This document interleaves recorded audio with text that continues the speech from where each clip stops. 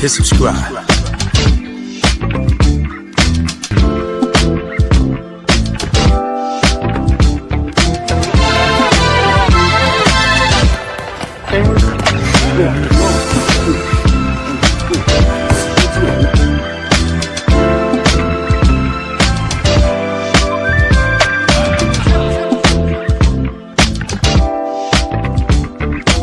Subscribe to my guy, Uncle D.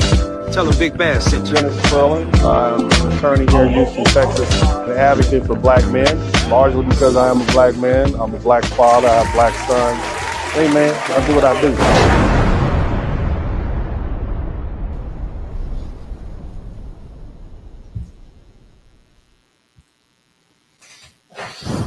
What's up? What's up? What's up? Welcome everybody. Welcome to the broadcast, man. Shout out to everybody in the chat room, and I hope you all are having a blessed and wonderful day today. I hope you all have had a great weekend. I hope you got a great week coming up, man. I appreciate the time, and I really appreciate you all coming in and hanging out with me. Big shout out to my man, Mr. 43TX, always the first up and in here.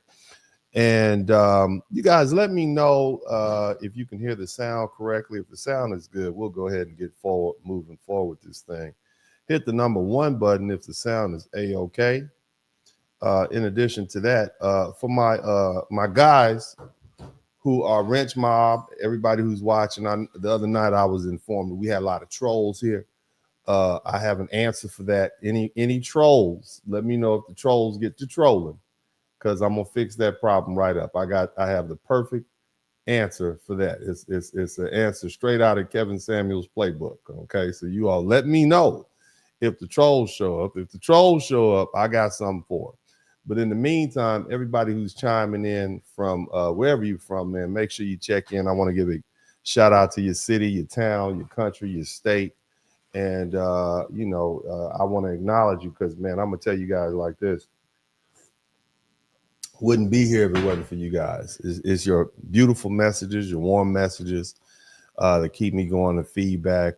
You know, there's not enough money in this to do it, because it takes sometimes 8-9 hours just to get one broadcast ready because of the quality and time and that investigation that I put into these things. So my broadcasts are a little different than everybody else's. I really put that work in. Okay. Now, here's the thing. We're going to do a little something different tonight. I'm going to run this quick commercial and we're just going to jump right back into it. You guys make sure you hit the number 1 button. Make sure you let me know that you appreciate what I'm doing. And make sure you hit the like button, man. I appreciate you guys for coming through. Just hang in there. We'll be right back in a minute. Hit the number 1 button.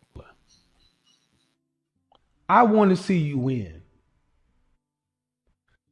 And I put pressure on us men to understand how we did not get our masculinity training. And we've been doing our work, okay? But now it's time for you ladies to understand you're going to have to bet on us like you want us to bet on you. I talked to several men this week. I don't just get on here and talk shit. I have men I call around the world and I ask, what do you think about this concept? Level set me. Shout out to brother Dennis Spurley. Dennis, I'm not going to get, I don't want to tell people's business, but I'm going to tell you, high value men retire their women or make them come work for them. So ladies, what is it going to take for you? I said, here's my $250,000. I want this to air there. So I didn't have to kiss no butt. I know I wasn't. Damn sure ain't gonna put on the dress and wouldn't let my sons do it.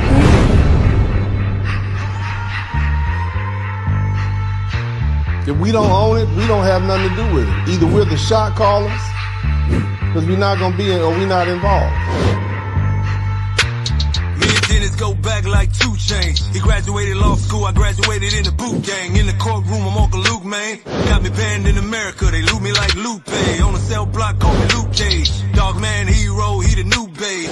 Cause your black ain't like my black. We built this motherfucking country off of our back. No more money for you. You want it, you want it. No more money for you.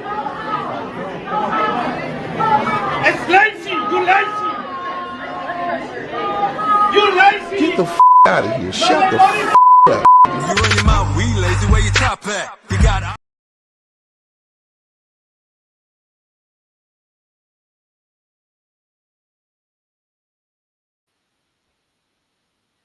All right, welcome back, welcome back, welcome back. I hope y'all appreciate that little quick interlude. Let's go ahead and get this thing cracking, man. So, look, fam. Again, my name is Dennis Sperling, and I'd like to thank you for your time. Number one, okay.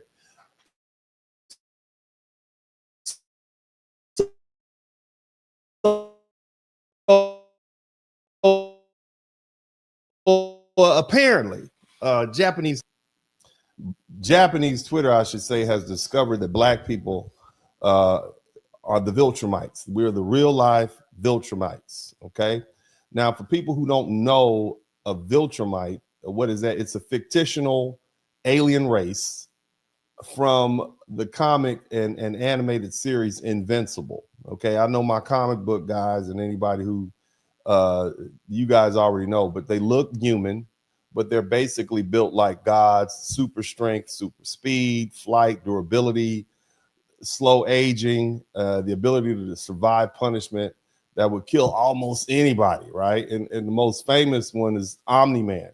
These people can fly through space without oxygen. So when people joke and say Black people are like real life Viltrumites, they're basically saying Black people are being imagined as physically powerful and naturally dominant and intimidating and almost superhuman.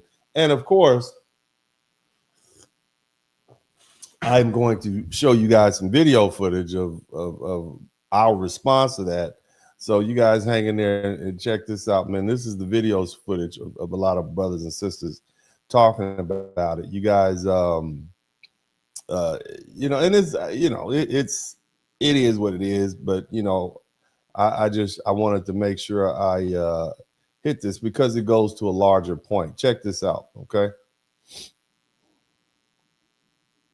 Post by that Japanese dude that said that every time he sees a Black person in Japan, he begins to fear for his life. He said that he's never seen someone with such bone structure, and that the first thought that comes to his mind is, wow, I would be done inside of a few seconds. Take that however you want.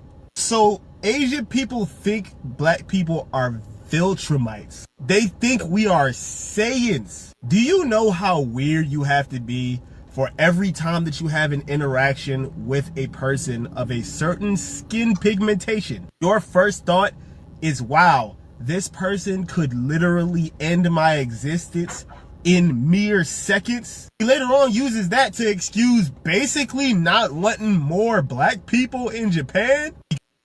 All right, so did you hear that part? That's the key part. So basically, it's an excuse to segue into anti-Black racism, stereotyping, etc. All right, and so that's the key part to it, and it always falls back to that. These people are dangerous by their mere existence. That's basically what that is saying. Let's continue listening to the brother. Because, woo, we might, I don't know, fly. I need someone else to confirm this, because this actually explains so much. If you're not going to explain it, at least deny it. Because apparently, in the presence of a bunch of Asian dudes, I look like Toji. I look like Thrag. Someone explain this to me immediately. Grown man, by the way. Don't believe me? Watch this. Y'all about to make me grow out my mustache and take. All right, so basically what this is saying is the mere presence of Black people, specifically, I'm assuming Black men, is intimidating because of our quote unquote bone structure. Somebody type bone structure in the chat room. I want somebody to type bone structure in the chat room. Now, I want you to keep in mind the history of the Japanese. The Japanese are the people who invented several forms of karate, judo. They are the progenitors and first creators of jiu-jitsu. This is where the samurai culture came from, the ninja culture came from. If you don't know anything about the Japanese, they are the only group of people in the Far East who are able to rebuff Genghis Khan and his raiders. Okay, so I want you to just think about that. These are the people who took over China, oppressed most of the South, Eastern Asia, and so this is I find this interesting that they're afraid of Black people by our mere presence. And again, I think it's just something we're going to dig deeper into. But there's more. There's more. Make sure you subscribe, and we'll keep listening. If you can hear it clearly, hit the one. People are afraid of us, if it wasn't already obvious. But it's going viral on Twitter because they posting a lot of threads talking about our bone structure and them being in our presence and basically making us sound like Viltrumites. Thing is, what have we done to make y'all so scared of us like that?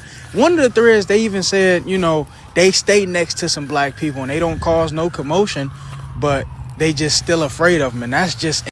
Now, we're not necessarily talking about foundational Black Americans. However, there is a large population of Black soldiers, I'm assuming because of the military bases and the United States military presence. There's, of course, a lot of Africans who come visit. Shout out to Tamara Davis. Thank you so much for being the first person to contribute to the Super Chat. So there is that presence, okay? Let's keep listening. Insane. My opinion as a Black man, bro, we are some of the most friendliest, smiliest people on earth until you push us. We're gonna be like, oh, the crime rate, bro. Ain't no crime rate down there. It's not even enough Black people down there for that to even be consistent. That's just plain racism. Most of the crime that goes... Do you find it interesting, family, how we just stay on these people's minds now? To my knowledge, we have not knocked down anybody's buildings with any airplanes. We haven't invaded anybody's country. If you go around the world, there is no country on the planet that speaks an African dialect outside of Africa because we conquered them. Now, maybe we're shipped over there against our will, but we have not conquered anybody. Okay, we've not committed any acts of terrorism. We haven't done any of that, but we are just on these people's mind. The whole world wants to talk about Black people. Somebody type Black people in the chat room. Goes on down there, or the people that cause commotion are Chinese people, Europeans, and Nigerians.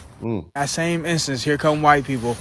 Anytime somebody got something cool to say about us, here they come trying to demean us. And it's like, y'all be the same ones saying y'all are always playing victim, but got the most to say about us and then get mad when we retaliate.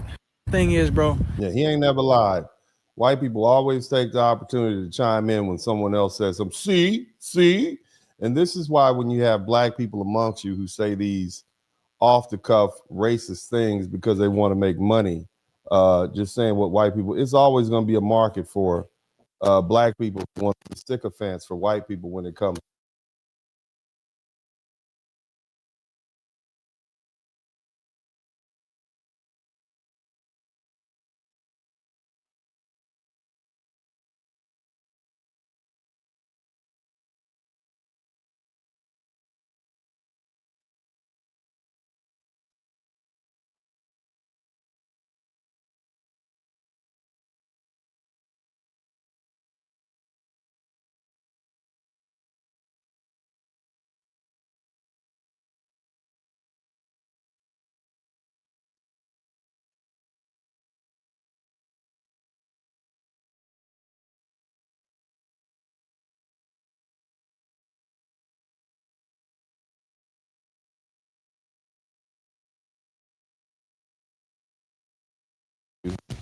All right. Somebody said the sound is gone. No sound. All right. Give me a second. Hold on a minute. Give me 1 second. Give me 1 second.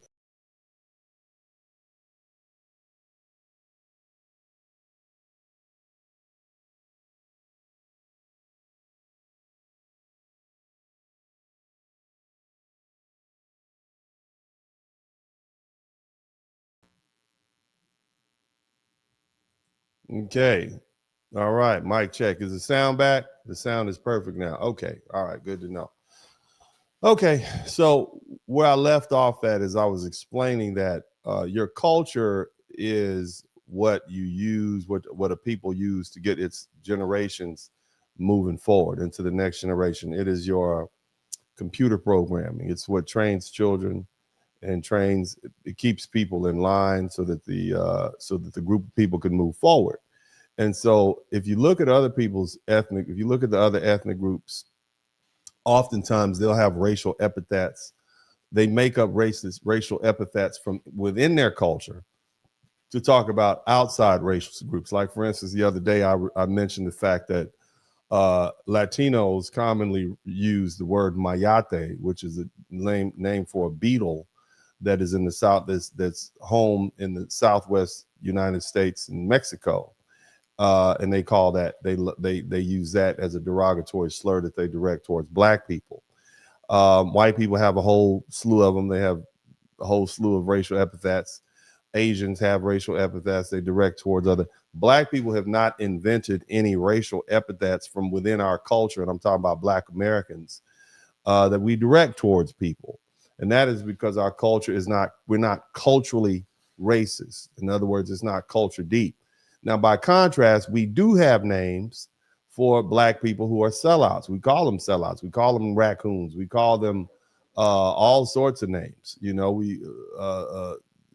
because what we do is we use that to shame them out of that behavior. And I say all that to say, you know, we are on everybody's mind because everybody always is thinking about what we're doing and what we did and where we're going and how we're living. And I just find that ironic. And there's no different between those people and the Japanese. Let's continue listening to them. Remember, there's a lot of Black people who are commenting on this. I thought it was very interesting. Let's keep listening. Level anime for Black people. Wanna know why? Because Japan has realized that Black people are fucking huge and they are goddamn terrified of us. And they're on Twitter right now calling us Viltrumites. They are looking at the frames of Black people and they're like, there's no way we can compete with that. Just one punch could kill me. And they are literally calling us Viltrumites. They're making the drawings right now. As fucked up as I think that is, I'm also like, wait, let them cook. Because when Japanese people experience something that's traumatic, they make dope ass anime about it and dope ass manga. So long as you don't make my people's lips big as fuck and pink and make us like extra ultra black with big ass lips and big white ass eyes,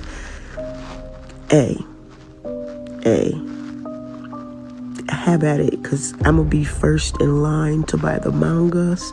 I'm gonna be watching the animes. I'm gonna be giving reviews about it. Get inspired, baby. Get inspired. Yeah, we Viltrumites. We not gonna beat that allegation. We not from planet Earth. We actually from a whole nother star system. All right, I want you all to keep in mind that this is basically a stereotype because we, as Black people, we've seen enough Black people. Not only are they not Viltrumites or these ultra muscular people, we got some fat folk too. We got some skinny folk. We have our Black people come in all shapes and colors and sizes. Some are tall, some are short. And we'll accept this stereotype, won't we? We like this. We want to be intimidated. We want to be physically fit like that. But you stereotype nonetheless. It is still a stereotype based on people's perception and prejudice and fear, et cetera, et cetera. So we want to keep that in mind, okay?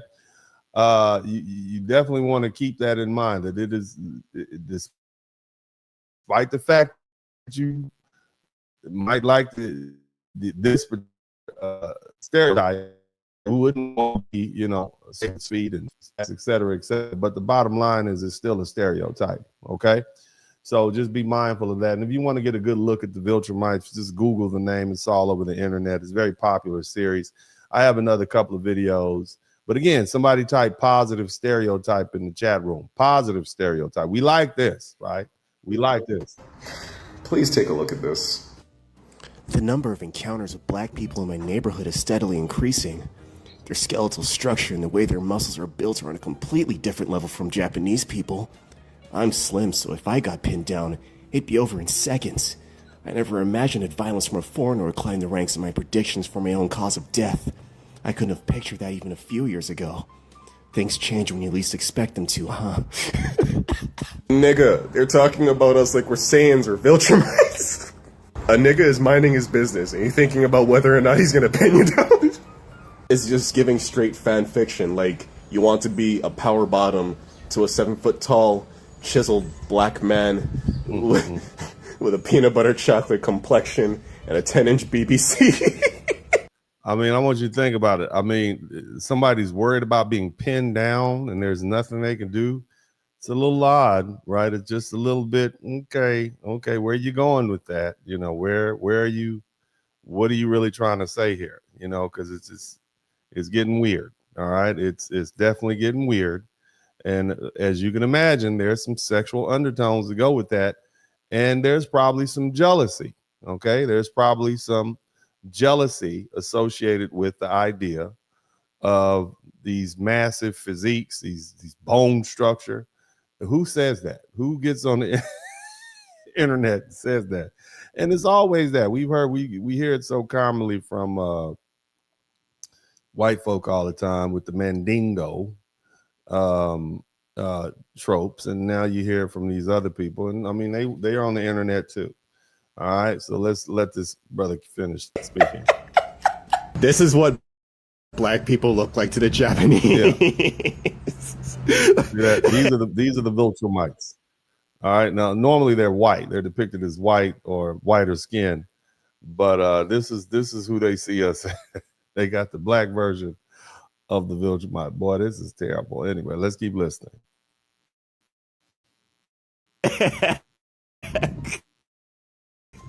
Bro, the world is either fetishizing black people or assuming that we're such violent savages that will snap your neck if you look at us the wrong way. I'm sorry for laughing so much. It's just so stupid. Shout out to K.A. Oh, subscribe. Stand ready for my arrival, nigga. you got black people all on the internet like pretending they're Viltrumites. Okay, we're gonna make this hot. This is the best marketing that the Viltrumites could have. Most of y'all don't even know what a Viltrumite is. You thought it was something you need to call Terminex about. We got Viltrumites in the attic. Somebody called the damn the Viltrumites are in the goddamn. How soon can you get somebody over here to exterminate these Viltrumites? That's what you all thought it was. What is a Viltrumite? You all saw the thumbnail that I put up, and you was like, what in the hell is a Viltrumite? What in this slap happy hell is a Viltrumite? Okay, now again, the Viltrumites are supposed to be white. These are not. You got some doggone comic book nerds.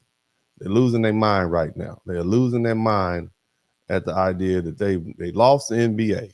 Okay, they already lost the NFL. All right, they're barely holding on to the MLB. All right, we took tennis, we took golf back in the 90s, and now you all are taking the Viltrumites from this. They lied. How did we get out of space? How did you black people get out of space? How do y'all even know about the Viltrumites? That's the thing. Okay, and so it's some white comic book nerds right now. They pissed off. Okay, you all have taken the Viltrumites away from them. Next thing, you'll be trying to take the boys. You'll be trying to get you'll be trying to take everybody. Okay, this is the Viltrumites right here. Look at that. That look like that's what they think you all look like. This is what they saying. You like that, don't you? Like, yeah, look at us. We look good to Afro. You be like, damn, is this like, this is what we thought Black Panther would look like. This is what we thought. But it didn't come out like that. Okay. But that's what you think. Now, so yeah, that's what they think, y'all. Look at the little Japanese people. AI is the devil. Look at the devil. I'm doing too much. Y'all need to take my AI. Somebody needs to ban me from AI, okay? Because I'm doing too much with the AI. This is too much creativity. But anyway, so this is who they think you are. This is who they think Black people are. That's the Japanese. They said that you all are Viltrumites, and but I want you to listen to this lady. I found it interesting because she lives in Japan and she has an interesting take on this. So take a listen. I am glad that these tweets are coming out. These tweets by Japanese people about Black people. They're coming out and it's confirming everything that I've already believed, what they believed about us. And like I spent a lot of time there. I taught there. I went to school there. I was a tourist there. Baby, you look like you a little bit from there. I'm looking at your eyes. You look like you from there. Look like you got a little taste of Japanese in you. A little bit. That's what it looked to me. Look, I'm gonna let you go. I'm gonna call you look like a Black Japanese. But anyway, let's keep listening. I spent a lot of time in Japan. I have Japanese friends, and I was not safe. Like physically, I was safe for the most part. You bigger than everybody over there, baby. You know those men are like barely 5 feet tall. You bigger. What you mean? You safe? You definitely safe.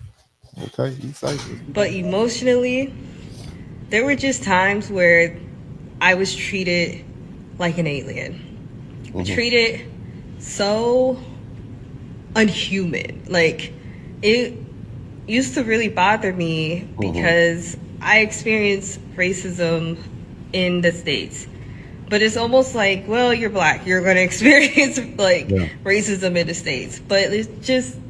I mean, it could have just been you're a foreigner, all right? And clearly you're a foreigner because you don't look like them. So I don't want to just say everything you experience is racism, even though we know Japanese have a history of being pretty mean. We know what they did to the Chinese during World War II. Don't want to talk about it. That's another subject, but let's keep listening. How anti-Black every places around the world, it seems. Like, this is going to be the way I have to travel for the rest of my life. I have to be concerned, how are they going to treat Black people? How do they feel about Black people? Like, it's so exhausting, it's so unfair. It's like, we're just humans. Like, we're just humans. No, we are Viltrumites, baby. We like being Viltrumites. Hold on, let me go back. They say this is us. They scared us. Look at that. Y'all like that. I know you do. You get the thrill out of it. Look, let me go back to what the Viltrumites look like. That's what they say we look. Y'all like that. I know you do. That gives you a bit of a thrill.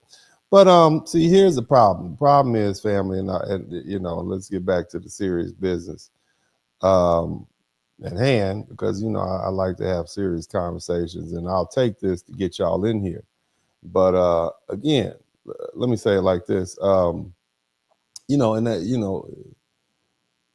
can kind of joke about this. It's kind of funny, right? Because on the surface, it's funny, and I mean, apparently, we're walking through Tokyo, built like Omni-Man, a Black Omni-Man, and his cousins, and superhuman genetics, and ancestral trauma, and fresh passport, and they just see us as these aliens, all right? But see, underneath the joke is something much older and much darker.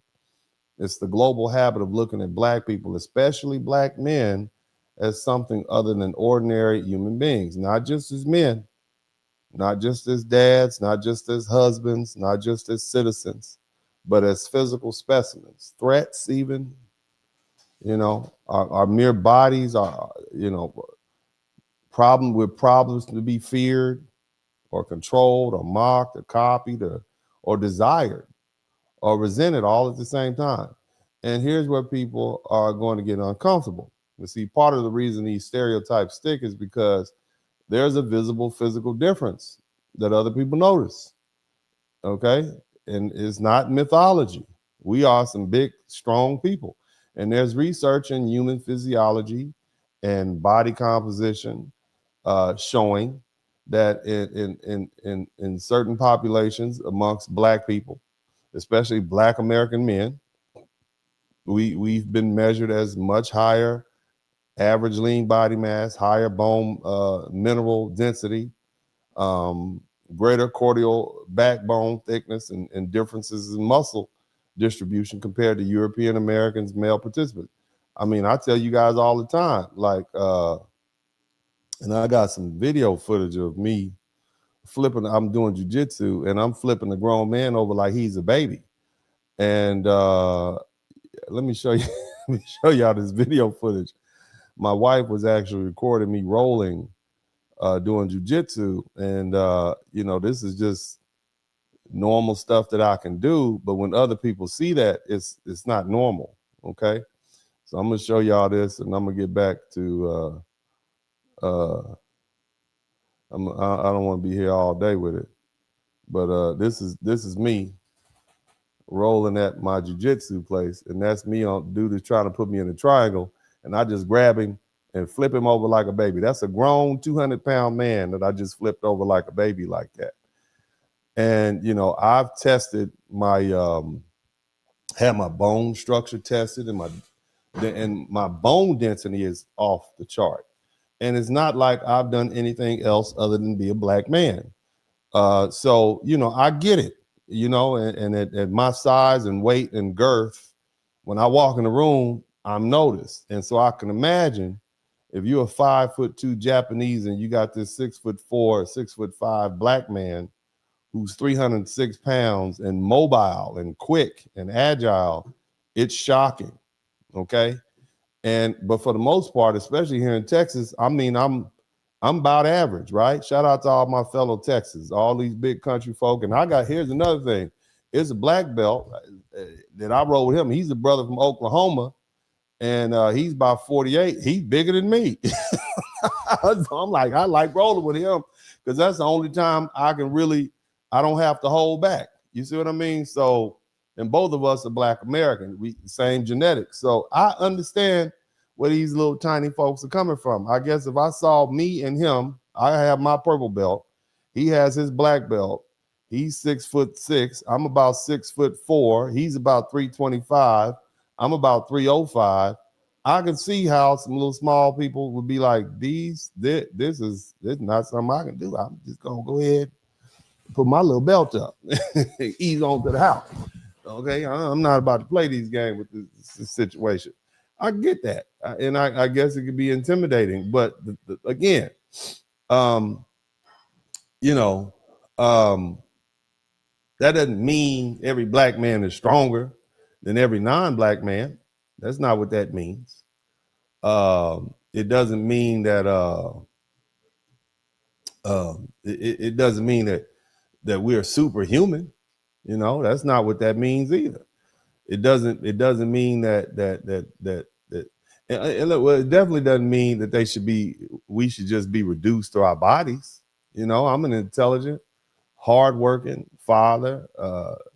I like cats. I have a garden that I like to tend to. You see what I'm saying? But we reduce just to our size.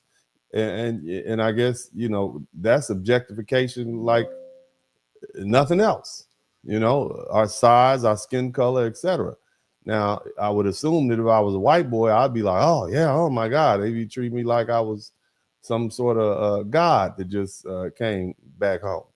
But because of, you know, who I am and how I look and the color of my skin, people assume that they should be afraid. Okay?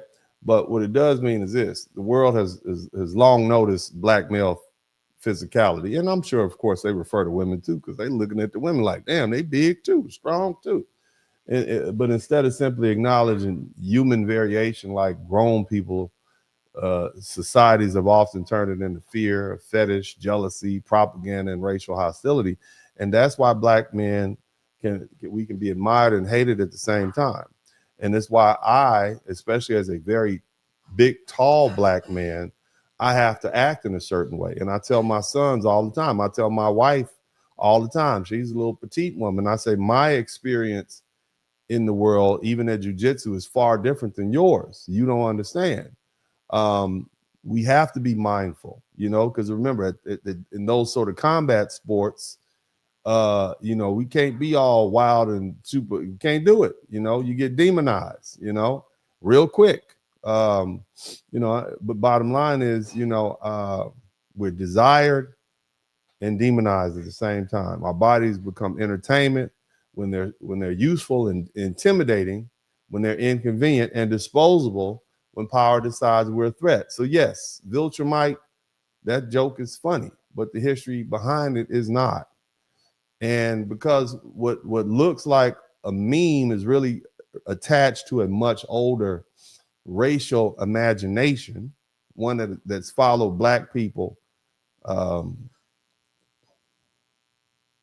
slavery to colonialism, sports to policing to media to immigration, and now all the way to a Zara store in Tokyo. All right, and so you guys may know where we're going this, and so again, we talked about positive stereotypes. We like the idea of being Viltrumites, right? And for anybody who's a creative speller, go ahead and try to spell Viltramite. The first person who can spell Viltramite correctly, I'm gonna come back in here and give you a wrench. If you can spell Viltramite correctly, okay, I'll give you a wrench.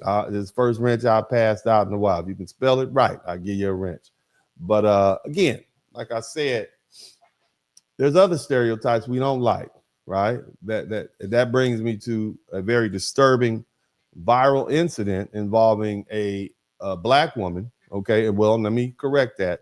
She refers to herself as a Nigerian American. Well, all my Nigerians at, all y'all Nigerians, we are not Black American. I want you to come in here because I want you to get every bit of this. I want you to check this out.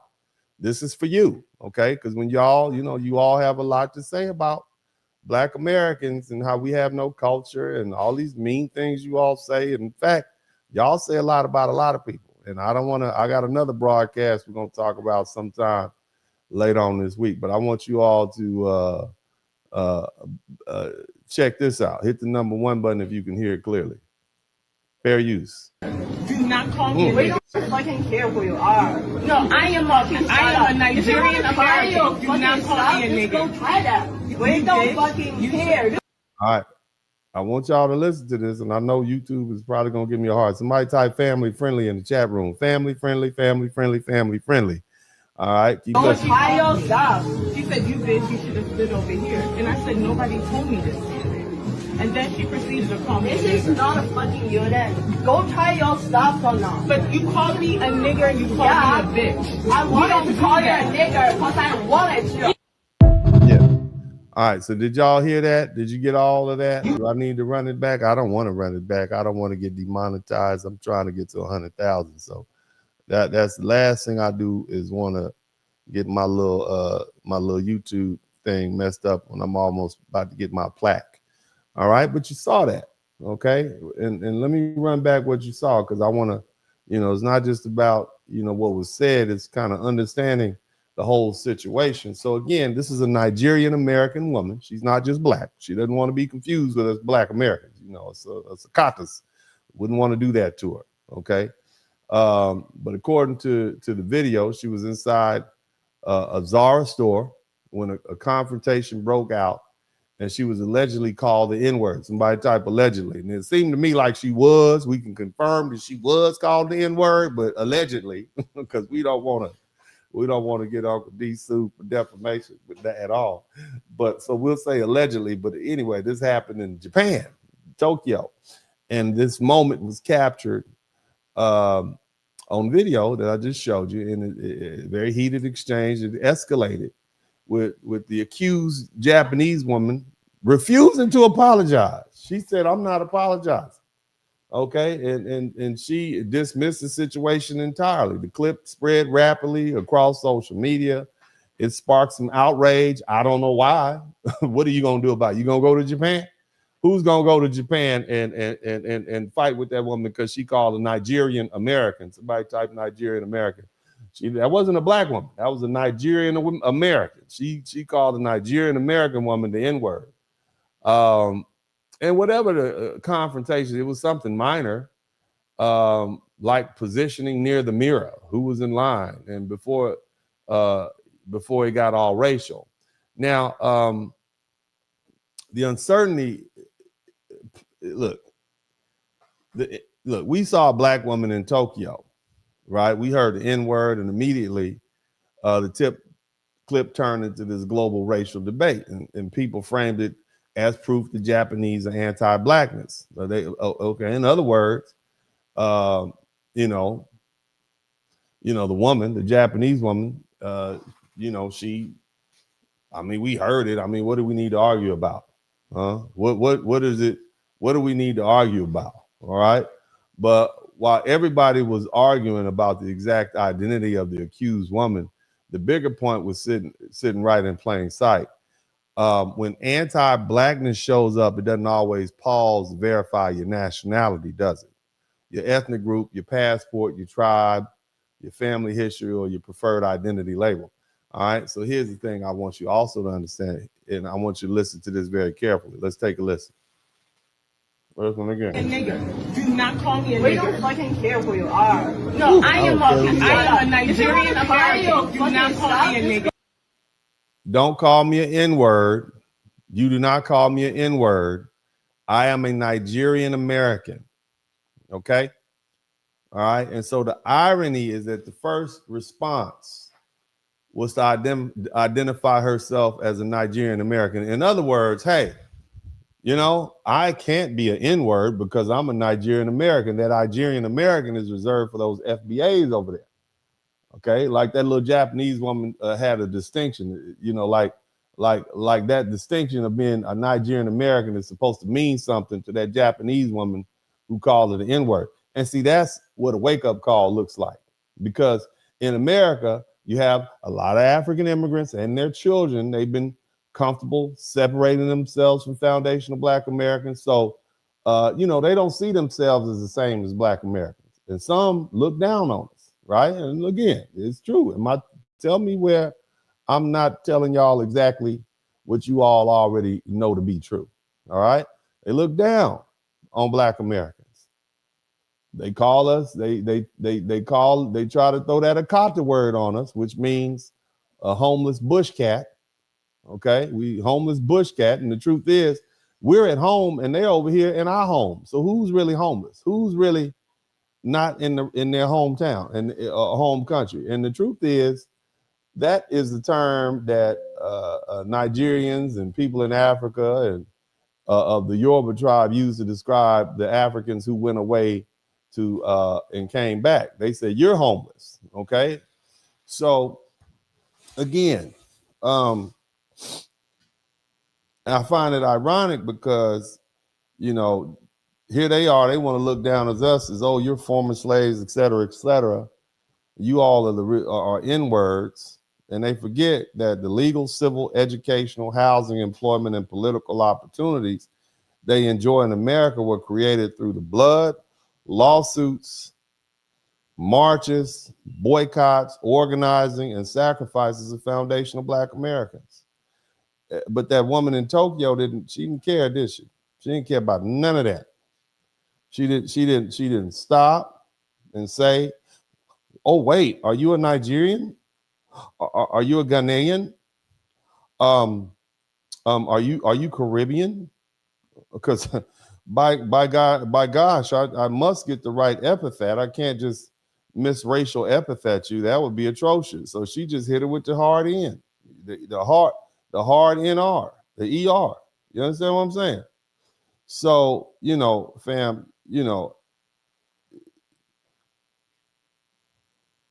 she didn't ask if she was Afro-Latina. She didn't ask if she was a foundational Black American. She just went ahead and saw that black skin and hit her with the racial epithet, the N-word. She didn't care if she was from Lagos or Atlanta, did she? None of that mattered, right? It didn't matter if she was from Houston, Toronto. She saw a Black woman and she reached for the language of anti-Blackness and acted accordingly. And that's the part people don't want to sit with.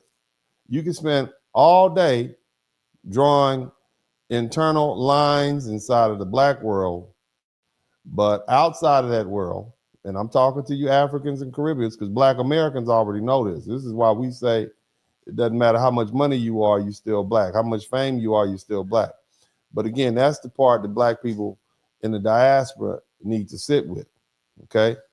See, you know, to them, Black is Black, especially when they want to insult you. All right. Now, they might draw varying degrees between us when it's convenient. Oh, we don't like those Nigerians. You Black Americans are okay, but not really. Okay. Now, Foundation of Black Americans, well, let me say it like this. We don't mean, I'm not saying that we all have the same history.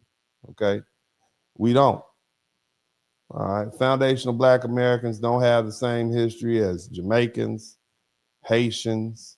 We don't have the same history as Ghanaians. We don't have the same history. We're different people, different history, different lived experiences. But the bottom line is that foreigner didn't know that. And again, the idea that this you know, Nigerian American woman was offended, it seemed more about being referred to as an N-word, because it sounds to me like she her whole life thought that she was better than us. Okay. And again, those distinctions between individuals, it matters. But what this moment shows is that anti-Black racism also collapses those distinctions when it wants to degrade us. It doesn't care how successful your parents were. It doesn't care about your doctorate or your accent, your passport, your immigrant story, your professional title, or your ethnic pride. When anti-Blackness wants to remind you where it thinks you belongs on the social cast, it reaches for that same word. And that's why this Zara incident fits into the larger timeline. It connects to colonial racial hierarchies, because the N-word isn't just a random insult.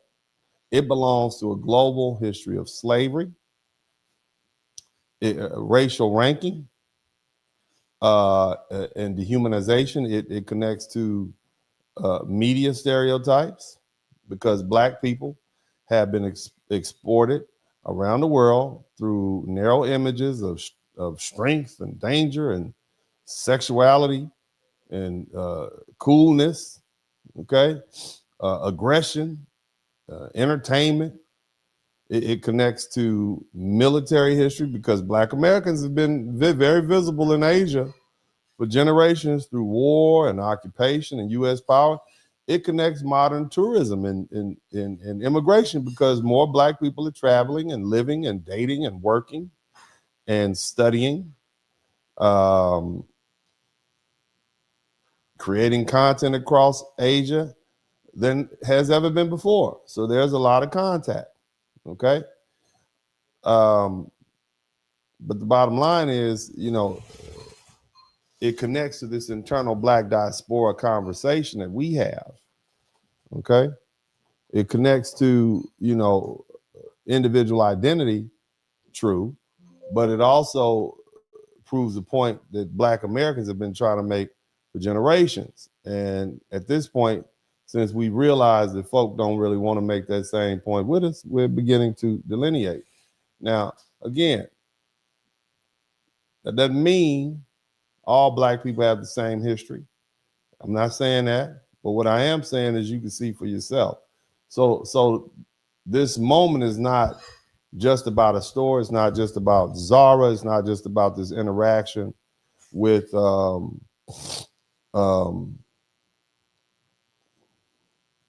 this woman in Tokyo. It's not even about whether the accused woman was Japanese or Chinese or Korean.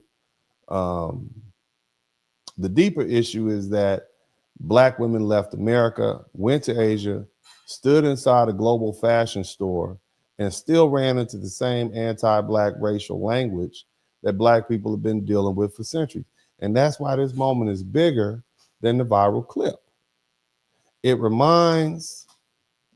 a reminder that anti-Blackness has been globalized, and that if Black people are going to move globally, date globally, travel globally, work globally, and build globally, then we also have to understand global racism and how it works. See, that was her Negro wake-up call, you see?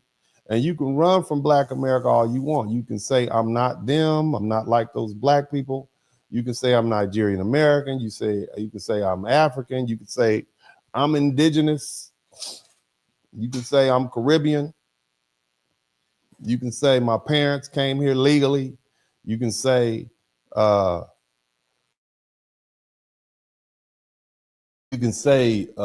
parents worked hard. You can say I'm educated. You can say whatever you want to say, whatever internal distinction you want to make. But when anti-blackness shows up, it usually doesn't ask for your resume. It just says Black. Okay. Now, the thing is, now that you've seen that clip, the question we have to ask ourselves is simple. Where do these stereotypes come from? Because moments like this don't come out of nowhere, do they? They don't just appear inside a Zara store in Tokyo or Japanese Twitter or some random viral video, do they? They don't, do they? They don't. They come from history. They come from media. They come from colonial influence. They come from military presence. They come from global stereotypes, and the way different societies have been taught to see Black people. You understand what I'm saying? And let's be honest, some stereotypes about Black people are ones we actually like, don't we? We do like that, don't we? We like some of these stereotypes that we get. Being strong, we like being Viltrumites. We like to be superheroes. And when people say Black people are strong, athletic, and stylish, and physically impressive, and naturally gifted, and built differently, we don't always reject that. Sometimes we laugh, and we saw us laughing at that earlier, didn't we? We like that. That's something we enjoy, right? Something we lean into, sometimes we take pride in it. But the problem is that even the stereotypes we like can come with a darker side, because the same world that praises Black physicality can also fear it. The same world that admires Black culture can also disrespect people. And the same world that copies us can still turn around and call us racial slurs. So before we just react emotionally to what happened, we need to slow down and ask where these ideas came from and how they traveled and why they keep showing up in different languages and different cultures and in different places that we not even at. You understand? So what I'm gonna do is I have a couple of videos I'm gonna share with you guys. You guys are commenting on the trolls. Let them keep trolling. Let all the trolls keep trolling. I got something for them. Let the trolls keep trolling. Don't worry about the trolls, but we're gonna go ahead and let these videos roll.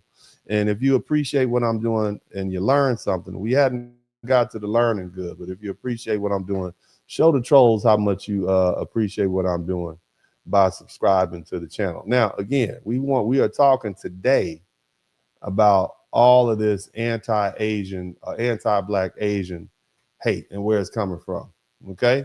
And why they worried about us, all right? And I want you guys to check this video out. Hit the #1 button. All right, where is it coming from? Somebody type, where from? Okay, that's what we want to know. Where is it coming from? Check this out. This is a young lady in China. She's following me, you see? Being Black is so crazy. Look, guys. She's still there. I mean, look at that. It's so crazy. I mean, this young lady is just walking through a shopping center. Now she's in China. They're just all fairness to the Japanese. This is what's going on in China. She's minding her business, walking through the shopping center, and you got this little Chinese lady following behind her, waiting to harass her. You see what I'm saying? And so the stereotype. Now again, this sounds like a Black American woman. And it's not a whole lot of Black Americans that's over there. But what there are is a lot of Africans, et cetera, et cetera. And so, the question we have to ask ourselves is, how did they get this reputation in the first place? Let's keep listening. gonna keep walking so you guys can see. Still on. I mean, just following around. Look, she's not even doing it. She got her own personal escort following her around the doggone store, you know. And I mean, that's awkward, and it's wrong, it's awkward, etc. But it is what it is. Let's keep looking at some more videos. You guys make sure if you haven't subscribed to the channel, you go ahead and subscribe. Let's take a look at this. The most hated people. Why are black people the most copied and stolen from people who don't know their identity? It's because they are God's chosen people. Okay, we like that, right? Somebody type God's chosen people. We want to be called God's chosen people, right? We like those stereotypes. Now, I know some ungodly black people. I know some ungodly people from a lot of different ethnicities, and I'm not going to sit up here and tell you that we are not godlike. We love the Lord. Somebody type we love the Lord, but we have our personas non gratas along with that. But that's another stereotype. All right, but we like that, right? So just be mindful. Okay, let's take a listen to this one right here. You all hit the number one, but somebody type all in our business. Somebody type all in our business in the chat room. Okay, because we got a lot of people that has nothing to do with us, and they like to stay in our business. Now, I want you to be mindful of the fact that this woman is Japanese, and she's talking about reparations. She's Japanese, and she's talking about reparations. Okay, these people are Chinese, Japanese, and they're worried about black people's reparations. Slavery. San Francisco, they're looking to pay reparations for black people. Should Americans pay for reparations? Why is it just for black people? I think it's to right the wrong. Why did Japanese people get reparations for the internment camps that they was forced to spend time in during World War II? What happened? Why is that? Why is it that you are concerned about what black people are doing and what we're getting? Are you aware of the fact that the population of Asians in this country before the Hart-Celler Act of 1965 was less than 1%? Are you aware of that? Because see, that's where the conversation should start. Because so if it wasn't for black Americans and our fight for civil rights, most of your ancestors wouldn't be here. Matter of fact, it would be so unpleasant for you to be here, you wouldn't even want to stay. So let's be mindful of that.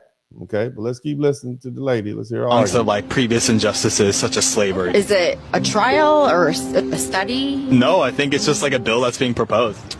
Oh, okay. There's other things in the world and in San Francisco that need to be addressed. Do you think reparations would de-incentivize personal responsibility and hard work, or would it have positive effects? I don't think it would have positive effects. I wonder if it had positive effects when the American government paid the Japanese for their internment. I wonder what you were saying then. I mean, I'm just asking questions, because it seems like anytime black people seek to try to get reparations or justice for that internment, everybody wants to chime in. Latinos have something to say. Africans have something to say. Caribbeans have something to say. Now, what if we came over to your country, your respective countries, and start telling you what we thought and how it should be run? Now, here's a little anti-black racism. Somebody typed Viltramite. They didn't want, this lady apparently was going out with a Viltramite in China somewhere, and the little Asian dudes didn't like it. Okay, shout out to all the Asian dudes who are trying to control their women. Hit the number one button. Now, just so we read it, Asian man challenging black men who take their women, while every race man can't come amongst us and take whoever they want. So generally speaking, if you guys don't know the statistics, Asian women date out more than any other group of people on the planet. Asian women, they are not loyal to their men. I mean, they are everywhere. Okay, that's what it seems like. Okay. 这是中国地盘，跟他说 Look 的 at that. 一会儿贼里面。全中国，美国今天。那这样。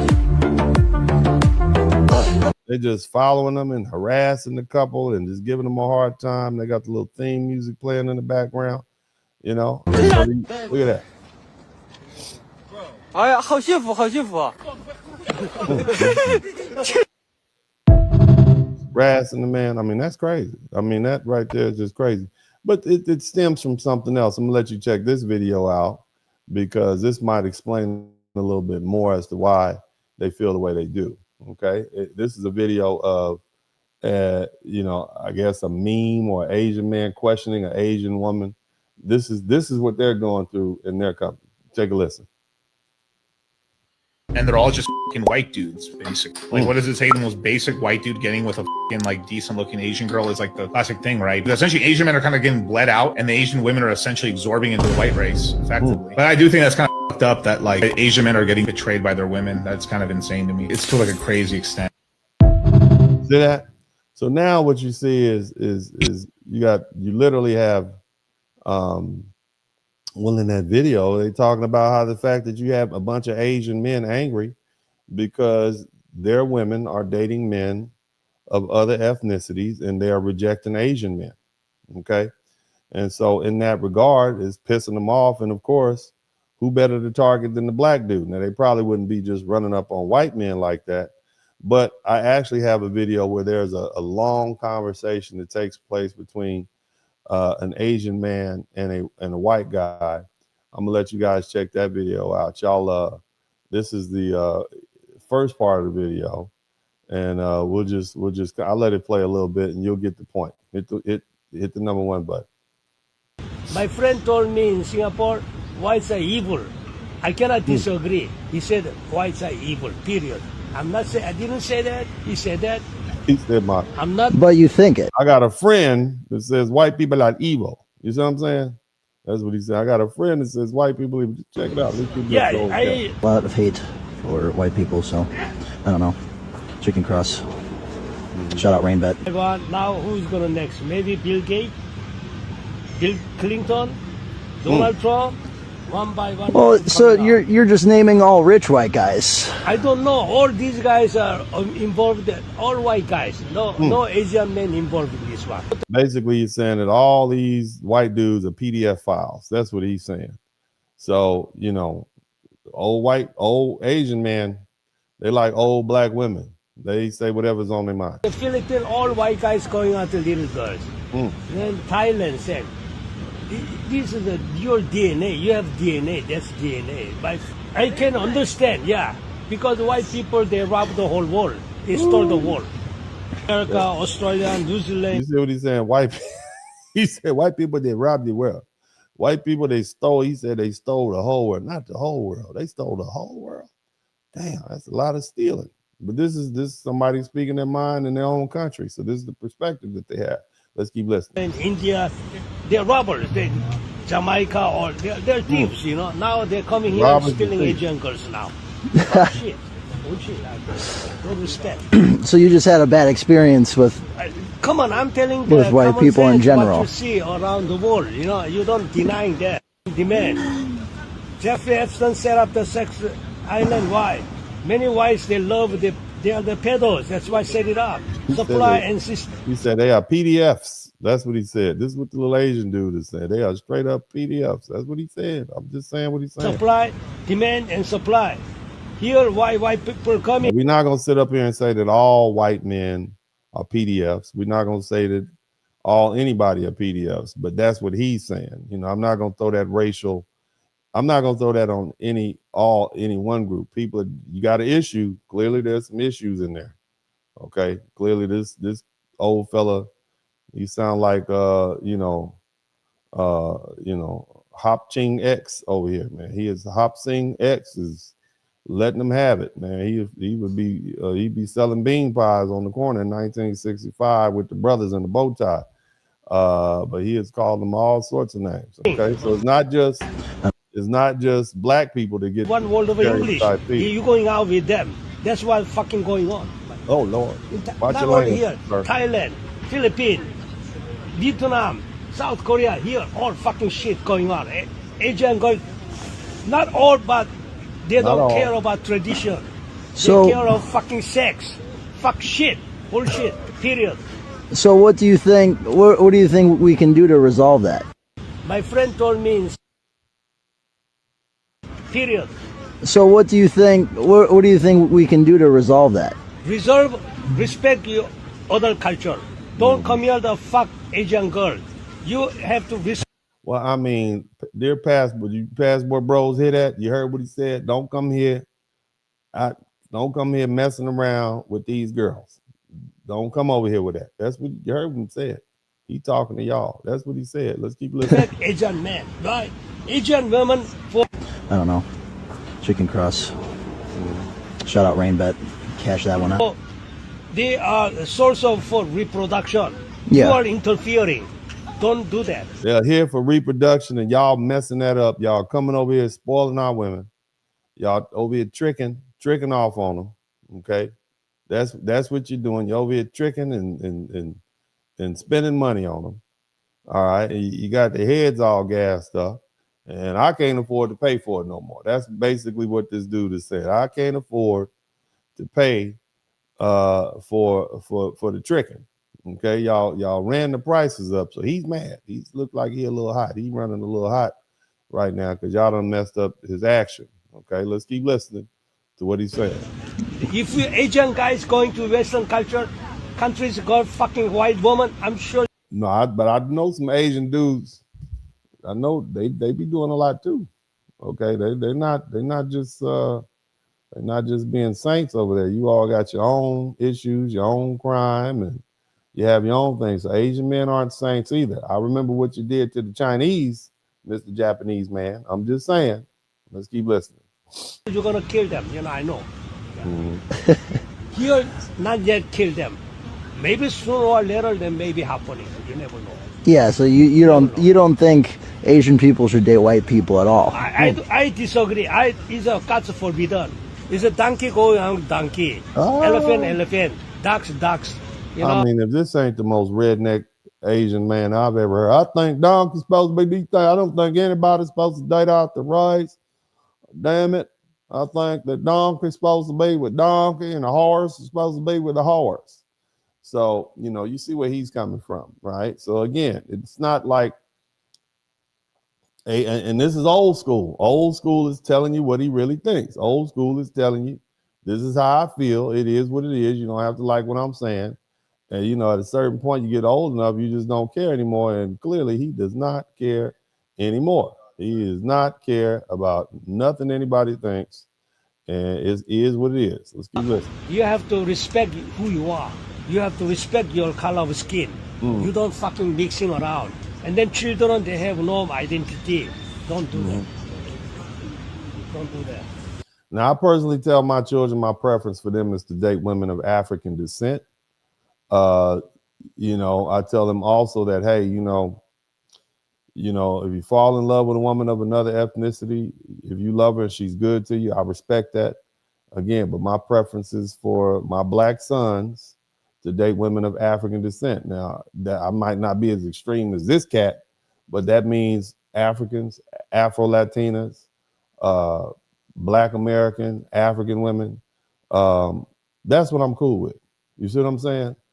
Because I do understand what the gentleman's saying, and I wouldn't say that, but kids oftentimes have issues. You got a white parent and a black parent. Those marriages are often always under a lot of stress, and that's because, especially black men and white women, that you got a lot of social pressure coming from families. It's not a lot of, when you go out and about, I'm sure they always have to have their head on the swivel. So there's an issue when it comes to that. And I get that. I understand that.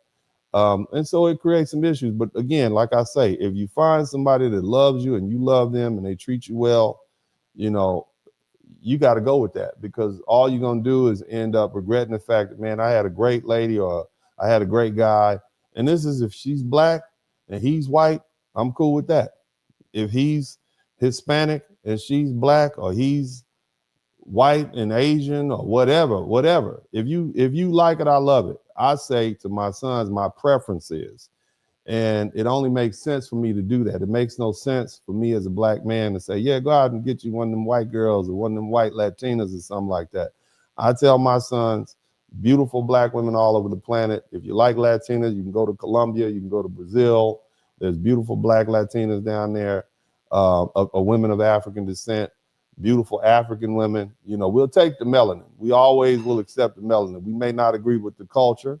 We may not agree with some of their positions and stance on things, but the melanin is always going to be popping. You understand? Somebody type melanin popping in the chat room. Somebody type melanin popping in the chat room. Let's go ahead and get another video in here. And so are we moving right along. I like the progress, man. I like what we're doing. Let's take another look. I got another video. Let's go on down to India. You guys hit the #1 button. We're going to go to India.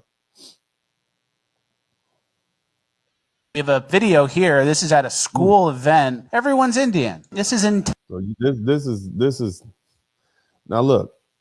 This guy right here, I want y'all to take a look at him. When I think Nordic, white, European, I think Viking. I don't see this guy.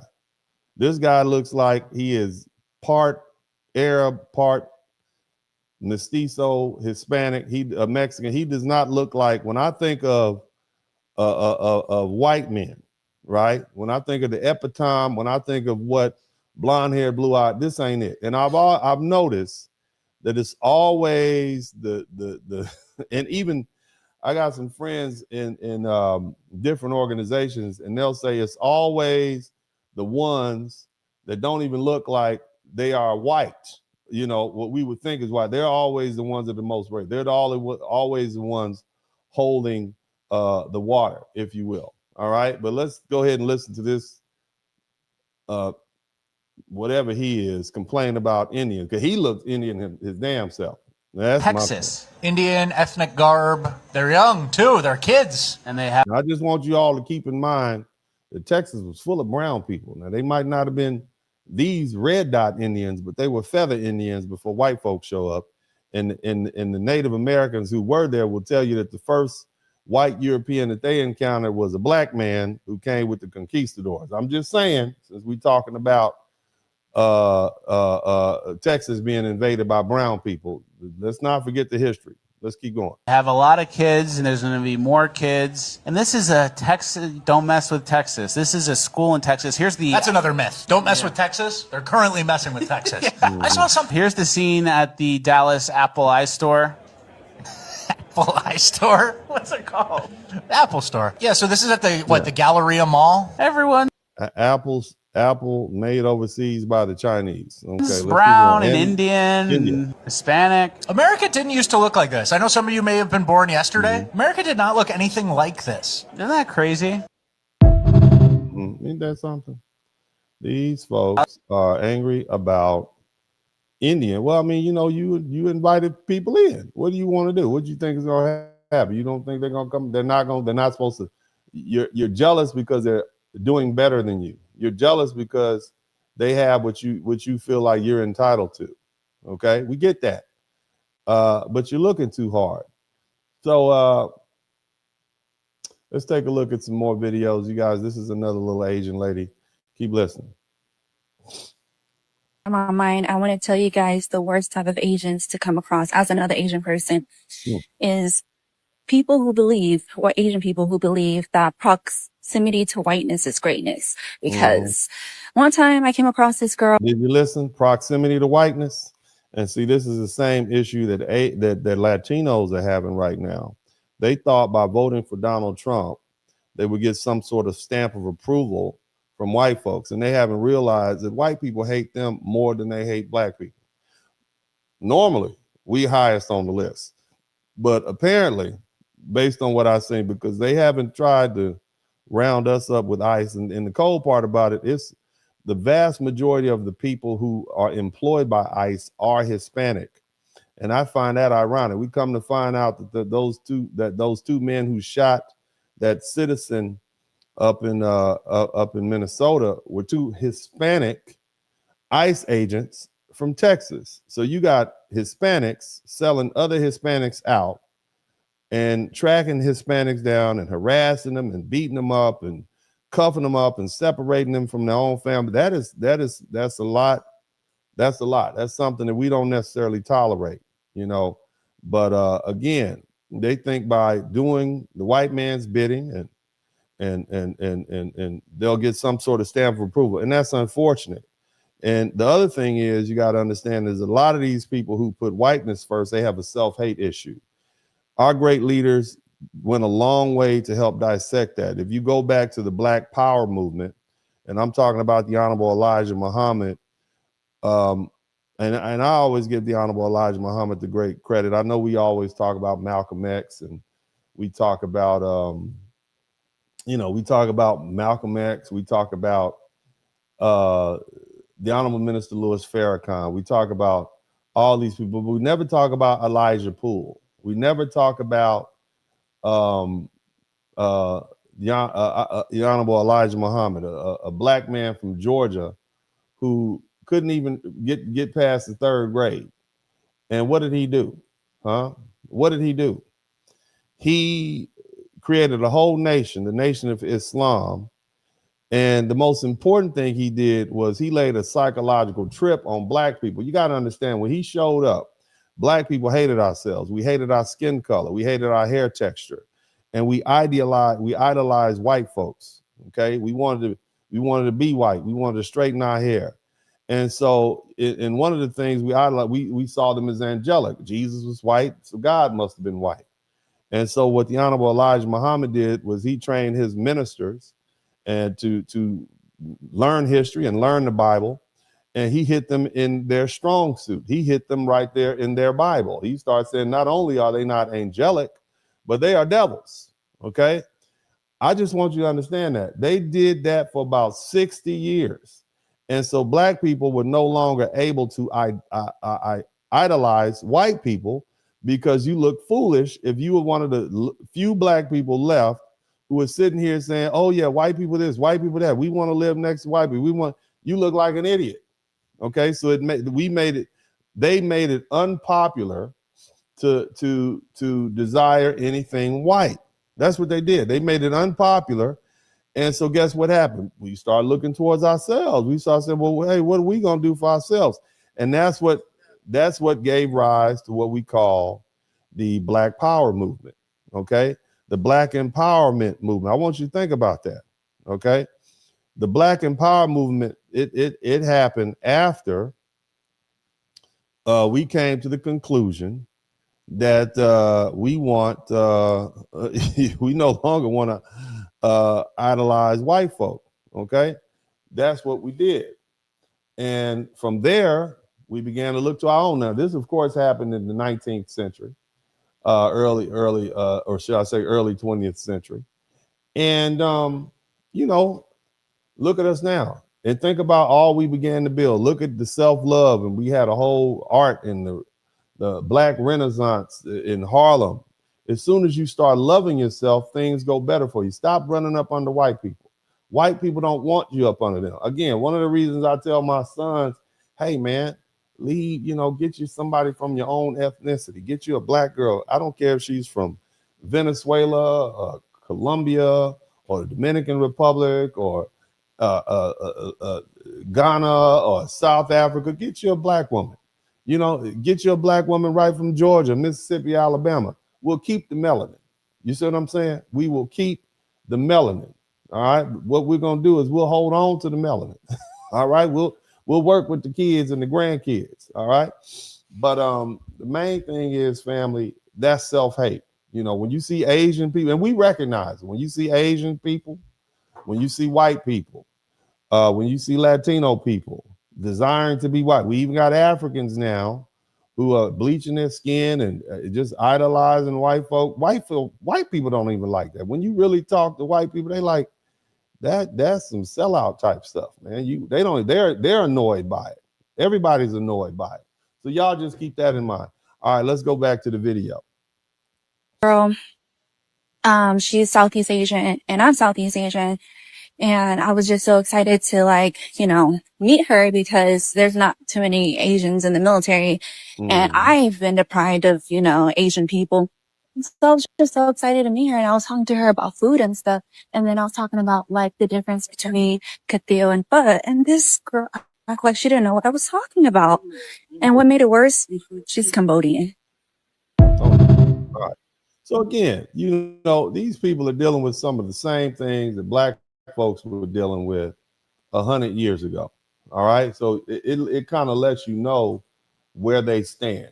Right. Again, this is not something that black folks haven't dealt with. It's not something that we're unfamiliar with. We know this. We've seen this behavior. This is sellout behavior. Again, it is well documented in the black community. We understand it. We see it. We isolate it. We deal with it. Okay. This is not something. It's not something that's new to us. Okay. Somebody, but a lot of these other people, they think proximity to whiteness somehow gives them some sort of safety, and it just doesn't. You know, it just does. It just makes them an easier target, and that's something that they're gonna have to learn the hard way. It's something that we had to learn the hard way, and now, you know, these other folks, you know, they're getting a little money. They think coming up is living around white people, and that's just crazy, man. That's just crazy. You guys hit the #1 button, man. Let's go ahead and move on to the next video. But yeah, again, that's what I tell my sons, and you know, that's the instructions that I follow in my own life. Let's go ahead and move on to the next video. Y'all make sure that you can hear it, and if you can hear it clearly, hit the #1. Now, this is an Asian comedian. Check her out. I like her, but this is a bit edgy. Asian hate system. Mm-hmm. It starts with the Japanese. They're on top. They are the white people or the Asians. They invented. They are on top. It go down to Chinese, Korean. It keep going down. Thai. Boom. The bottom is Philippines. So she's now talking about the internal racial caste system that exists in Asian society. Okay. I hope you all heard that, but she basically said that the Japanese are the Asian. The Japanese are the Asians of black people. Okay, that's basically what she said. She says the Japanese are the Asians, or the Japanese are the white people of black people. That's what she said. So you all check that out. Let's keep going. All right. You can't say Philippines. You whisper like it's cancer, which is wrong. Why is the system? I think the Japanese on top is because, you know, they hate everyone. They want to kill everyone. They also want to kill themselves. They got courage. Oh God. The Philippines, everybody's happy, dancing and singing, just like they are too happy. You know, they're on the bottom because they don't give a fuck. Oh my goodness. So again, these folk, they got their own stereotypes. They got their own issues. Nothing really that we should take personal as far as black people, because this is who they are. You know, this is they have their own racial caste system. You see what I'm saying? And if they have their own racial caste system and they disrespect each other, then you got to understand that, you know, my God, I mean, it is what it is. How do you get around that? You know, how do you, what do you do with that? Right? What do you do with that? They're disrespectful to their own people. And you got to understand that they're going to be disrespectful to other people when it comes to racism and racial bigotry, etc. I mean, it's horrible. Let's go ahead and look at the next video. You guys make sure you hit the #1 button so we can make sure it's clear. And I'm going to see if I can pull this next one up real quick. And let me know if you guys can make sure, if you haven't taken the opportunity to subscribe to the channel, go ahead and do that now. Please subscribe to the channel now. If you have not already subscribed to the channel, take the opportunity to subscribe to the channel now. I certainly would appreciate you all doing that for me right now. Okay. Again, we're trying to get to 100,000. So you guys taking the opportunity to subscribe to the channel. You know what I can do better than I can tell you. Better than I can tell you. Let me say this. I need to make sure that you all understand where I'm coming from now that we got all these people in here. All right. And I'm gonna lean into it real quick. Let me go ahead and lean into it so you all understand. I need y'all to make sure y'all subscribe to the channel. Let me see what my subscriptions look like. We ain't taking a break, but you all need to go ahead and, are you learning something? If you hadn't learned anything, you just hard to teach. But if you learn something, I should earn something. But in the meantime, I need y'all to make sure. Apparently, YouTube took 20 of my subscribers away for whatever reasons. I need you all to make sure you are still subscribed to the channel. Please subscribe to the channel right now. Take the time to subscribe to the channel. I'm checking to see what my subscriptions look like right now. I need you all to take the opportunity to subscribe to the channel. You'll never get another person as bold as me. I need, I need approximately 18 people to subscribe to the channel so I can get to 92,600. I need 18 people to subscribe to the channel so I can get to 92,600. Okay, so take the time and hit your little button and subscribe to the channel right now. I know you hear me. I know you hear me. I know. I'm looking at you. You right there.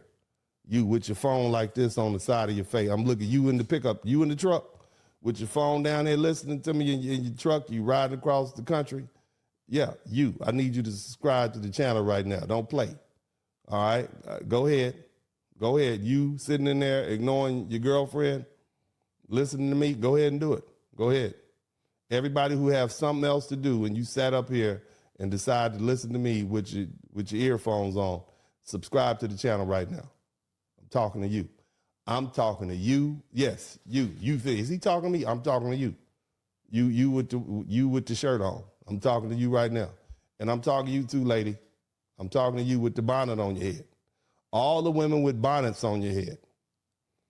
Every woman with a bonnet on her head, I need you to subscribe to the channel right now. All right, fellas. All the fellas with crusty feet, I need you to subscribe to the channel right now. I need my crusty feet crew. All the brothers that have not put lotion on their feet and they got ashy ankles, I need you to subscribe to the channel. All the white supremacists who are waiting around for me to to get the black committee to issue an official apology, I need y'all to hit the subscribe button now. Go ahead and do it. All the angry Muslims, all the angry black Muslims, I need you to come in here. I need you to subscribe. You need to hear this. You need to come on up in and hear this. I need 6 more people to subscribe to the channel right now. All you angry, come on. Come on now. Don't run from it. Don't just be happy it's not your day. Just be happy it's not your day. I'll be on them. When people die, I give them their day. Haitians, they caught hands last week. The poor Haitians, they was like, what are you doing to me? We are doing. Yeah, I caught hands. It's not your day today, baby. Subscribe to the channel today. Go ahead. We need 5 more people to subscribe to the channel, and I get back to work. I need 5 people. Out of 600-700 of y'all, I need 5 folk.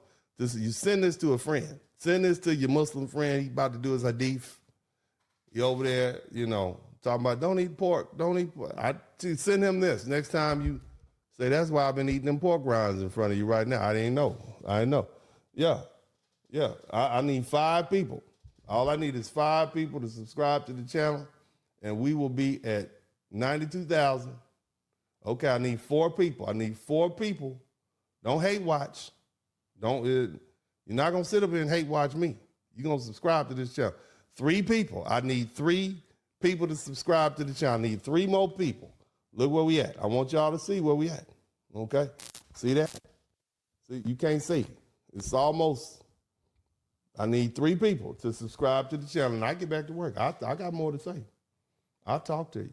2 people. I need 2 people. I got 92,598 people. Subscribe to the channel now. 1 person. I need 1 person to give me the 92,600, and I get back to work. I'm gonna get back to work as soon as y'all give me my 92,600 people. There we go. Praise God. See, that wasn't so hard, was it? Now let's get back. Let's get back to where we at. I'd like to thank all the crusty feet people, all the ladies with bonnets on. Okay. I'd like to thank all the angry Muslims, all the white supremacists. Everybody's welcome here with Uncle D, baby. Everybody welcome to get this work. Uncle D is passing out the truth over here. I'm here to hurt your ears, make you feel bad. Yeah. Next time they tell you don't eat that pork sandwich, brother. You know you worshiping the damn racist ass religion. You got that brother-in-law trying to, yeah, man, when you gonna come down to the mob? You know you're racist, man. But anyway. All right, welcome back, welcome back, welcome back, welcome back. I hope you all appreciate the broadcast. I hope you all appreciate that. Make sure you subscribe to the channel and help me get to 100,000. And again, if you learn something, I should earn something. I'm gonna play a couple more videos, and then we're gonna go ahead and get busy and really start learning some things. And I think you all will find some of the information tonight quite intriguing. All right, now I got a couple more videos. I'm gonna let them play. You guys listen to this, and I want you to generally understand this is people's perception of the Japanese from the mouth of the Japanese. Okay, let's let them play. How did these people came to Japan in the first place? What do they give to the society? What advantage do we have to have them in my country? Tell me about it. What benefit? What do you give? Pay the low tax? Don't care. Now, what do we need? We need to deport those third worlders who is living in Japan right now. It's good that the problem is not coming in. We have to get the problem out of my country. Now, what is she about to say? Tell me, where is she from? Republic of Nigeria. Oh, ho, ho. But it seems like everywhere Nigerians go, they have a problem. I mean, it seems like everywhere the Nigerians go around the world, people don't like them. So again, we can't blame all Africans because we don't see all Africans here in the United States, but there are large groups of people who go to different places and they seem to get the common response everywhere they go. Let's keep listening. But the world is turning against us. The world is turning against us. A country that is filled with intelligent people. Now animals they rule now. The world is turning against us. A country that is all over the world. If you see those who are carrying vests, you see those who are doing great things. Stop. Hey, animals ruling them? What? Who the f is speaking like that? Ruling now. Really? Calm the f down, bitch.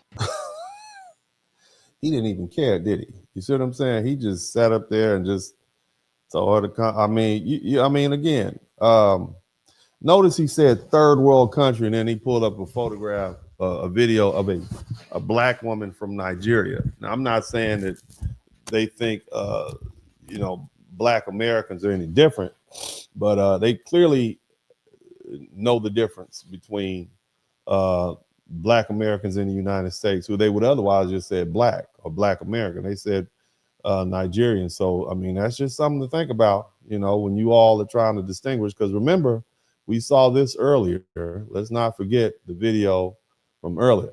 Okay. Remember this? This is how we started. Tie your stuff. She said, you bitch, you should have stood over here. And I said, nobody told me this. And then she proceeded to call me a nigger. This is not a fucking unit. Go tie your stuff or not. But you called me a nigger and you called me a bitch. I wanted to call you a nigger because I wanted to. You called me a nigger. Yeah, and remember what she said ahead of time. She said, I'm not a what? She said, I am not. And it's family friendly. Somebody type family friendly in the chat room. We don't fucking care who you are. No, I am a Nigerian American. She said, I am a Nigerian American. I am not an N-word. Now, let's just be honest. When you say black American, okay, that's our term. Okay. And when you say Nigerian, okay, let's say it slow. Let's Nigerian.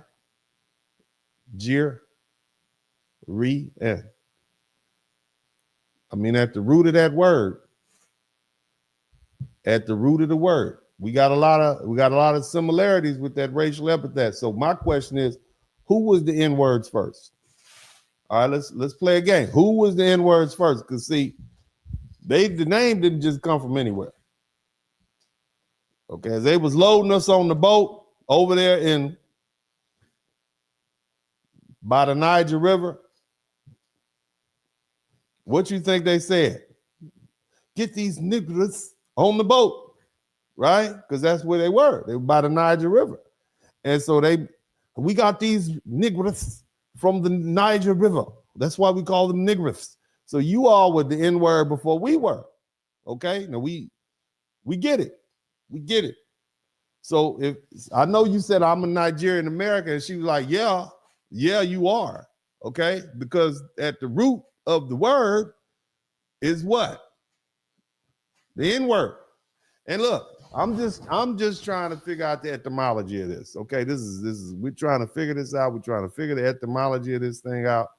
That's it. I'm not saying anything, but you can't run from if we are N-words over here as foundational Black Americans, then y'all got to take some of this heat too. Nigeria's got a lot of people in it.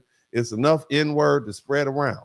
You can't be over here offended because this white woman, this Asian Japanese woman in Zara has called you the N-word. All right. Would you be offended if she called you the Niger? Huh? I'm not saying. I'm just saying. We're gonna go ahead and get back to the broadcast. We don't fucking care. Go try your stuff. She said you. I don't care. Try on your stuff. I don't care. Sit over here, and I said nobody told me this. Yeah. And then she proceeded to call me. This is not a fucking unit. Go try your stuff or not. But you called me a nigger and you called me a bitch. I wanted to call you a nigger because I wanted to. I wanted to call because I wanted to. All right. It's like that lady must know judo or something like that. She has no cares to give. I mean, you see that? That was bold. This is in Japan, but you're over there in those people's country. And you're dealing with it in their country. What are you gonna do about it? There's nothing you can do about it, but get hands. Okay. Now, Asians and Black people have always had an interesting relationship. I want you all to check this out, and then we're gonna go ahead and get to the broadcast. Sometimes I see Black Americans defending the United States under my video, but I'm not really sure they are real Black Americans. It could be a robot account with Black people's picture on it, such like this one. But in case some Black Americans has been brainwashed by the education system to believe they are Americans, I just want to point out something. Now you hear this? Now this is some kind of foreign plant. Black Americans have been brainwashed to believe they're American. We are Americans. We haven't always been treated with full rights. We just got our full rights in 1965, but we are definitely Black Americans. Or we are definitely Americans. Keep listening. Not trying to offend you. You are still second-class citizens in the United States till today, 20. What you mean you second? We can vote. We can go where we want to go. We can drink out the white man's waterfalls. Damn, still second. I mean, who's paying you to convince us of this? And so this is the other thing, and I'm going to talk about this at some point this week. You got a lot of these foreigners who come over here, and they are literally plants from other countries like Russia, China, and they're here to stir up trouble and mess. Black Americans have always been loyal to the United States of America. The disloyalty showed up in 1965, after we started letting all these immigrants and plants and people come over. We've always, look at our leaders from the early 20th century. They were always loyal to America. We fought in all the wars. You can look at people like Frederick Douglass, a man born in slavery, and he was the one that convinced Abraham Lincoln to let Black men fight in the Civil War. So we've always been patriotic. We are just as much American. We've been here before most of these white folks got here, truth be told. So, but this is the propaganda you hear. 26. None of the crucial resource is controlled by Black family in the United States. What do you mean crucial resources are controlled? Most of the crucial resources are not controlled by white families in the United States. It's only a few white people around the world that control the crucial resources. So again, you have a situation where this is that propaganda I'm telling you about. And you got to understand, a lot of these Chinese nationals and Chinese immigrants, they're loyal to China, and anything they can do, they're willing to do to try to undermine the United States. And if they can stir up crap in the United States amongst a population of people who are already upset, then that's what they'll do. So just be mindful of that. It's the same thing we saw Iran doing with their little videos they were popping up. Let's keep going. All the crucial resource in the United States is controlled. Shout out to Fuquan. By white families. Okay, but that means it's a lot of Asian people and a lot of Latino people and a lot of Arab, they don't control it either. Why don't you talk to them? We are not even the majority minority anymore. Why don't y'all save this smoke for the Latinos? They're the ones with more numbers. They have 69 million people. We only have 45 million. Why are you talking to black people? Why don't you tell the Latinos that they don't control the crucial resources and the white people do? Why are you trying to get black folks in an uproar? Again, this is that outside agitator trying to get black people involved, thinking we stupid. That's what it really, they think if we can get the black people feeling oppressed and victimized and angry, they'll start rioting. We're not doing it. We're resting, just so you know. But let's keep going. So black Americans, till today, you guys are still second-class citizens in that country. Still trying to. You may say we have movie stars, we have superstar singer. No, we have 100 HBCUs. We have literally thousands and thousands of church. We have 2 million millionaires. Okay, that's what we have. We are the 19th largest nation in the world when you start looking at our spending power. So don't come over here with that. We don't need none of your help. We have our own freedom fighters, philosophers, authors. We don't need any of your help. Okay, we are not going to be. You're not going to do us like you do them Nigerians and those East Africans, have them coming over here committing crimes and terrorism. We are not like that. We denounce terrorism. We are 100% loyal to the United States of America. This is where we are, sir. Okay, so I don't know who you think you're talking to. Okay, but we also the most educated group, the richest group of Africans on the planet. Okay, I just want you to know that. So, you know, you can go ahead and I'm gonna let him finish speaking, but this is that propaganda. Shout out we to have celebrities, Taylor Shine. but those are not a crucial resource to a country. I don't like your forehead. Okay, let me tell you, I don't like your forehead, and that's one of the reasons I don't think I trust you. Okay, it seems to me anybody with an exposed hairline is somebody we got to keep an eye on. Okay, matter of fact, you one up. I'm gonna put you on the list of people that I'm gonna do a whole broadcast on this dude right here. I'm gonna do a whole broadcast on this cat right here. So sometimes I see these black Americans defending the United States. It just makes me feel like either they are deeply brainwashed or they have been losing their mind. Oh, we stupid. Somebody type, oh, we stupid. That's what it is. We don't know better. So the black Americans that defend the United States, is something wrong with us? We've been defending the United States since it was before it was the United States. What makes you think we're going to change? Let me say something, okay? Black people and white people, and I'm talking about foundational black Americans and heritage Americans. I mean, white people that have been here. I'm not talking about you brand new ones that just came from Ukraine or Scandinavia or wherever you came from. I'm talking about the white people that's been here since the 1700s. We have a special relationship, okay? That does not mean we goddamn get along all the time, but we have what is called an understanding, okay? They understand that, or we understand that they will mess with us and they will give us a hard time, and they understand that we'll tolerate their bullshit and we will tear this motherfucker up if they push us too hard. If you look at the fact that when Dr. Martin Luther King was assassinated, we burnt 100 cities down to the ground in the United States in the same night. Okay, there was only 200 cities in the United States at the time, and we burnt 100 of them down, and many of them still have not recovered, even now. Okay, I just want you to be mindful of that. White people know that if they get too far out of pocket, that even when, you know, the intelligent ones, the reason that they stopped trying to eliminate us by force and they gave us guns and drugs and asked us to do it to ourselves is because they realized trying to eliminate us by force was a problem for them. There's an old saying, and I'm going to share this all with you guys. There's an old African American saying, or should I say old foundational black American saying, commonly spoken in the black community, where there's maybe perhaps an intense rival and words have been exchanged, and it goes like this: you got to bring some ass to get some ass. Okay, that's how that goes. You got to bring some to get some, and what that means is you can come over here if you want to, right? And thinking you're gonna kick my ass, but you might end up your ass is gonna get kicked. Okay, that's how that works, and that is the relationship that black people have with white people in the United States. You want to know why we so aggressive? You want to know why we have the reputation that that white people like to share about us? These people are violent. These people, I mean, they're just because we have had to be violent with them and because we've whooped their ass on numerous occasions. They don't tell you about Florida. They don't tell you about the fact that they had to spend millions and millions, $20 million. This is in 1855 through 20 for 20 years.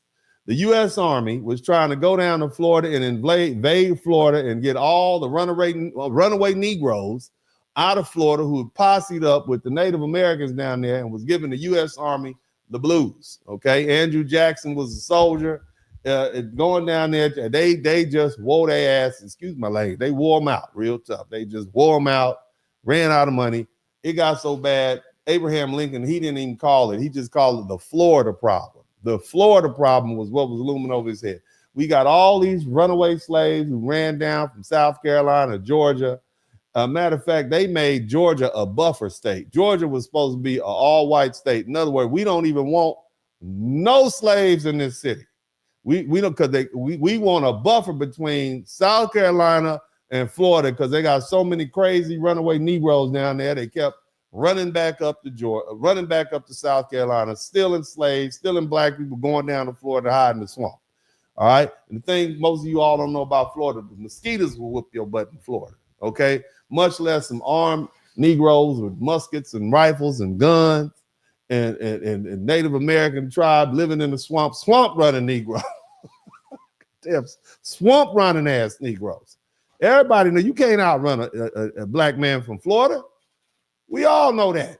Everybody know that. You want to race against a black man, an N-word, you are not going to outrun not one black man from Florida, even the fat ones. Okay, that's why they, for years, they had universities like University of Miami, University of Florida. They didn't even need to recruit outside of the state.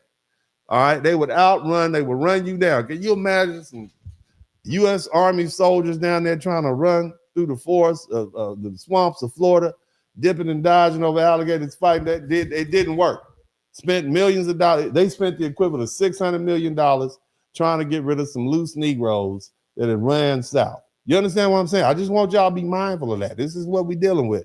So when this cat gets on the internet and tries to tell black people we don't know what we're talking about and we second-class citizens, the thing that makes us American, the most American thing black people have done is fought for our freedom. The rest of y'all haven't put that skin in the game, right? Everybody else who came to this country, you haven't proven yourself. That's why white folks are treating you like they do. You want to know why white folks treat y'all so bad?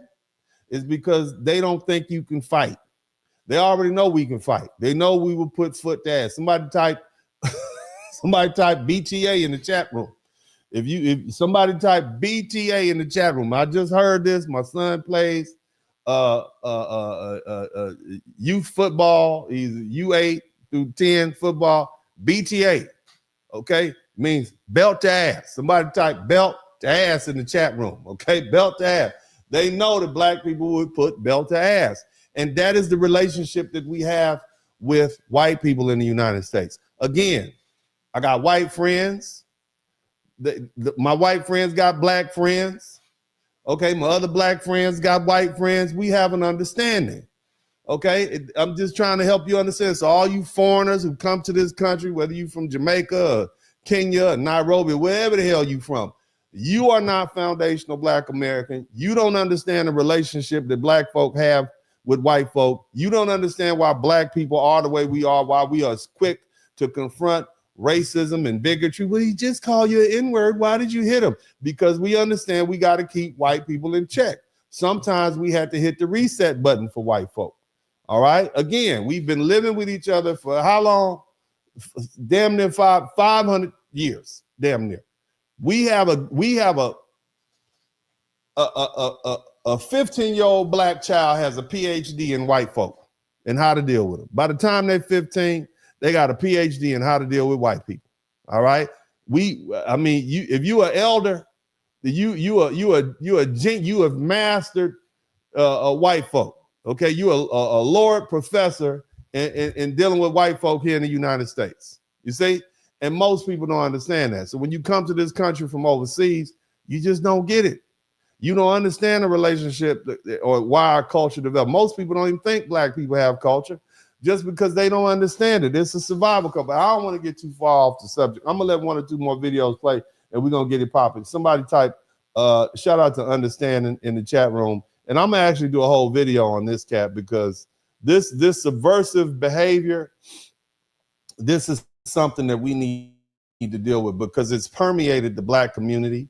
And we need to deal with it. Now, again, you know, Japanese and Chinese, they're not the only racist Asians on the planet. We don't want to give them a bad name because there's some other racist Asians on the planet. And you know, we need to kind of address them a little bit because, you know, it's not something that's just germane to one group of folk. But I do want to give a shout out to this gentleman because he's doing his best to fight against it with his own child. Listen to what he has to say. Shout out to Brolic Sean. 不喜欢。为什么？黑人是坏人。黑人为什么是坏人呢？ Now so in case you guys are not reading fast enough, his son is saying something like, I hate black people. And dad is saying, no, you're not allowed to do that. Why do you hate black people? Okay. Now, where'd that baby get that from?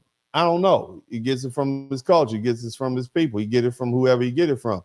But dad is doing his best to try not to make sure his son is not an anti-black racist. And I have to commend him on that.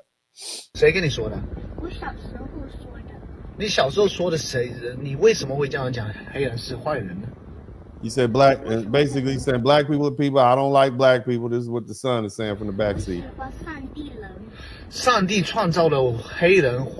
said, I like God's people. He said, God created black and yellow. And white and brown.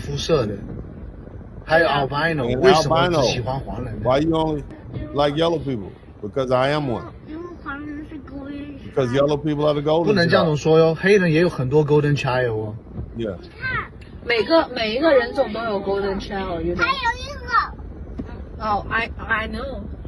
Elsie， 你喜欢黑人吗？喜欢吗？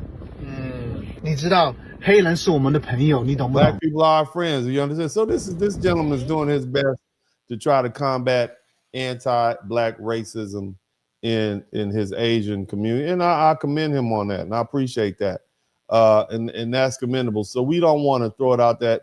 Throw all of them under the bus like that. Now, lately, I have seen a lot of Asians who are, you know, pandering to white people with their jokes. And this is something that I found distasteful. You can look at for yourself. Month. Fuck Asian Heritage Month too. Now, we know what you wanted to say. You wanted to say F Black History Month, and now you're trying to give yourself some cover. So go ahead. Why did they make our calendar racial? Seems like everywhere I go, they want to ask for my race. You apply for a school, what's your race? You apply for jobs, what's your race? See, where I grew up, they don't ask that question.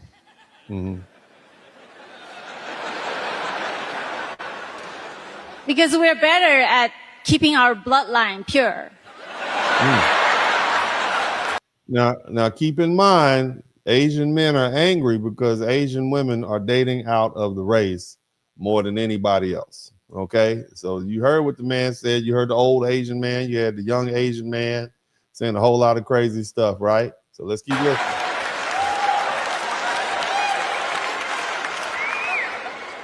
So many different races to pick from under that question too.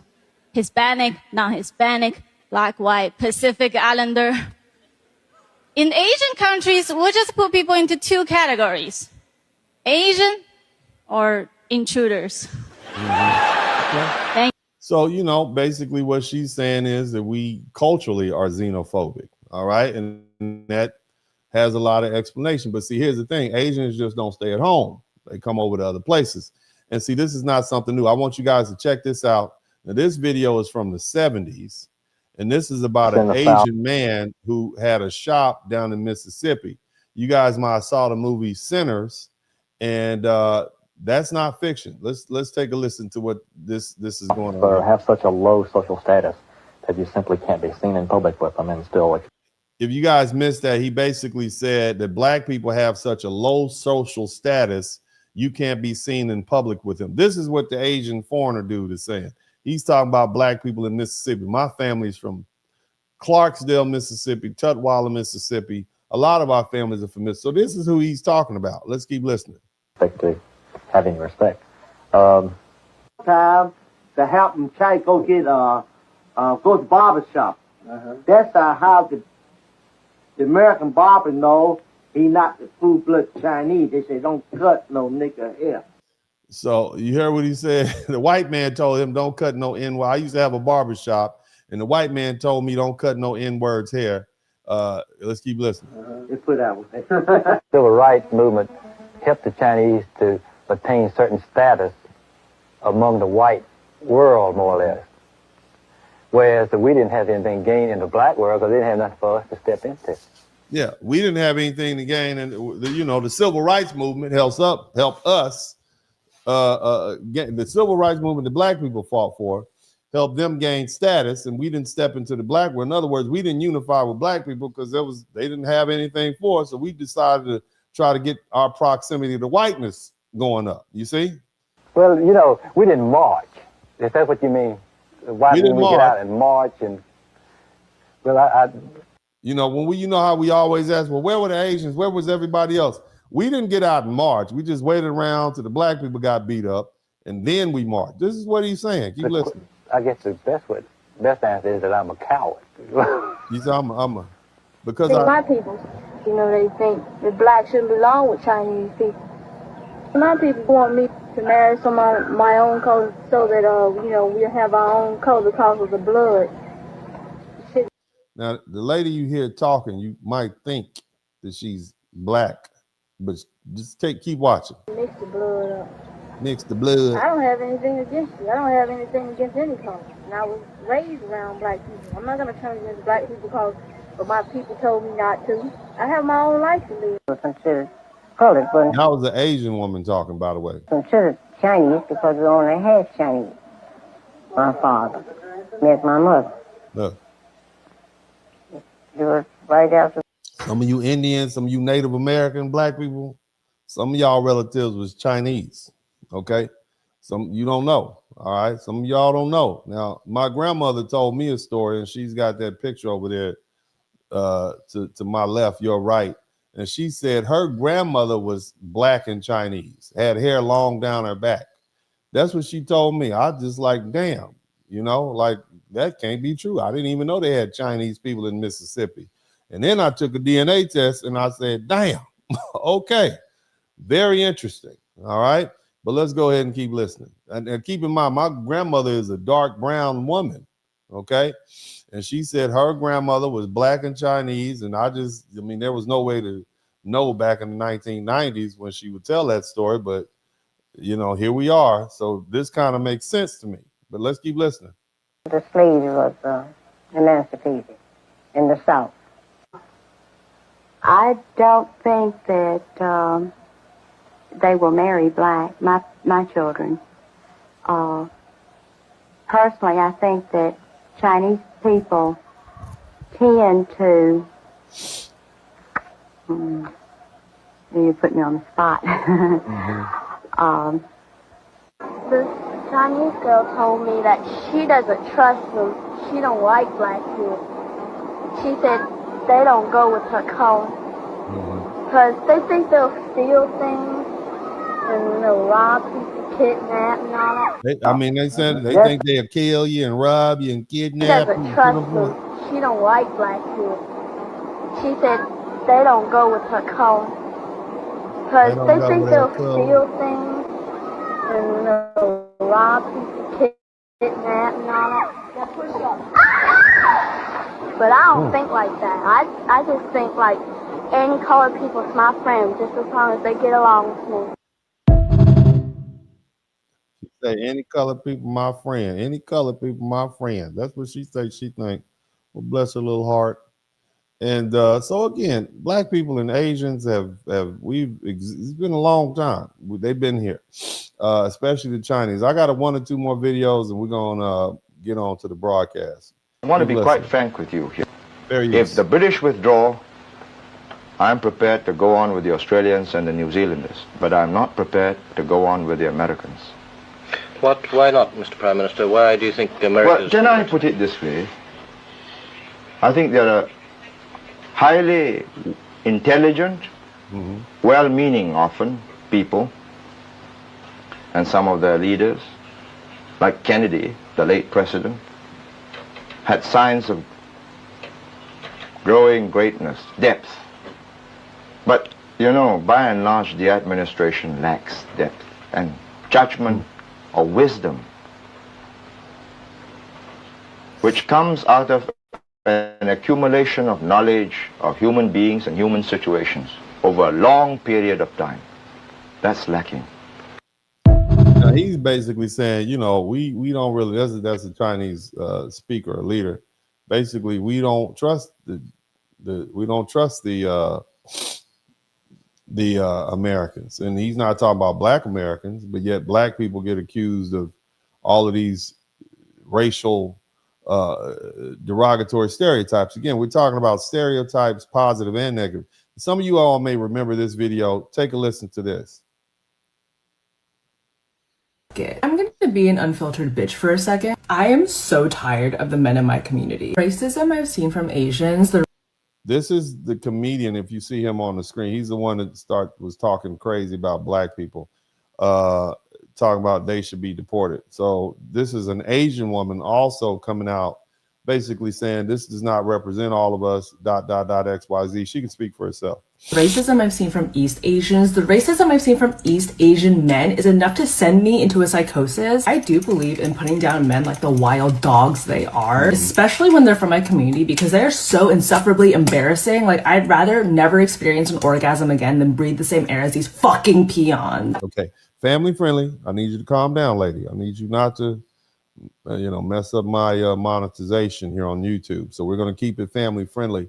But again, I showed you the video earlier, and you saw the fact that you have a lot of Asian men who are upset that their Asian women are dating out. Again, the statistics show that the group of people who date out the most are Asian women, and they're talking about, very unappealing white men are able to get beautiful Asian women, and that upsets them. All right, so keep in mind that this is where a lot of the xenophobia is coming from, is sexual competition, because the Asian woman is rejecting these Asian men. So let's keep that in mind also. Okay, you Viltrumites, they don't want y'all over there. And the thing about the Viltrumites is the Viltrumites invade someone's planet, and if they determine you worthy, then they interbreed with you and breed out all of your native bloodline, and you become a superior bloodline. That's why they call you Viltrumites. They think you're gonna come over there and outbreed them. Let's keep listening to this little lady. That was more than 1 second. Before we continue today's episode, I want to emphasize that if I say anything emasculating, it is not because they are Asian. It is because no one is exempt from small dick energy behavior. That also being said, I don't know what you heard what she said. Maybe a little somebody type competition in the chat room. That seems to be what the issue is. I feel like the Asian community thinks I've had my foot on too many other Asian people's necks for negative reasons. So I will shout out 3 Asian men that I do love. That's Andy, Sinuopa, and Nathan. Love them. Everything I have found out about Hans Kim has been against my will, but on sight, I knew that man was Korean. A lot of people have been asking me to speak up about Hans Kim and add nuance to this. So you kind of get what she said. She said what she said. All right. Now I got a couple other things because I just want to show you, and I want to specifically let the Asians know that we know who you are. You know who you are. And while you all were sitting off, not on the bus and not on the front lines and all these sort of things, black people still try to incorporate you all. And look out for y'all. Check this out. Somebody type HBCU in the chat room. Somebody type HBCU. Flatter white people while telling a story that was originally primarily about Black and Asian struggle. Long before Brown versus Board of Ed integrated the education system, Korean international students ended up at Howard University. Why? Because PWIs at the time wouldn't let them in. And why did Howard University exist in the first place? Because without HBCUs, black students wouldn't have had anywhere to get educated. The whites. No, Howard University was the only HBCU that started as a fully accredited or fully functioning college. Now, for you all who don't know what HU is in Washington, D.C., HU was initially a university where rich white landowners who had reproduced and impregnated so many black women who were slaves, and that they felt bad. They white man felt bad. Okay, the white man said, "Damn, I done knocked all these black women. I got all these little." Somebody type Big Daddy. You remember Big Daddy from Django? Remember that Django? You remember that Big Daddy? It was a bunch of Big Daddies down there knocking up all the black women, and so they felt bad, and they decided to go ahead and send those kids to college. And so this is why Howard University was founded. It was initially founded to educate the biracial offspring of the white landowner masters and their black female slaves. I just want you to keep it in mind. It was this. If you black people, you Viltrumites, if you go back 6 generations, all of y'all have a white granddaddy. Somebody type granddaddy in the chat room. Each and every one of y'all have a white granddaddy. If you're a foundational black American, you go back 6 generations, you have a white granddaddy. All right, granddaddy was doing what he did. He was out there in the slave quarters messing around. I'm gonna tell you something about my great granddaddy. They wrote a book about him. This dude was a Confederate captain. I did the research. I ain't proud of it, but it is what it is. He's a Confederate captain, and he fathered a whole bunch of children by my great grandmother. Okay. And she had a so-called husband at the time, okay? And he lived with her, and she has some children by him and some children by this white man who was my great granddaddy, okay? And thing is, all his white children died. All of his white kids died, and his black children ended up being leaders and doctors and whatnot, et cetera, lawyers and so on and so forth. That's ironic. And this man fought for the Confederacy, okay? But he was prejudiced against everything but that black snapper, okay? Y'all heard of red snapper? He liked that black snapper.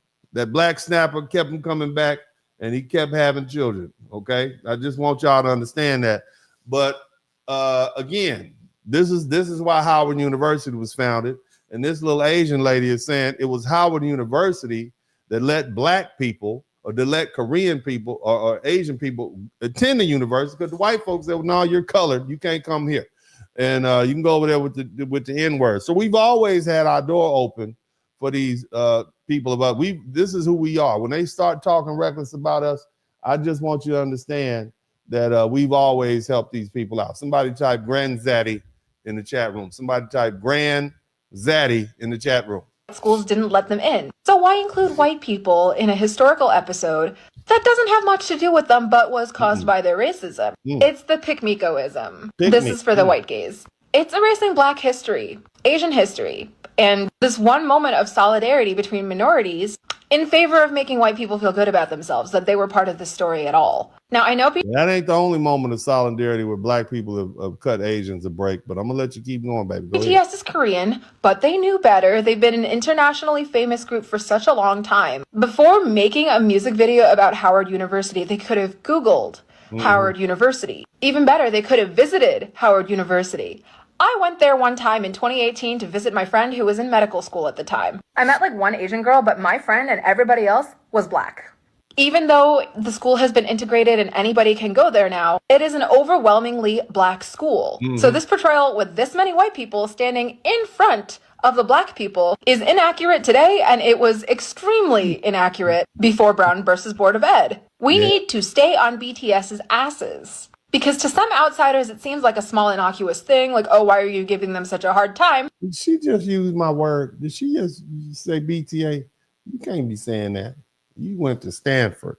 You called it. You using our words.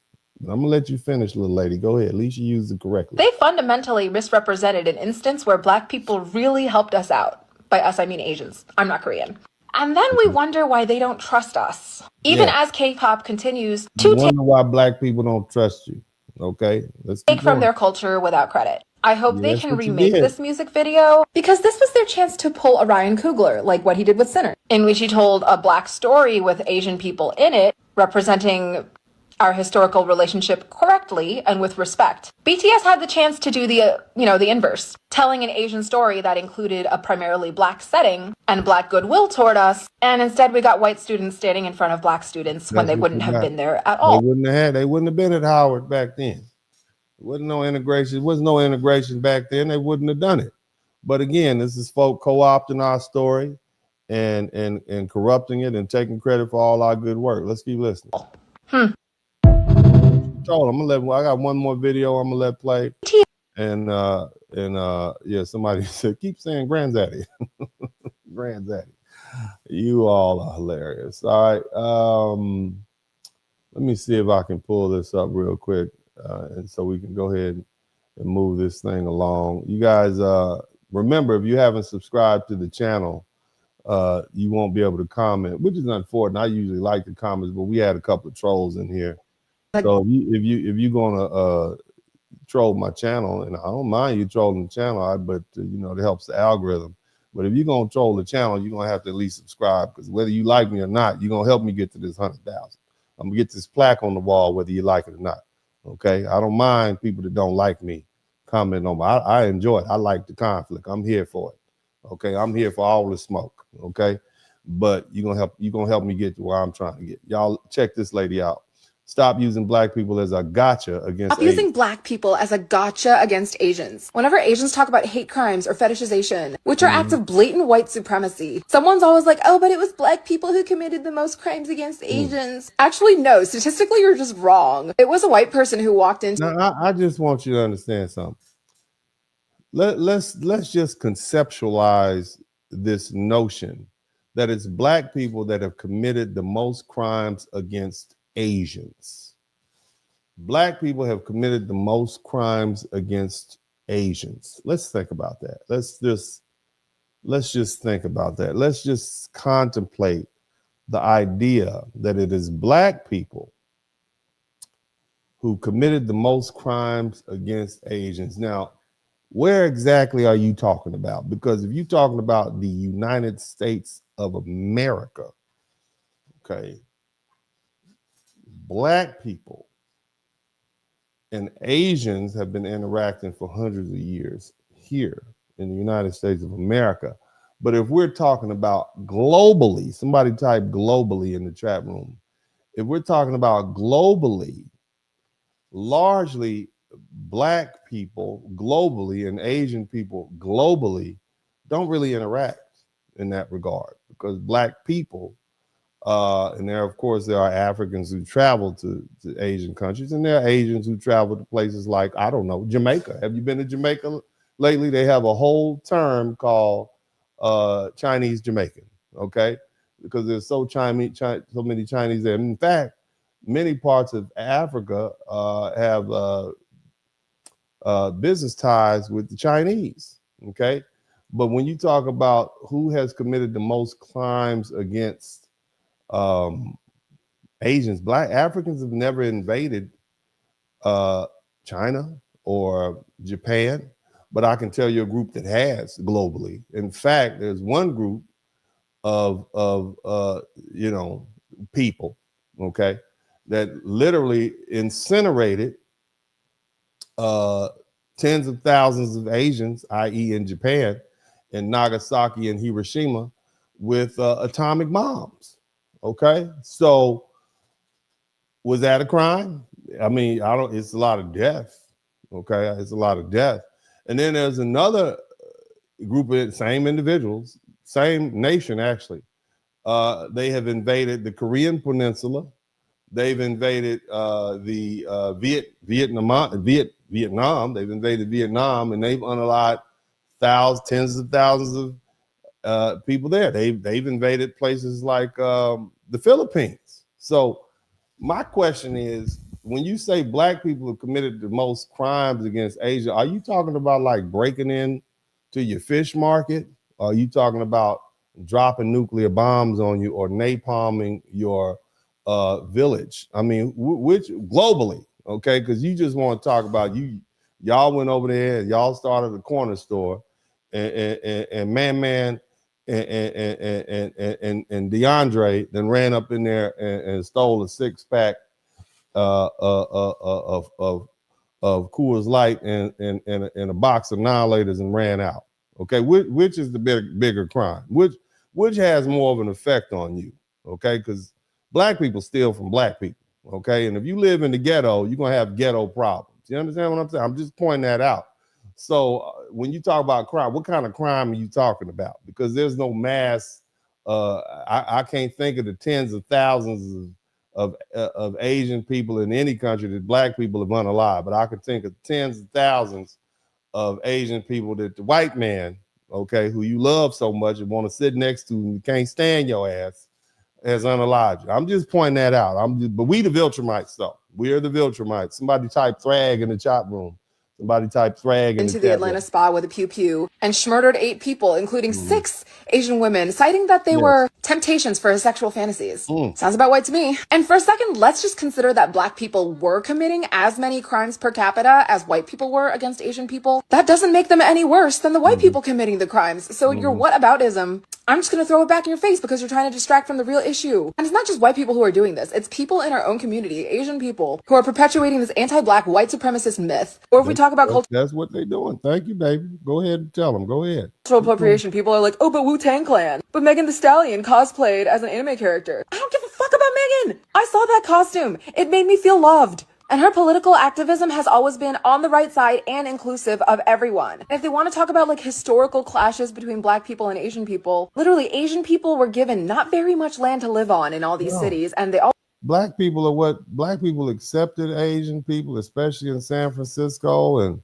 you know, Bruce Lee, who was the white, actually, y'all know that Bruce Lee was half white and Chinese. That's why they treated him poorly. He had left to Hong Kong. Bruce Lee, his first students were black people. You see what I'm saying? His first students in his martial arts classes were black people. We the ones that made him hot.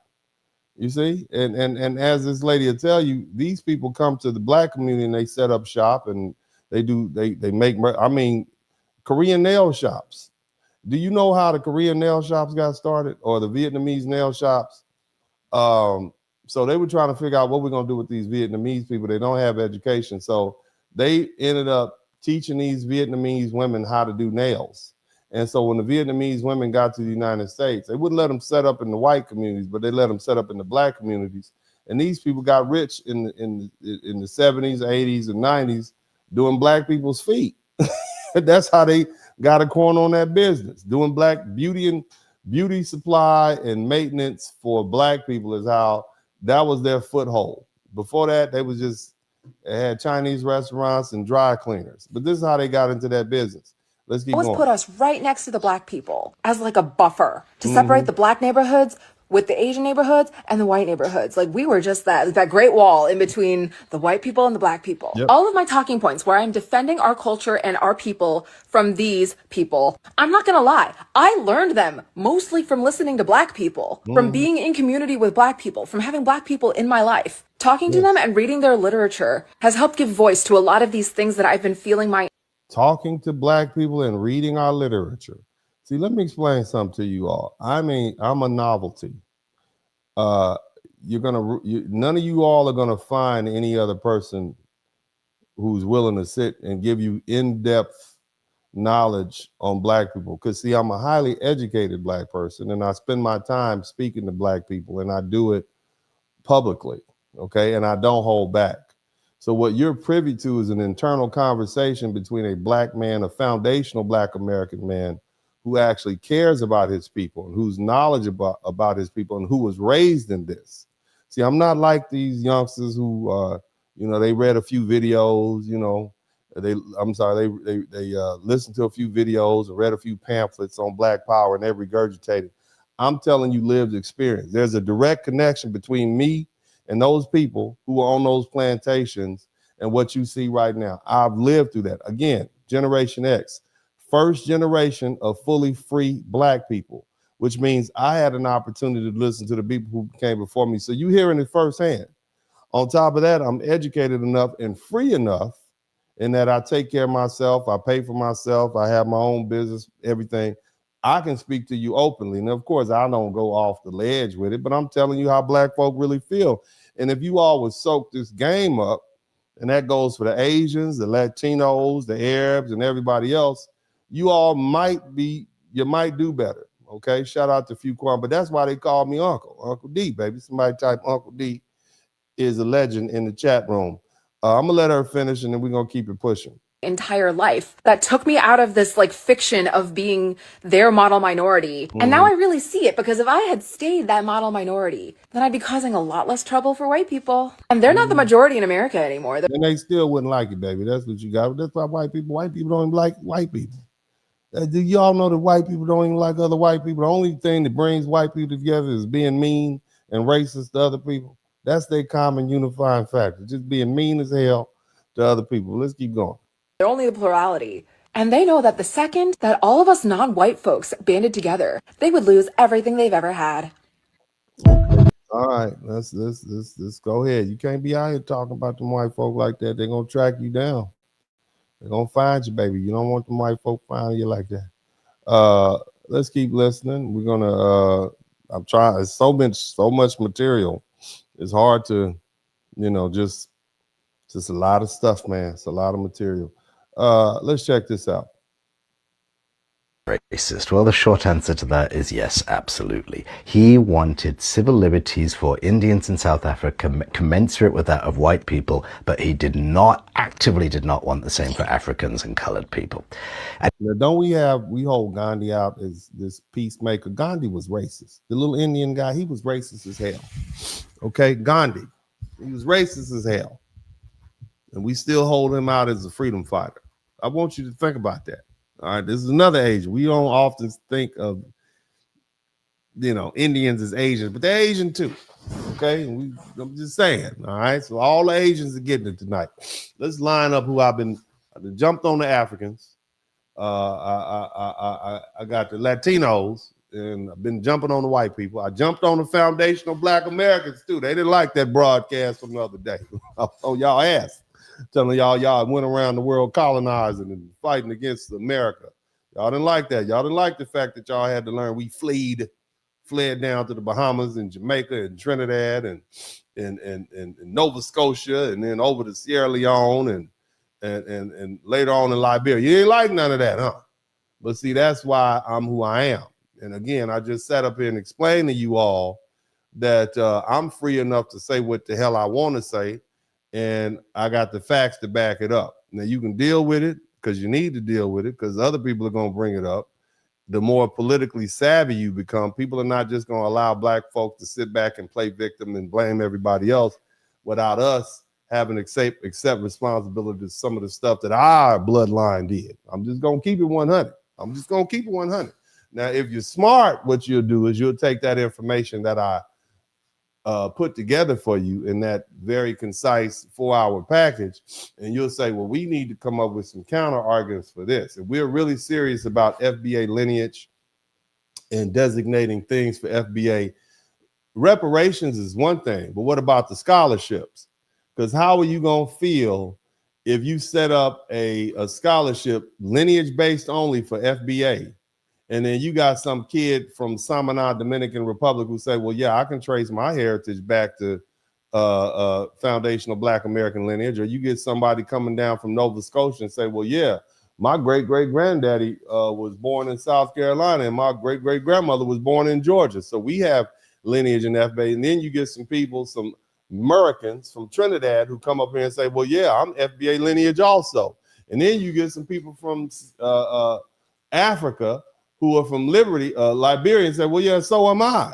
And then you get a bunch of people from the Bahamas and say, well, yeah, after the War of 1812, you know, all of our people moved from Georgia and South Carolina and came here. So that's why I'm trying to explain to you that FBA lineage needs, if you wanna get it right and define it one time without having to deal with a whole bunch of litigation, then you're gonna have to do it right the first time. Your legal definition has to account for the fact that there are foundational Black American people of foundational Black American lineage in Vietnam. You think them brothers over in Vietnam were just over there messing around, dropping off babies.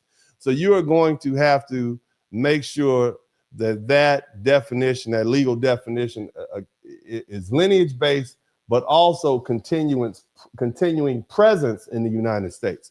And that's why I did it the way I did. You're supposed to not like it, but if you don't like something enough, it'll make you think about it. You see, and that's what I do for my people. I force you to think about these things ahead of time. Again, as I say in my books, the best way to get somebody's attention is to punch them in the mouth. Hey, come here for a minute. Come here for a minute. Come here I got somebody. Look, son, don't come with that. That scares me. That's the bad luck way. Don't come that way. Come around this way. Come around this way. Look. The internet. Come down here. Look, this is my son. Hi. Now look. You can't keep running around with that dry ass Jerry curl. Okay. Because the internet now thinks that my children are Dominican. They think your mama's a Dominican woman. Oh. That's what they think. No, my mom's just regular Black. Is she regular Black? African American. She African American. She from Africa? No. Okay. Where's she from? Well, don't tell them. These niggas is look up. I tell them. His mama is from the 9th Ward of New Orleans. Okay. And that's the way they look. Look at that. See that? Now, on this particular occasion, in my opinion, he get his hair from me. See how that is? If I put a little water on it, it'll look just like that, curly. It ain't gonna be like that. That's a dry ass 1989 Jerry curl like that. That looked like you was sleeping on the pillow on both sides. Okay. But I just want everybody to know that he told you that you or your brother is either one of your mom, because they told Dennis his mama was white. No. And y'all got the same mama. And now they're telling you that your mama is Dominican. Okay, that's what they told. That's the internet. That's what the internet said. And the internet told me my mama was white too. Oh. They told me Gloria Jean was white. Goddamn. The internet is, I mean, I'm just saying. But you gotta do better, man. They think you're a Dominican. Oh. This nigga, I mean, this young man is too big to be a Dominican. He's big as hell. Show him your baby muscles. Show him your look at him swole out there, boy. Look at him out there swole. I wish you better, you know what? Let me tell you something. Come back down here. So we was over in 5th Ward at the church house. We came out to church and I got him this little nice car. Got a nice white, got him a little white BMW. So he riding around in his BMW, had his little blue suit on and everything. And you know, he was just standing over there in the parking lot because he drove himself. So I walked up on him. What do you remember what I told you? No. You remember I said, nigga, I should rob your motherfucking ass. I do. Remember that? I talk crazy to these kids. I'm a Black daddy. I say crazy shit to my children every goddamn day. You understand me? I talk crazy to their ass. You know why? Because y'all gonna talk crazy to them. And if I don't get them ready to hear this crazy shit, then they might react. Okay? And so I got to get all the racism, all you racisms out there, I got to get my children ready for y'all crazy shit so they don't snap on you. Okay? And this is the plight of a Baghdad. I talk crazy. I say crazy shit to you. Yeah. And see, that was the time I didn't use the N-word in the presence of my precious children. Remember them years? Yeah. Remember that Daddy used to never call you the N-word. Dad, I love my baby. I said, that's Daddy's baby. And then all of a sudden, remember that? N-words start flying around here, huh? Yeah. Now, why did I just start using the N-word and start talking real barbershop raw? You remember why I did that? Yeah, to like get us accustomed to our culture. Mm-hmm. And why is that? So we could like communicate with other people better. Because are you like Daddy? Are you hood and ghetto like Daddy? Is Daddy a little ghetto? Yeah. A little bit. Don't get too carried away. Don't you get too goddamn carried away. Okay. But Daddy is a little hood, huh? And there are other Black people out there just like Daddy, huh? Yeah. And they'll say crazy shit to you, won't they? Yeah. They will. They will. They say crazy shit. And then what happens if you just go off? Don't call me the N-word. What happens if you go off on them like that? Huh? Can you go off on them like that just because they all nigga motherfucker? You don't know the fuck you all red ass curly head motherfucker. You can't go off on all of them. Too many of them, right? Yeah. So what do you have? You got to learn to say something back, huh? Yeah. Now back in my deck, we used to call that roasting and capping on niggas. We used to say that. Do y'all call it that? No. Do you know you don't have no your mama jokes or nothing to cap back on nobody? Like a long time, like in 2016. Oh, you had a your mama joke back then? I didn't have it. You didn't have it because he's suburban. He's from the suburbs. Praise God. He's a little suburban child. I know. He's special. He's a little suburban child. Bless your heart. But anyway, tell him again. Your mom ain't from the. My mom is not from the Dominican Republic or any island. She regular black from New Orleans. She talk like this. She from the ninth. She'll tell you she from the Ninth Ward of New Orleans. That's where she from. Okay, and I'm not gonna say she ghetto, but she did marry me. She did marry me. You ain't like he not like either one of us. Okay, I just want y'all to know that Uncle D is not. You know, I got a picture. They don't believe, and I should be doing my show, but you distracted me since you came down here making all that goddamn noise. Do you have any photographs like this right here? Do you have any? Let me see if you have any. Do you have any photographs like that? No. Do you know who little big head boy that is with the thumb in his mouth in the middle? That's you. That's me. And this badass black ass Davion. Have I ever told you about badass black ass Davion? No. I used to fight badass black ass Davion every goddamn day. My Uncle Slim, who's up here in the top hat, my Uncle Robert used to set us on the side of the house, and I used to have to fight his ass every goddamn day. You hear me? I hated him. He was about 6 and I was about 4. Okay. Oh. And this cousin Shalana, remember they came here, hung out at the house, they was eating my barbecue, and that's she met her. And that's my grandma. And let me see, that's my grandma with the wig. Give me the good picture of grandma. This is my good picture of grandma with a traveling wig. So this is my grandma right here. Okay, so she would not like, she in heaven right now. But see how she look with this yellow dress in the lower left hand cut? She don't want you to see that picture. Okay, this is her with a good wig on. Praise the Lord. Put that back. Put it in the sacred spot so I can pray to the ancestors. So you don't have no pictures like this, son. You don't have no ghetto ass pictures like this, like Daddy. See that? Look at Daddy. See how handsome I was? Yeah. See the Chuck Taylors? See that? Yeah. With the white laces in it? Mm-hmm. Yeah, now I'd have whooped your ass back in the day, man. Square ass nigga. I'd have whooped your motherfucking ass back in the day just because you look like a square ass nigga. Okay, don't you ever in your life think, I don't care how many black belts, okay, about none of that, homeboy. Wish you would run up on me. I'm a real boss pimp up in there. Whack. Wish you wouldn't. He might whoop my ass. This killer. Let me tell you something. Roman got 2 black. He got what you got? I have 2 black belts in Shotokan, 2 in Kung Fu, and 11 years of experience in Jiu-Jitsu. Nigga, scrapping ass motherfucker. Okay, excuse the language, son. You not an MF, but he whoop your ass. I done watch him whoop some grown ass men. I'm like, damn. Sometimes I'll be like, son, you okay? I love you. I love you, son. You okay? You okay? Okay. See, that's how the relationship changed when you start seeing them beating the shit out of other grown ass. I don't want that to be me. Dad got the bad arm, and anyway, I'm gonna let you go. But tell these niggas one more time that your mama ain't Dominican. My mom is not Dominican. She's not Dominican.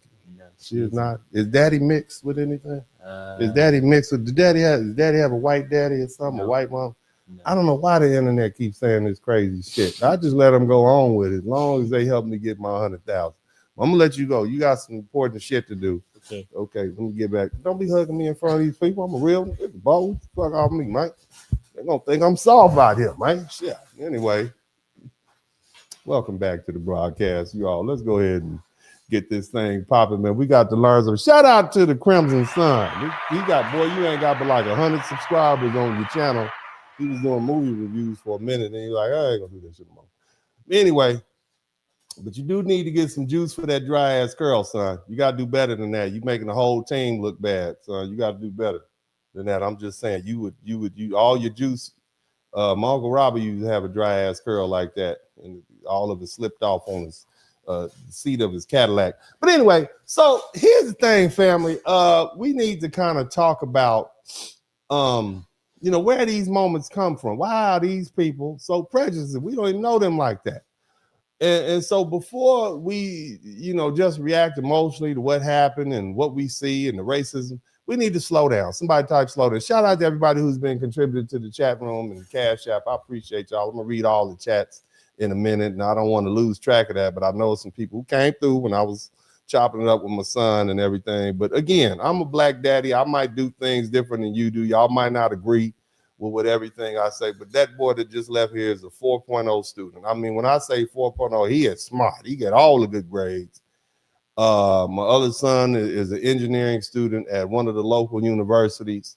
My little baby boy, 9 years old, we're gonna put him in the NBA because he's supposed to be 6'9". So, you know, we're gonna get a little education, but he's gonna be playing sport. Dad, I'm gonna be front row at the Lakers. That's where I'm trying to be.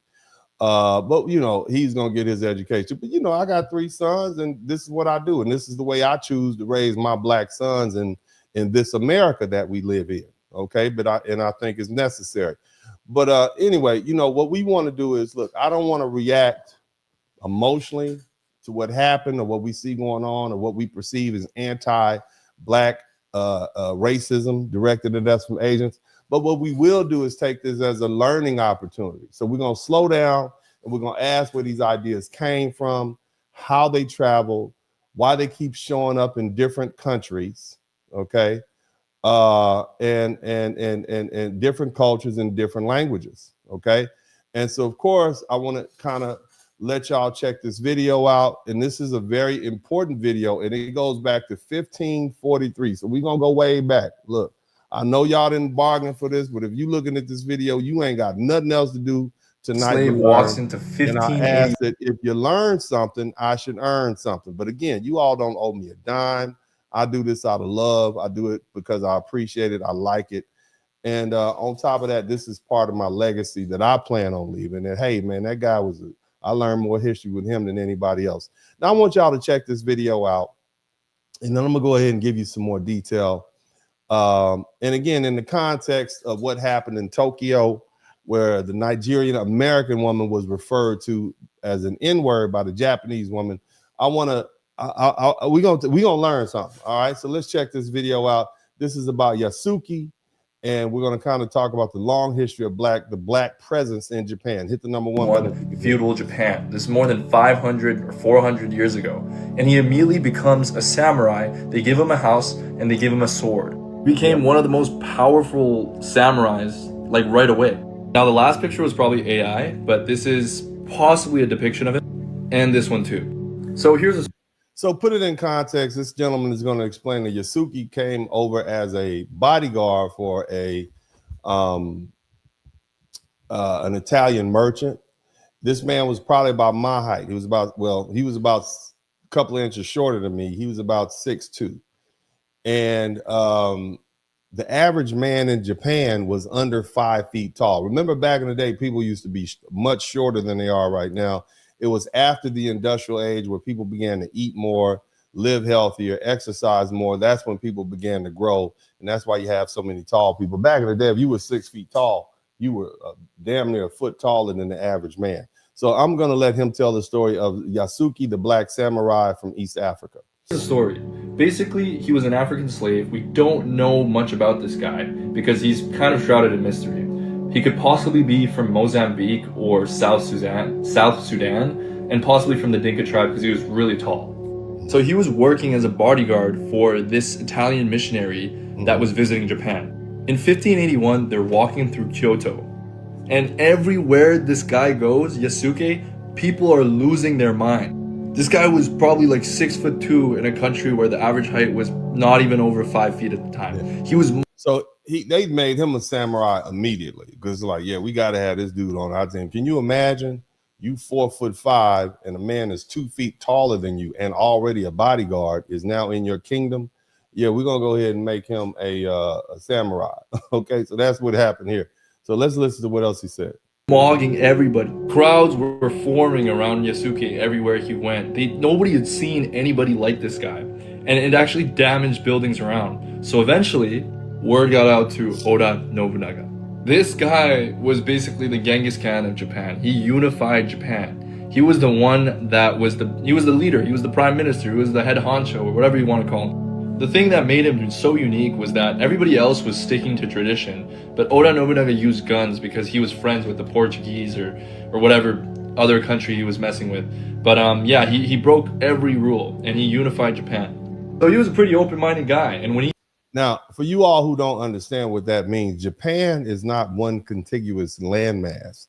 Japan is a bunch of islands just scattered about off the coast of Japan with a bunch of fiefdoms and leaders and lords and just war chiefs everywhere. So the idea that he would take the time to unify Japan is amazing, because that in itself is a feat that had not been done prior to that. Okay, so let's keep listening. He saw the massive African guy that was Yasuki. He didn't see a threat. He was absolutely fascinated with this guy, so much so that he summoned him to his court. He made him show up, and he was curious. He looked at Yasuki's skin and was like, "This has to be ink." So they made him scrub his skin and take a bath. This is confirmed by. Now, I want to confirm that, I mean, you know, this is a black African man, okay, in Japan, and they had never seen him, because remember, the East had pretty much been closed, okay? So sailing and trading, etc., was not something that, you know, they'd never encountered Africans and like that, and they've been dealing with, you know, Europeans for a while. They've been dealing with Indians for a while, but black Africans was somewhat of a novelty. And so this is why these people are amazing. Imagine if the average person is 5'9", imagine if a man who is 7'9" was just walking through your town. You'd be like, God, you would have to look. And so the Lord summoned him there and immediately just made him a samurai, which is a great honor because not normally bestowed. And the reason he's saying it was unorthodox because that's not normally bestowed on anyone, but he wanted him on his side. So this is Yasuki and the black samurai. Let's keep listening. Not only the Italian missionaries, but also Nobunaga's chronicles. So this actually happened. And when he realized that that was his actual skin, he wasn't like embarrassed or threatened or anything. He was like, whoa, like he was fascinated. After that, Nobunaga gave him a Japanese name, house, gave him servants, money, and a katana. Like he gave him a sword, and that's not a gift. That's a status symbol. He instantly went from an African slave for the Italian missionaries to one of the high-ranking people of society in feudal Japan. Nobunaga was so fascinated by this guy's strength. He described it as him having the strength of 10 men. So that's all we kind of really know about Yasuki. So basically, this was a real Viltrumite. He's like, damn, this is a real Viltrumite. Now, for you all who haven't figured it out, the only way you can comment is by subscribing to the channel. That's unfortunate. I usually leave it open, but we had a lot of trolls in here. So, you know, this is what I'm going to do. So you guys go ahead and subscribe to the channel for me, and we will keep it pushing. We only need about another couple of hundred people, and we will be at a good number. All right, so let's keep listening to this. Because a year later, Akechi Mitsuhide, which was Nobunaga's disciple, betrayed Nobunaga and tried to take over the country. Yeah, Yasuke fought like a 200 versus 3,000 person battle, and he won apparently. But yeah, this guy was a total badass. Crazy.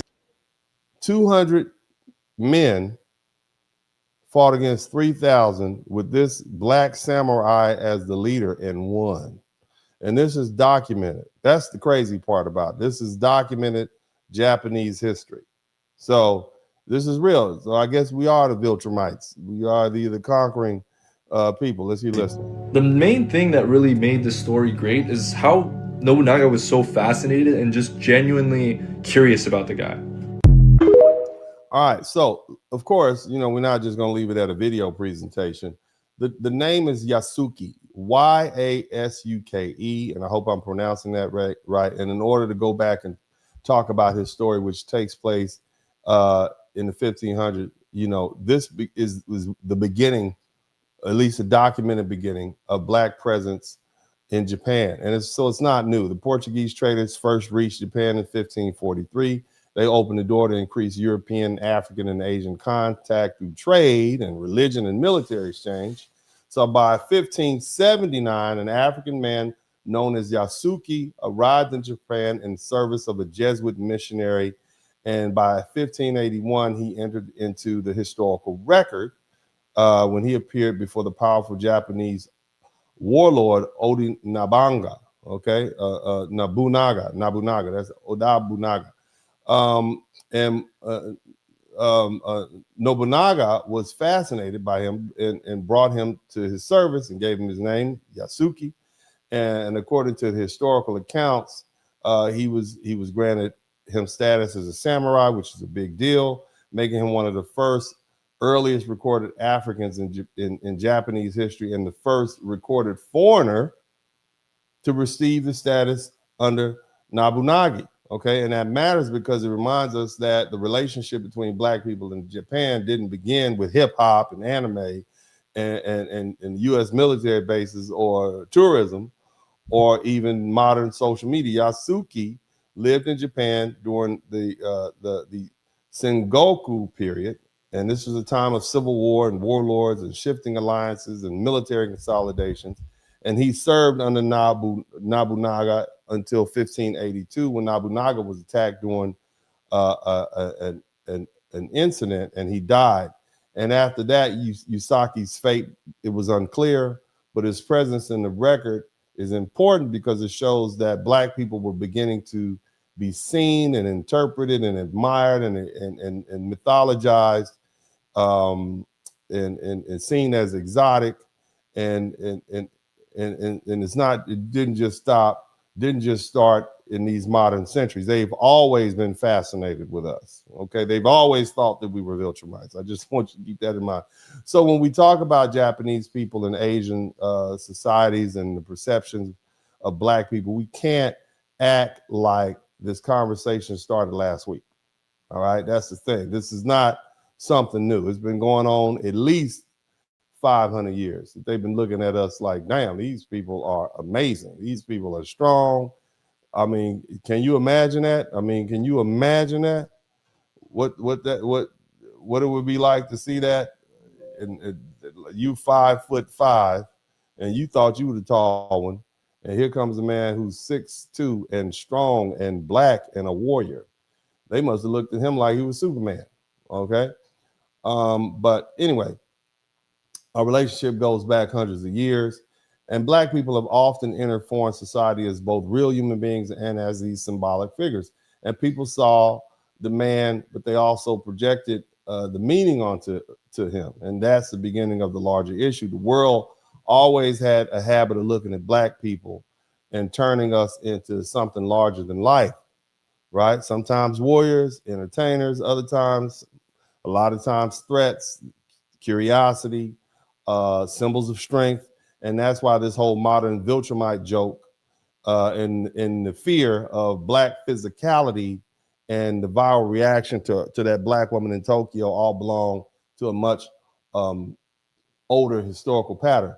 Now, after Yasuki, the next major historical layer in European colonialism, because the reason this is the next layer is because this is where the racial hierarchy becomes globalized. Beginning in the 1500s, about 500 years ago, these European powers began to expand across Africa and Asia and America through trade, conquest, missionary activity, slavery, empire. White folks basically just left Europe about 500 years ago, and they traveled around the world, and they took their religion, and they also brought their diseases. And their diseases oftentimes wiped out hundreds of thousands, millions of natives.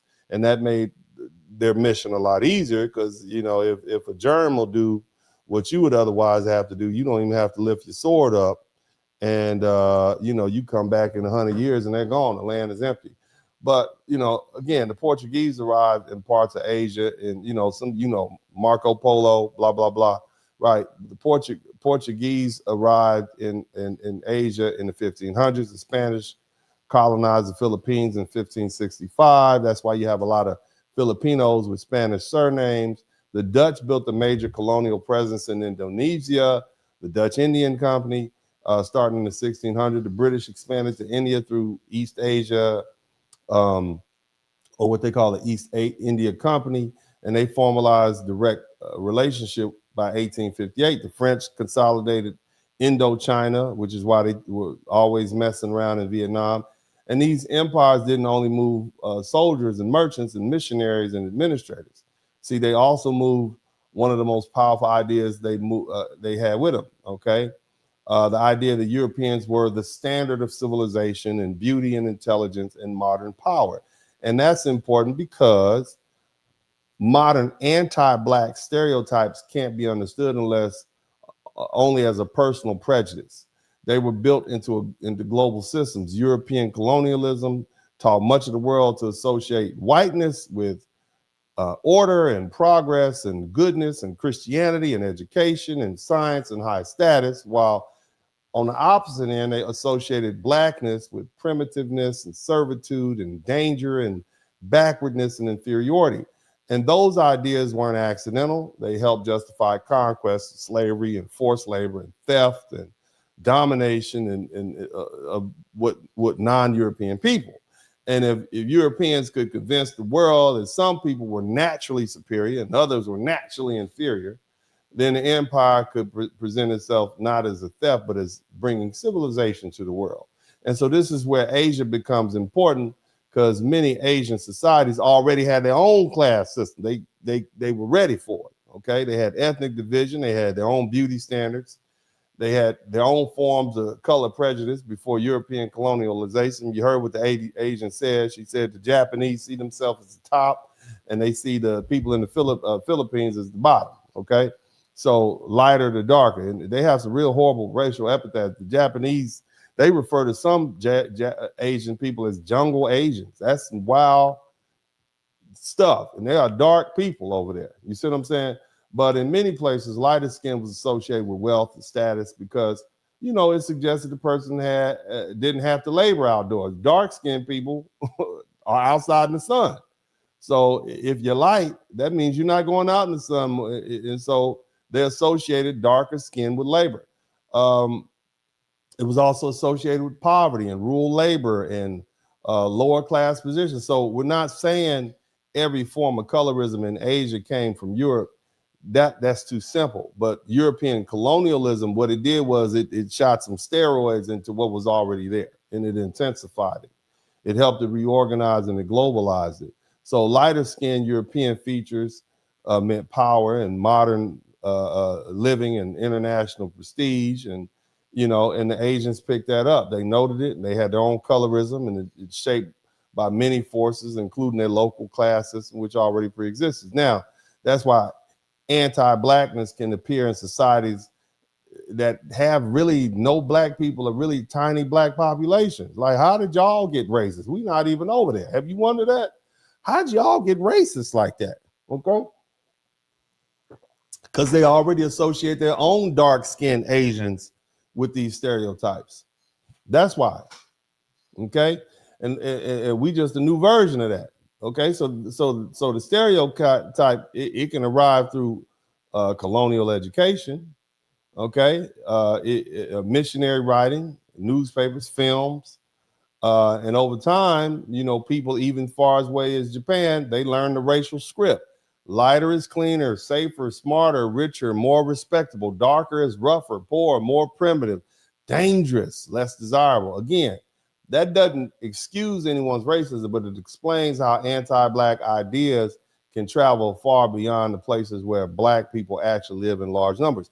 That's why Asian men, they go after white women and they don't go after Black women, because that's their racial prejudice, okay? So when somebody in Asia uses an anti-Black slur or reacts to Black people through fear or mockery or fascination or disrespect, that moment is not disconnected from that history. It sits on top of centuries of global racial messaging, and the person may think they're just repeating something they heard in music or saw in a movie. Okay, but the truth is, niggas been niggas before Black Americans were called the N-word. You understand what I'm saying? as I alluded to in my joke earlier when I talked about Nigeria being the first N-words, which was what they would call when they were throwing us on the boat. Again, the point we need to understand before we get into the, when I'm talking about that Japanese woman and the Viltrumites and the lady calling a black woman, Nigerian American woman, the N-word, right, is the idea that black people, the idea that black people are physically powerful, intimidating, and animalistic, and dangerous, and exotic, or somehow not fully ordinary human beings. That's part of a long racial imagination. And some of it comes through admiration. Some of it comes through jealousy. Some of it comes through fear. Some of it comes through media, and some of it comes through colonialism. But once those ideas get into a society, they don't disappear just because the empire ends. They remain in the language, the beauty standards, the jokes, the insults, the assumptions, and the way people respond when they see black people in person, okay? Now, I also want to tell you guys about somebody named David Fagan, because see, Asians and black people have had a long relationship. So we're going to move out of Japan, and we're going to run down to the Philippine-American War. I want you all to take a look at this, and I'm not going to hit you with too many more videos because I want to go ahead and keep this thing pushing. And I want to say what I want to say. You know what I'm saying? It's my show. It's my broadcast, all right? So this is a picture of David Fagan. You all let me know if you can see it clearly. You see the brother? Can y'all see David Fagan? This is a brother. Oh, let me see if yeah, that should be it right there. I'm gonna make it a little smaller though. You guys should be able to see that. Just look his name up. David Fagan, okay? Now, I'm gonna call him Captain David Fagan, and this is the next major story.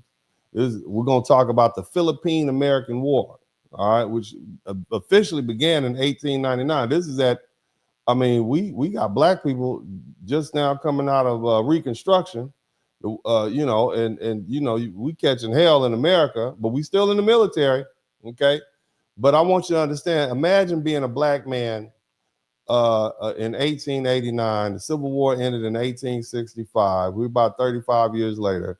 We're dealing with Jim Crow, right? We got a bunch of white folks who treating us bad for the color of our skin. They got the chain gangs going. We damn near back in slavery anyway because of the Jim Crow laws. And now you are a captain in the military. And it's saying something if you are a captain in the military, okay? But either way, under the Treaty of Paris signed on December 10th, 1898, Spain gave up the Philippines and Puerto Rico and Guam to the United States, and we paid $20 million for it, right? And for the Philippines, we gave them cash for it, so that's ours now, right? But here's the problem. The Filipinos had already been fighting for independence from Spain, and the Filipinos believed they were about to become free. And so instead, they found themselves transferred. How can you sell somebody else's country to somebody else? You understand what I'm saying? And so they're like, we don't care who you send over here. We're going to fight all y'all. And so the war between the U.S. and the Filipino revolutionaries, it began on February 1899, Black History Month. Praise God. And that lasted until about 1902. Now, if you guys don't know the Philippines is a jungle.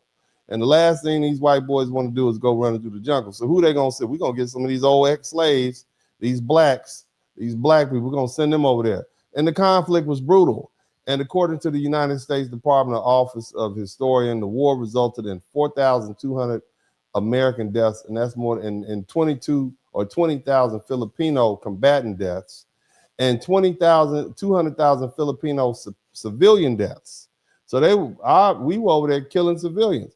And so this is what I want you to understand. You're a black man from America, fresh out of Jim Crow. Your name is David Fagan, right?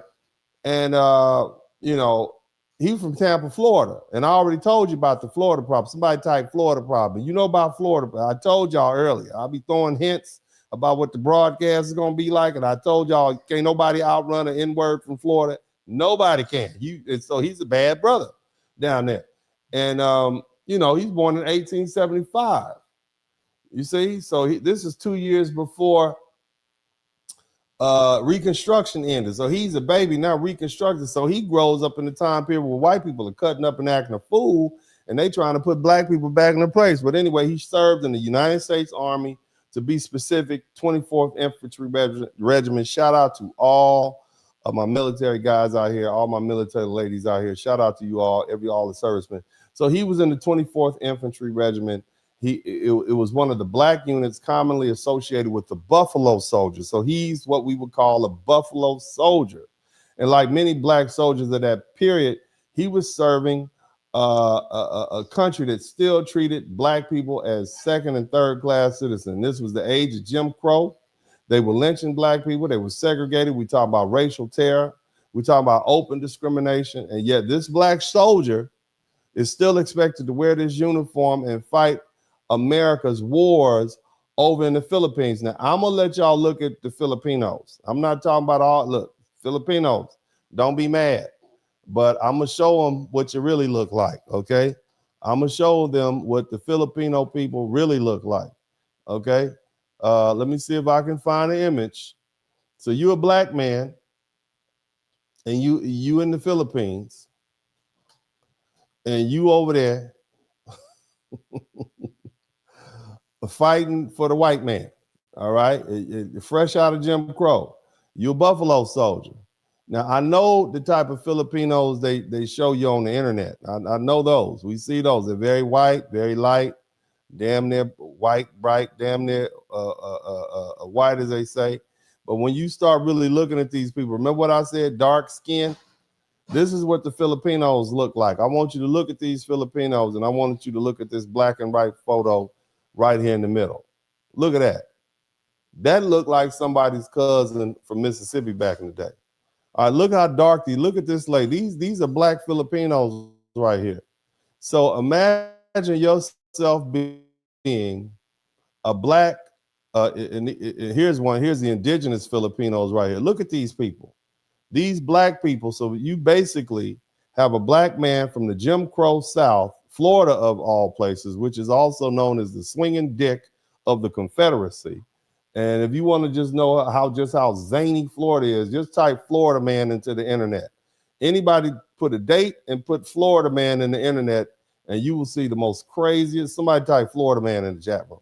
Somebody, I want y'all to, your homework is to type Florida man and your birth date in there. And I guarantee you're going to get several mischievous things done based on that. But that's Florida. Florida's quite racist, especially the panhandle. But anyway, these black troops were sent over there. These Buffalo soldiers were sent over there to subdue these non-white people, these dark-skinned Filipinos in the jungle, who were fighting for their own independence. And that contradiction was impossible to ignore for a black man like David Fagan. And on November 17th, 1899, Captain David Fagan, he defected from the U.S. Army. And he joined the Filipino Revolutionary Forces. And after defecting, he reportedly rose to the rank of captain in the Philippine Republican Army and became one of the most famous guerrilla leaders fighting against those U.S. soldiers. And his story is important because he didn't desert and disappear. He crossed the other side, and he actively fought alongside these black, dark people against the American imperial power. And Fagan won. He won the trust of the Filipino forces after defecting, and he operated in a guerrilla-controlled area and became a serious enough threat that the American military viewed him as dangerous, embarrassing, and symbolic. Okay, and that symbolism is the whole point. Captain Fagan exposed the contradiction of empire. America wanted black men to fight Filipinos in the name of civilization, democracy, and order, while black people back in the United States were being denied basic rights, terrorized by white mobs, excluded from full citizenship, and treated as inferior. And so Captain Fagan's defection forced an uncomfortable question. Why should a black man help America deny freedom to another group of melanated, dark-colored people when America was still denying freedom to us? And that's why his story matters in this conversation, because black and Asian history, it shows that the relationship between black people and Asian has not only been about tension and stereotypes or misunderstandings. There have always been moments of recognition and shared struggle. And Fagan's story also helps us understand how racial language travels through war. During the Philippine War, many American soldiers used the same racial logic against Filipinos that they had been using against black people. They described them, they dehumanized them in terms, they treated them as they were inferior. They portrayed them as incapable of self-government. Okay, and black soldiers, they heard that. You don't think the brothers heard what they were saying about them dark-skinned folk? Here you got me killing these people, fighting against them, and you saying the same thing about them as you say about me. And the brothers recognized it. And so some of them understood. And see, David wasn't the only one that went. It was about 6 other black men that went with him. They just couldn't do it. They couldn't fight and kill these poor black and brown, but they'd rather run through the jungle. They'd rather die. They come over here to die anyway. They wanted to die on the right side, okay? And so when people talk about black people and Asians today, we need to remember that this relationship has always been shaped by empire, war, and race and power. And you've always had black, white folk pitting us against each other. I just want you to be mindful of that, okay? Now, David Fagan. He wasn't a tourist. He wasn't a rapper. He wasn't a passport bro. He wasn't an athlete. He wasn't a viral clip. He was a black American soldier in Asia and turned the 20th century, at the turn of the 20th century, and looking at another group of dark melanated people under American domination. And he decided that his allegiance was not to empire. And whether people call him a traitor or a rebel or whatever, he was a freedom fighter. You understand me? Now, shout out to Fitzgerald. Now I want to move forward to something else. Let's talk about World War II. All right. Now,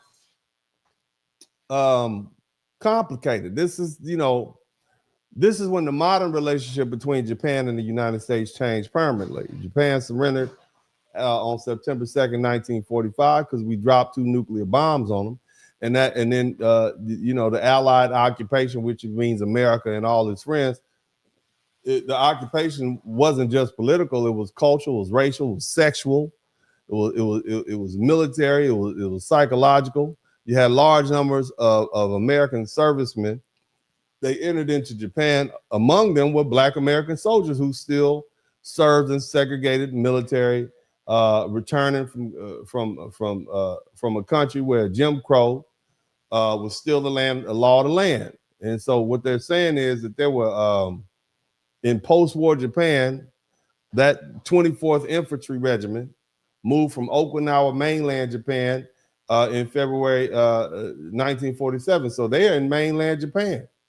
All right, and this is what matters. The Japanese people were not just encountering Americans in abstract; they were encountering white Americans and black Americans, and inside the same military system. But those men weren't treated the same by America. Black soldiers were wearing the uniform of a victorious occupying power, but they came from a country that was still segregated and discriminated against us and humiliated us. So the Japanese civilians and black American soldiers could represent several things at once: America's military power, black masculinity, foreignness, danger, desire, contradiction. In other words, the image of black people in Japan was not formed in a vacuum. It was formed through war, occupation, military bases, race, sex, pop culture, and direct contact. And after the former occupation ended in 1952, the U.S. military presence didn't disappear. We wasn't going to let Japan rise up again. And so under the U.S.-Japan Security Agreement, the American forces remained in Japan. My brother, who was in the Marine Corps, he was stationed in Okinawa. Okay? And see, you understand what I'm saying? So they were there, right? They were there. And they saw it, and the Japanese saw them, okay? But after the war, Okinawa remained under U.S. control for 27 years, all the way up to 1972. And so there's a U.S. military footprint, and that footprint included black men. And so that long military presence shaped how Japanese and Okinawan people understood Americans, including black Americans. And for some people, contact with black servicemen created curiosity and friendship and romance and admiration and cultural exchange. So, you know, what we have to understand and see, this is why the post-1945 period is important, because before the internet, before hip-hop, before global TikTok and, you know, all these different clips and this anti-black racism coming from Japanese, black men were not only seen as entertainers and athletes, they were also seen as soldiers and occupiers.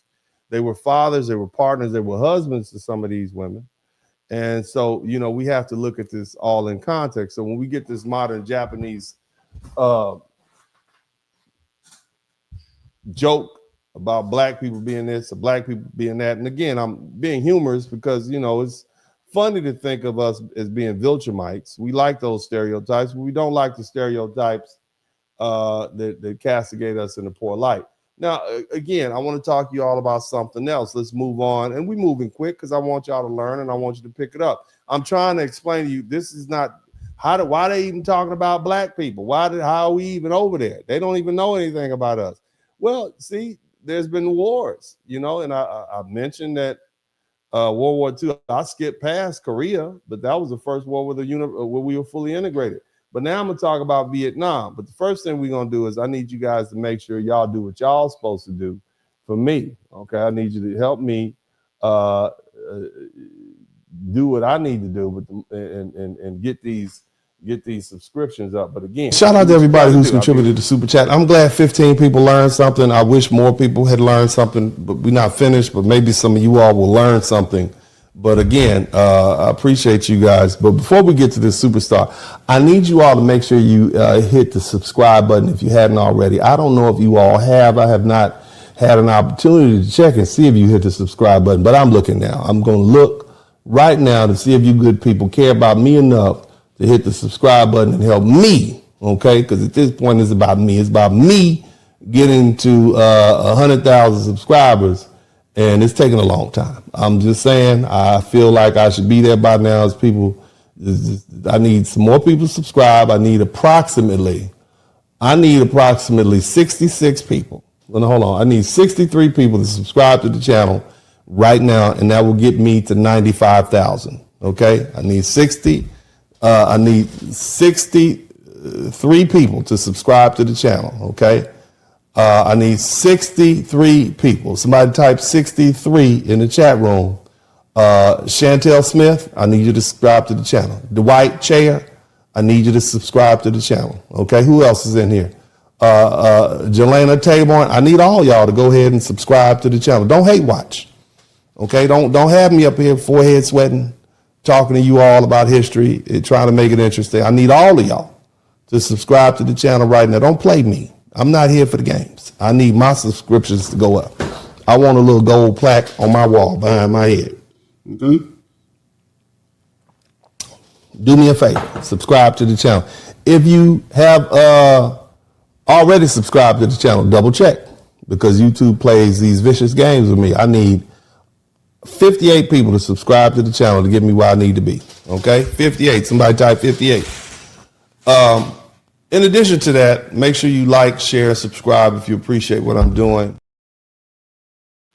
All right. Yes. We want to make sure that Philip and Phil, Sleepy, Just Read, all y'all need to subscribe to everybody in here. Okay. I'm looking at you. I see you. Okay. I need all y'all to subscribe to the channel. We're not here for these games. We're not going to play these games with you all. Okay. I'm not here to play. But let's go ahead and move on. Shout out to Vietnam veterans who may be watching. Shout out to you all who are the children of Vietnam veterans. And this is another major historical event. Now we've moved around. We went from the Philippines. We started off in Japan. We went to China. We went to the Philippines. Now we're gonna go to Vietnam. Okay. Shout out to the Passport Bros. I put up a notice to you all that I was watching you all. All right, all the Passport Bros. I was watching y'all today because we're gonna go to Asia. We talking about black men in Asia today. Okay, and I put a picture up because I said I know what you're doing over there. Did y'all see that? All the Passport Bros. Did you all see the photograph that I put up today for you all? Where the passport bros is. Some people don't think Uncle D was OG passport bro. Okay. Now I got a wife, so I don't do all that. Okay. But what I'm saying is, I know what you're doing over there. I know I'm watching you right now. I'm watching you. I know what you're doing. I see you. I want each and every one of y'all to know that I know what you're doing over there right now. Okay. I'm looking at you. I can see you. You don't think I can see you? Looking at you right now. Okay. I know what you're doing. All right. And so I put this picture up so that they know that I know what they're doing. Okay. And you know, I know what you're over there doing. Shout out to the passport bro. You're in Vietnam, you're in Thailand. Okay. You're not over there for prayer meeting either. No, you're not. No, you're not over there for prayer meeting. I'm gonna leave that up for a little while. Okay. All right. For a few minutes. Mm-hmm. Somebody type mm-hmm in the chat room. We know what you're doing. I know what you're doing over there. Somebody say he needs some milk. Somebody say we was at war with these people. And you over there, you got something, you got a rifle in your hand, all right. All right, you got a rifle in there. You spitting something over there. But it ain't lead. Okay. I know we was at war with these people. Didn't you just hear we was at war with the Philippines and Vietnam? And look at you. That's what you're doing? Okay. I just want you passport bros to know I'm watching you. I know what you're doing. We'll move that out the way. Okay, because I don't want y'all to get distracted from this lesson. But Uncle D know what you're doing. I know what you're doing. Zoom to Thailand. I know what you're over there doing. I ain't going. I ain't going over there. But anyway, so you know, the next major historical event is the Vietnam War, where these passport bros are hanging out right now. And that's usually dated between 1955 and 1975, with the heaviest period of U.S. involvement in the 1960s and 70s. This matters because Vietnam exposed one of the clearest contradictions in American racial history. Black men were sent across the world in disproportionate numbers, okay, to fight people of color in Asia, while black people were still fighting for basic rights inside the United States. And the United States presented the war as a fight against communism, okay, and for democracy. But Black Americans had every reason to ask a harder question. How could America claim to defend the freedom in Vietnam while denying full freedom to Black citizens? That's a hell of a contradiction. And you're going to send us over there to fight? Damn. You see? And that contradiction became, it became a problem. Okay? It became impossible to ignore. And in 1965, the United States increased the troop presence in Vietnam, and the casualty record showed that the U.S. deaths rising from 216 in 1964 to 1,928 in 1965 to 6,350 in 1966 to 11,363 in 1967, and by 1968 it was almost 17,000, which was the deadliest year of the U.S. force in the war. And across the entire Vietnam conflict, the death toll was 58,000 American servicemen. And see, but the racial issue wasn't just that Black men served, it was that Black men were pushed to the most dangerous parts of the war, okay? And then put on the front line, wherever the front line was, because this is a jungle war. They just dropped Black men off in the jungle.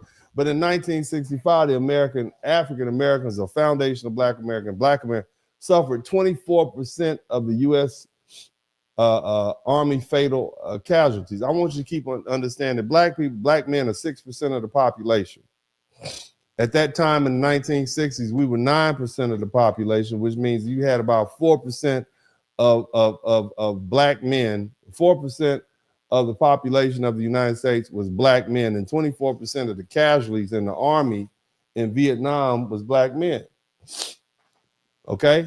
I want you to think about that. And that hits real hard because it suggests that the burden of war was not being shared equally. I want you all to remember what happened in Argentina. Remember we talked about Argentina a little while back?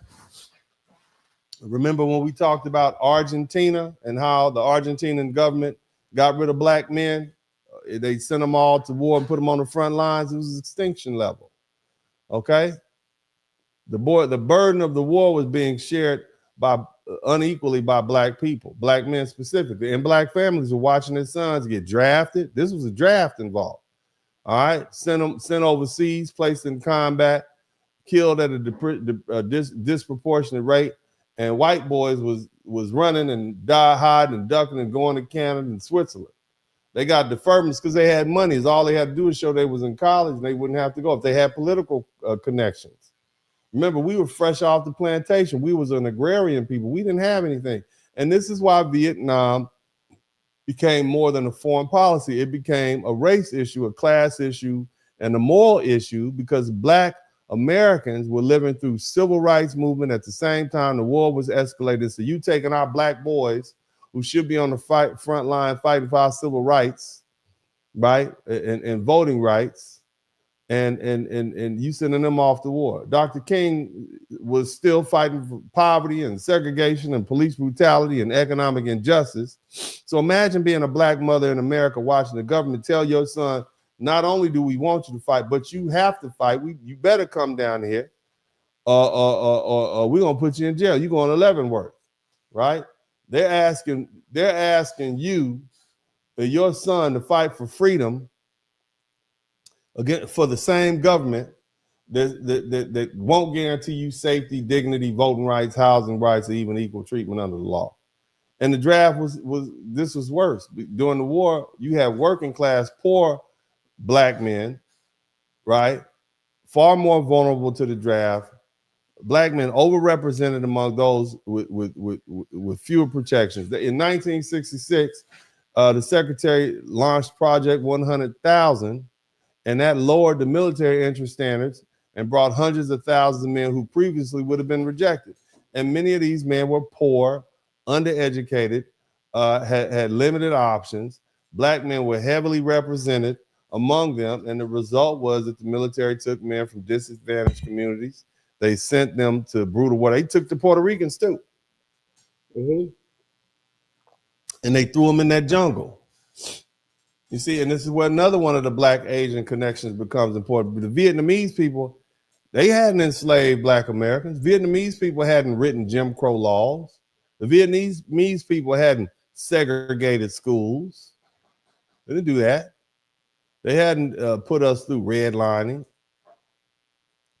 They hadn't lynched black men. They hadn't sick police dogs on us and turned water hoses on innocent men and children protesting racial discrimination. They didn't do that to us. And so on one hand, you're seeing all these black men over fighting. On the other hand, you know, for freedom in a foreign land. And at the same time, you watching school teachers and children and grandmothers and old men getting hosed down by water hoses on the same channel. Black people fighting for freedom for the white man, and black people fighting the white man for their freedom. Okay? Now again, you know, that doesn't mean every black soldier agreed with the anti-war politics, because our men fought valiantly, and they some volunteered. Okay, and many were rewarded. I did a broadcast several years ago about the black men who are awarded Purple Hearts and distinguished medals for their valiancy. Okay, but you know, most of our brothers and our grandfathers and uncles, they served with courage and discipline and sacrifice. But the contradiction is real. America was asking black men to kill and die in Asia for freedoms that they were still trying to secure at home. And that contradiction also shaped how black soldiers saw themselves and how Asians saw black Americans. In Vietnam, black troops were not just soldiers. They carried the burden of America's racial hypocrisy. They were damn near fighting black. They were just fighting black America over there. You understand? That's who was on the front line. The white boys was in the back doing the paperwork, and the black dudes was on the front line. So who's doing the fighting? And so here, what's crazy is the Vietnamese noticed that. The Vietnamese propaganda was specifically designed to appeal directly to black soldiers by pointing out American racism. Okay, and at the same time, black soldiers were sometimes caught between loyalty to their fellow troops and anger at racism inside the military because they weren't treating them well. But I believe they had a lady, I forget what they call her, man. Oh God, there was an Asian lady who used to come on the broadcast when the soldiers, and they would say, "Hey GI, hey black GI," and all now, why you fight for the white man? I mean, they had all kind of stuff, all kind of psychological warfare, and they would broadcast that. The Vietnamese, they had the prostitutes working for them. Why you fighting for a white man? He don't like you. All kind of stuff, man. It was just, I forget the name of the Vietnamese propaganda chick that they had. Golly, and if we could, I could think of that name. I want to say, man, I'm so disappointed at myself. Vietnamese propaganda. Let me see if I can do that. Let me see if I can do that real quick. I don't want to get too far off track because I want to keep this thing pushing. You and me, same. You understand what I'm saying? I'm not gonna go there, but yeah, just look it up, man. Just look it up. And the thing is, man, black people, we knew what was up, and that's why you have movies like The Bloods. Okay, because we would give each other Tokyo Rose. Was it Tokyo Rose? Couldn't have been Tokyo Rose. Hanoi, Tokyo Rose. Well, either way, and it's not like we were over there and it was a racial paradise. You still had the same white boys from the segregated South talking stuff to black men, Willis Addison, and that's why the fragging was so high. Because see, brothers was throwing grenades into their shout out to Willis Addison, soldier brother number one. Thank you so much. I got drafted 3 times in '66. Damn, bro, volunteered for the U.S. Air Force, but still went to Vietnam. Damn, bro. Damn. Boy, you lucky to be alive. Golly. My man, I had to put this up real. Damn, they threw you in. God damn. But anyway, yeah, man. So this is what, so you got to deal with racism from your superiors. You over there killing brown people and Vietnamese, and they trying to kill you. You like, why am I fighting these people? And the white folk don't like none of us. You see what I mean? And it wasn't just a war between nations. It was a war between races. It was a war between empires, and black identity is smushed together in the middle. So when we talk about black people and Asians, okay, when we talk about that, it's a complicated relationship, isn't it? We was right there with the white man killing them. I just want you to understand that. So it's right there, okay. And then I'm just saying, okay, we might have been there involuntarily, but we did a good job when we were asked to do it. We didn't do like Captain David, did we? Well, no, we kept fighting. All right. But the other thing is, we can't act like the relationship only exists through immigration and dating and social media and anime and hip hop. Black men were in Asia in large numbers during Vietnam era, and they were fighting, dying, and questioning and resisting, and sometimes recognizing that people that they were ordered to fight look more like the oppressed than the oppressor. And so Vietnam forced Black America to ask a question that still echoes today. Why are we so often expected to fight for systems that don't fully fight for us? And now, to kind of segue that, and there was a lot of black men that asked that question. And so the next section we're going to talk about is somebody most of you should have heard of, but many of you don't understand why he was famous. You all just think, oh, this is another famous old school boxer from back in the day. But Muhammad Ali meant more. He was bigger than boxing, okay? Muhammad Ali was far bigger than boxing. I want y'all to check this video out. Now on television. No, I will not go 10,000 miles from here to help murder and kill another poor people simply to continue the domination of white slave masters. Times when a man refuses because of religious beliefs to go in. So what I'm doing is, this is Muhammad Ali, young Muhammad Ali, at the height of his boxing career. Okay, he's world champion. He's this is when they called him Cassius Clay, or right before this he won the Cassius Clay, and once he won, he called himself Muhammad Ali. And they were trying to draft him. They did the same thing to was it Joe Louis? Joe Louis got drafted, and you know he went in there. He did a little exhibition boxing and whatnot. And they let him out. But somebody said Hanoi Jane. That's the propagandist that they use. Yeah, that's what I thought it was. Hanoi Hannah. But Muhammad Ali refused to go to the draft. And, you know, he was in Houston, Texas, and his case was tried right here at the courthouse where I go to all the time, the federal courthouse where I go to. And this is why Muhammad Ali was important in history of racial relationships and civil rights movement, because, you know, listen to what Ali has said. This is unfounded. This is a black athlete. They didn't talk like this back in the day. They were treated like, you know, bucks. Okay, they did what they were told to do. They were there to perform, not speak. Somebody say, shut up and box. That's what they were trying to say to him. All right. And Muhammad Ali was brash, and he was handsome, and he was well spoken, and he was and he said what he had to say. And at this point, he became a student of the Honorable Elijah Muhammad. And so, you know, this is what he was saying. Listen to what he had to say. To the service and wear a uniform, the government will assign them to work possibly in a hospital, a federal hospital or something like this, as a civilian. Would you agree to this? No, sir. I don't know. No, sir. I won't participate. No, sir. I'm a minister, preacher from the stand of rostrum. I'm not a marcher. But I will say here that I have in my press release that I've said it once and I will say it again. The real enemies of my people are right here, not in Vietnam.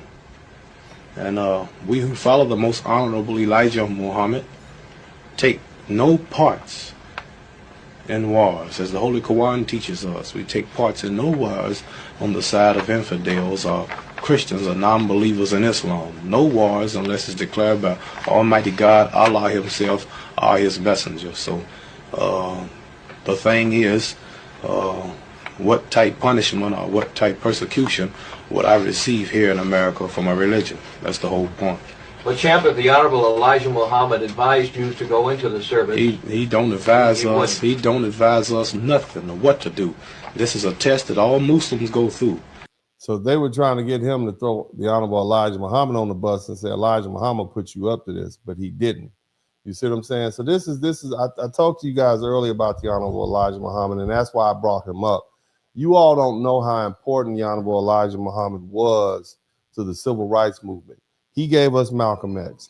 But for the Honorable Elijah Muhammad, there would be no Malcolm X, there would be no Martin Luther, there would be no Muhammad Ali, there would be no Minister Louis Farrakhan. There would be none of these people, and all the great ministers and all the movements and all the black power. There wouldn't be no Black Panther Party but for the Honorable Elijah Muhammad, because they came after Brother Malcolm X, and he was under the Honorable Elijah Muhammad, whether before or after, you see. So he departed. So this is what I need you all to understand. And the Honorable Elijah Muhammad instilled self-love into black people. Love yourself, do for yourself. If you begin to look at books like Eat to Live, Eat to Live, Message to the Black Man, look in those books that were written decades ago, and they will tell you the same thing that some of your dietitians and some of your social scientists are saying right now. I'm just saying, okay? Whatever your religion may be, I'm a Christian, I'm a devout Christian, but you can't ignore what that man did. Now, they've tried to disparage him and say, oh, he had a whole bunch of wives and stuff like that, but he wasn't at Epstein Island, was he? How about that? You understand me? Same thing with some of our other great leaders. They ain't doing what some of these folk are doing. Some of these people, you know, them folks. You understand? But they'll throw you under the bus, and they're doing much more heinous and treacherous stuff. But let's go ahead and let the late great Muhammad Ali speak, and then I'm going to give you a breakdown of it more so. As the Holy Quran teaches us, who is he to say that he believes and not be tried? We all must be tested and tried by Allah to see if we are sincere in faith, even if it means face machine gun fire. So I'm ready to die. Very powerful statement. So let me put the context in it for you. Remember what I gave y'all some dates? I told you all that black men were dying in Vietnam at astronomical numbers. And so this is I believe it was in 1967. And mind you, Ali is at the height of his boxing career. He's making money. The world knows him. They stripped him of that. Okay. So Muhammad Ali, he was the one that presented that contradiction of the Vietnam War. And mind you, the world is looking. The Vietnamese are looking. The Asian world is looking. And he was the clearest voice for Black Americans at that time period regarding the war. It was April 28th, 1967. Ali appeared for induction into the United States Army in Houston, Texas, and during the height of the Vietnam War. It's 1967. They sending bodies back, by the plane load. Okay, at that time, over 10,000 men had died. Mind you, in 68, the following year, 17,000 soldiers were sent back in body bags. Okay, so it's at fever pitch. Okay, and when his name was called, he refused to step forward. He had already argued that he was a conscientious objector based on his religious beliefs as a member of the Nation of Islam, as a Muslim, but the draft system rejected the claim. His refusal became one of the most famous anti-war acts in American history, because this black man from Kentucky, Mr. Muhammad Ali, wasn't some unknown protester. He was the heavyweight champion of the world. He was the most popular athlete in the world and one of the most visible black men on the planet. And he was willing to sacrifice his title, his money, his freedom, and his prime years of boxing, a career, then to go fight in the war he believed was morally wrong. And it wasn't like they were going to put him on the front line. They said, you're going to be in the hospital. You're going to do what Joe Louis did. And Ali's position was powerful because he said out loud what many Black Americans were already thinking. Why should Black men be sent to kill people in Vietnam when America hadn't even made peace with Black people at home?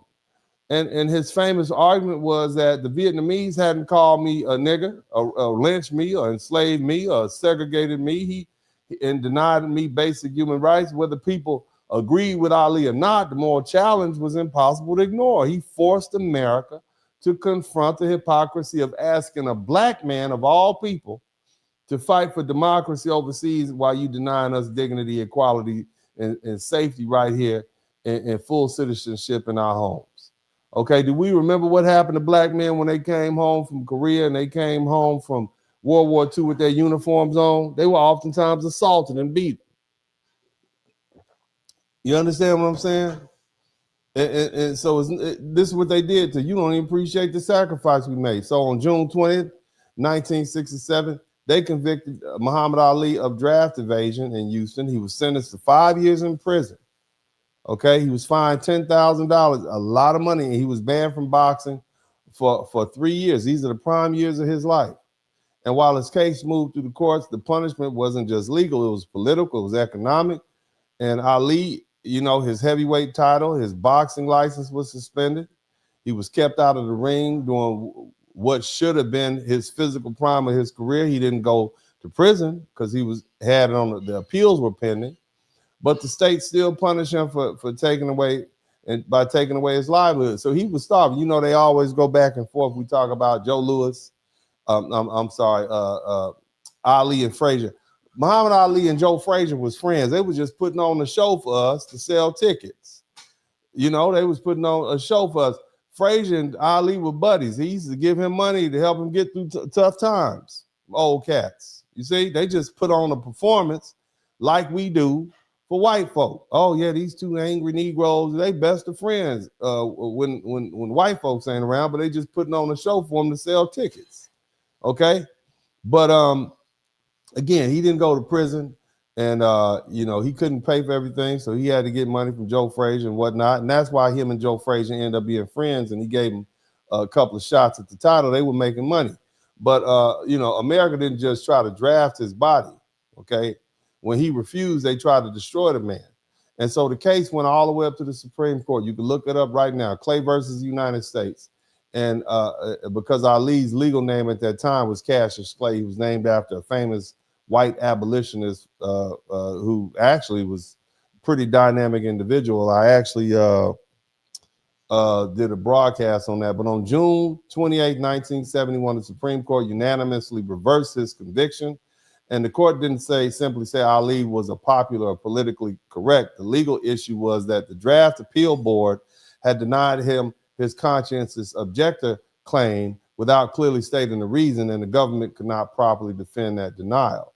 And so, the case turned on the government's failure to explain which ground it relied on when they rejected Ali's conscientious objector status. And Ali, it matters in this conversation because he connects Black America, Asia,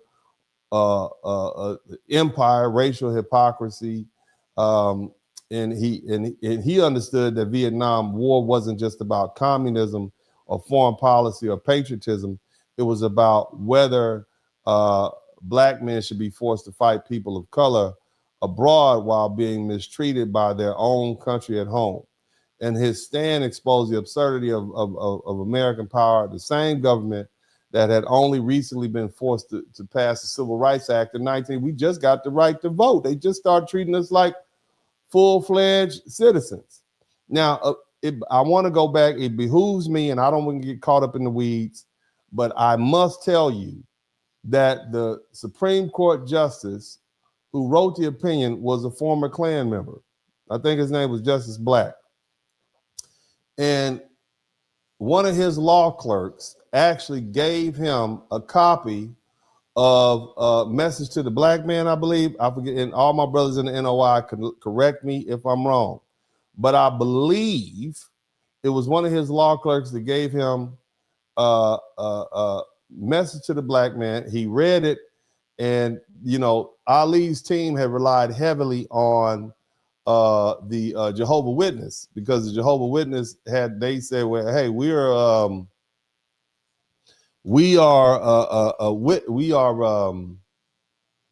a religious group, and they didn't believe it, and so they were trying to discount the Nation of Islam, because back then they called it a sect. They call it a something other than a religion. And so once they read that writing, and that's why it's so important to write. That's why Black people have always wanted to write. Black people have always wanted to be authors, so we can tell our own story. Okay, and actually was written by Justice Porter Stewart. Okay, but as I recall, you had active or former members of the Ku Klux Klan in it. Okay. And it was one of those gentlemen, I want to say it was Justice Black, and I don't want to mess it up, but he was the one that swayed everybody else, said we need to put a unanimous opinion because they can't even explain why they've indicted him. I mean, we did this for the Jehovah Witness. Why wouldn't we do it with this? This is a real religion. So anyway, that's what was going on with that. And again, Black men weren't just encountering Asia through travel and dating. Okay, this is another example of a war. Now let's kind of move on, because we're gonna kind of wrap this thing up. We are 4 hours in. I hope you all are learning something. I really, really hope you all are. I've put a lot of work into this, and I've been planning this for a long time, and I was just waiting for the right moment. But again, so the next thing we need to talk about, whether we talk about war, military presence, modern media, we need to start kind of talking about how we got to where we are. Let's go to the 70s and the 80s. I mean, if you want to see some good breakdancing, go to Japan, right? They are stuck in breakdance, hip hop, K-pop, right? Black American culture, and I've talked about that extensively on my broadcast. It's one of the most powerful exports of America had. Hip hop emerged in the 1970s. It became a major commercial force in the 80s and the 90s and the 2000s. It spread around the world through music and videos and movies and fashion and dance and sports and advertising, and now the internet. Okay, so by the time we get to the late 20th century, people across the world are learning about Black Americans through direct relationships, through images and their favorite rappers and athletes and comedians, and soldiers, gangsters, entertainers, whatever. And that matters because the media can make people visible without making them understood. Okay. Black culture became global, but Black humanity didn't always travel with it. Okay. People around the world learn about our clothes and slang and music, and they walk like us, and they busting rap songs like us. They got attitude like us, right? You hear that lady said they're reading our books. They want our image, but they don't learn. They don't know anything about our history. They don't even know about our culture. They swear up and down we don't have one. Shout out to Alonzo Nunn. And they definitely don't know the struggle and the legal battles and the family stories and the regional differences. There's a big difference between somebody who speaks that Gullah Geechee out in South Carolina. I don't even know what they're saying. But then if you go somewhere like New Orleans and you go down there and speak to some of the people, hey, I don't know what the hell they're saying either. You see what I mean? But they're all speaking some variation of some form of English. So again, they can't put us all in one pot. So Black people became something people could consume and imitate and admire and fear and also misunderstand all at once. And so Japan is a perfect example of that contradiction. Japanese hip-hop culture grew from the 1980s and became highly visible in the 1990s. Little did we know they had Japanese artists, dancers, DJs, fashion designers. Fashion drew heavily from Black Americans, or foundational Black Americans. Their scholars have written about the influence of hip hop on Japanese popular culture and why Japanese artists and fans have engaged so deeply in the Black culture, while others have copied the surface aesthetics without fully understanding the racial history behind them. You see? And so Japanese hip hop, I mean, they really got a thing. Japanese hip hop, it has specifically discussed Japanese performers and fans. They have adopted our speech patterns, our style, our visual presentation as part of their own performance. And that's where the problem comes in. Because see, when Black culture is exported through entertainment, the world receives Blackness as a performance. Black people become rhyme and confidence and sexuality and athleticism and toughness and coolness and danger and rebellion and physical power. And again, we like some of that, don't we? We like some of those. We like being Viltrumites. Don't get it twisted. We like them thinking that we're superior, don't we? We like that, huh? So can we admit that some stereotypes are good? That's why they think we real life Viltrumites. Okay. But it plays into the idea that Black people are built differently and move differently and survive differently and carry a kind of physical presence and that other people recognize immediately. We like that. But the same stereotype that can feel flattering on one side becomes dangerous on the other. If Black people are imagined as naturally stronger and tougher and faster and more aggressive and more sexual and more violent or more physically dominant, then people stop seeing you as an ordinary human being and they start seeing you as a threat. Your mere presence is a threat, especially a true Black man. Whether we're talking about sports media, where, you know, they often describe Black people as raw athleticism and strength and speed. And I get the same thing. I'm up here at jiu-jitsu. They swear, oh, you're just strong. They tell my child, you're just strong. Motherfucker, I've been here. My kids have been here 11 years. You think they haven't learned anything? You think they whooping at your butt just because they're strong? You think I'm whooping your butt just because I'm strong? I got a whole booklet of about 50 pages of notes about jiu-jitsu. It's not just because I'm strong, but they'll never give you credit for your intelligence. You know, they love to do that. That's how they love to pitch Black Al. Oh, he's just not, it's instinct. Somebody type instinct in the chat. It's instinct. Like, we hadn't thought this through. They don't praise us for our intelligence. They don't praise us for our discipline and our leadership. They call it instinct. You understand what I'm saying? Right? They don't give us credit for decision making.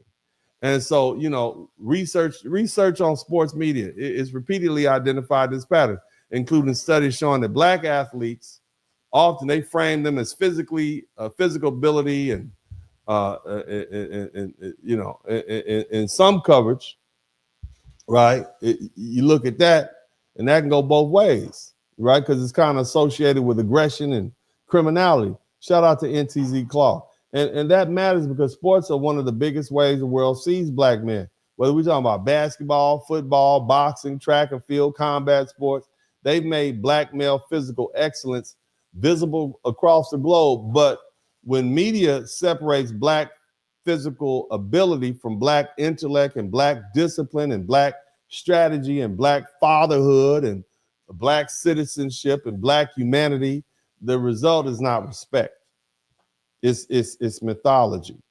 And shout out to Zuik. Thank you so much. And people begin to admire the body while disrespecting the actual person. They praise the dunk, they praise the punch, the sprint, the dance, the voice, the style, the swagger, but they still carry the fear, contempt, and condescension toward the actual black people walking through their real life. And this is why that whole Viltramite joke is funny, but it's also revealing on the surface. It's just another internet joke comparing black people to some fictional alien race from, the Invincible, but beings who look human but are stronger, faster, tougher, and nearly impossible to destroy. But underneath that joke is a much older racial imagination. We are all the Yasuki. We are that black samurai that's 6'2", 2 feet taller than us, right? To them. All right, but it's the world has long imagined black people as these super physicals, stronger than normal, tougher than normal, more dangerous than normal, more sexual than normal, more animalistic than normal. And therefore, guess what? Less deserving of empathy because they're not real humans. You don't feel sorry for Superman, do you? And that's why black pain is minimized. That's why black fear is dismissed. That's why they don't feel sorry for you when you lose a relative. They don't feel sorry for you when you get hurt. They won't give you pain pill. Black women, they let you suffer in when you're giving birth. Black men, they don't treat you as well when you're in the hospital. They don't respect your humanity. Your anger, your righteous indignation is treated as a threat. I mean, black men are copied and desired and demonized at the same time. Same thing for black women. And so when somebody in Japan or elsewhere runs across a black person and reaches for that same old N-word stereotype, those stereotypes come from several places at once. They come from colonial racial hierarchies. They come from American military presence. They come from imported movies and crime dramas. They come from hip hop videos. They come from sports commentary. They come from porn, anime, memes, internet culture. But the final product is the same. Black people are reduced to an exaggerated idea instead of being treated as an individual human being. You see? And modern media belongs in this timeline. By the late 20th century, black culture is global, but anti-blackness has always become globalized through the same channels. And the world wanted our music, our fashion. They wanted our athletes. They wanted our language. They wanted our swag, our cool, our style. But it didn't want us as a people. You see? They didn't want our history. They didn't want our history of suffering and politics and political protest. They damn sure don't want our humanity. And so, and we end up in the modern moment where people can love black culture and laugh at black memes and copy black aesthetics and watch black athletes and still use anti-black language when they feel challenged by an actual black person standing in front of them. Okay? Now, the next thing I want to talk to y'all about, okay, because some of you brothers, let me put this back up here real quick. Okay, let me go ahead and let me get this. I want to put this back up here so you know what we're talking about. I want to make sure y'all listening. Okay? Okay. Did you see this before? Did y'all see that? Where my passport bros at? Shout out to all the passport bros. Are y'all listening? What does it say at the bottom? Somebody type Vietnam, Thailand, and Philippines. Okay. All right. You understand? Read, I'm watching you. Somebody type watching. Uncle D's watching you. All right, because the age of, look here. Listen now. 2024 through current day. Japan, Thailand, Philippines, South Korea, Vietnam, a lot of these Asian countries are dealing with the pressures of globalization and tourism and immigration and dating culture and social media and foreign men showing up. You heard the little Asian man say, we tired of you foreign men coming to our country. Leave our girls alone. They mad about it. Foreign men, they showing up. Passports in hand, one hand, something else in another. They got money and they got expectations. Okay? Now, some things you guys don't know, I'm going to show you. Did you know that you probably don't know that Japan has a problem that is near and dear to our heart? Look at this. I want you Japan has a single mother problem no one talks about. Here's why. In Japan, when parents divorce, only one parent can have legal custody. Joint custody doesn't exist. And in about 90% of cases, that custody goes to the mother. Once the divorce is finalized, fathers often lose any guaranteed right to see their children. Did you hear the first part? Japan has a single mother problem. Do you hear me? They over there, them Japanese men over there dropping them babies off and moving along. You understand? Visitation isn't automatic, and it's rarely enforced. Child support isn't strongly enforced either, so many mothers receive little or nothing. That's why so many single mothers in Japan end up raising children completely alone, working multiple jobs just to survive. So when people ask why... I bet they out there doing something else, working too. Somebody type they working in the chat room. They out there working. They working out there. Yeah, they working out there, huh? Japan has so many single mothers, it's not chaos or culture, it's the single mothers what? System itself. And that's why... So they out there working. That's what he said. They're out there working, and them girls need a few dollars. Get some baby diapers and some formula for their babies, because the men rolled out on them. The poor little Japanese gals over there, they need a little help. Somebody type a little help in the chat room, okay? And we know, fellas, brothers, we know what you do. We know what you're doing over there. I'm watching you. I know what you're doing over there. We know y'all about that help. We know you gentlemen will help. You're generous. You're generous, aren't you? And you're not just doing it in Japan. And it ain't just black men. I just want you to know that. The white man is the original passport, bro. All right, let's give white man his credit. White man is the original passport, bro. He got everybody beat. He has spread his seed far and wide. Shout out to the white man. The white man has gone far and wide. He's been doing it a long time before black men were able to do it. But we know what you're doing over there. Okay, now let's go ahead and have a serious conversation, okay? Because we don't want to get distracted by any unnecessary diversions from this serious message. Okay, so I'm gonna move this out the way because y'all don't need to see that no more. We got the point. All right, we know what you're doing over there, brothers. Okay. Now, what you need to understand is that Japan is a major part of this because the country has seen a dramatic rise in foreign visitors. Y'all going over there. A lot of foreign residents. In 2024, Japan had 37 million foreigners come through these little islands. Okay. Breaking it, the previous record in 2019 was 32 million. So they had about, like 5 more million. In 2025, the number rose again to 42 million. Y'all just what are y'all going over there for? What's going on in Japan that you 42 million or 43 million of y'all want to go over there and see what they're doing in Japan? What are y'all doing? What's going on over there? That's a lot. That's why they mad. They want you out of there. That's why they getting racial. They want you to get up out of there.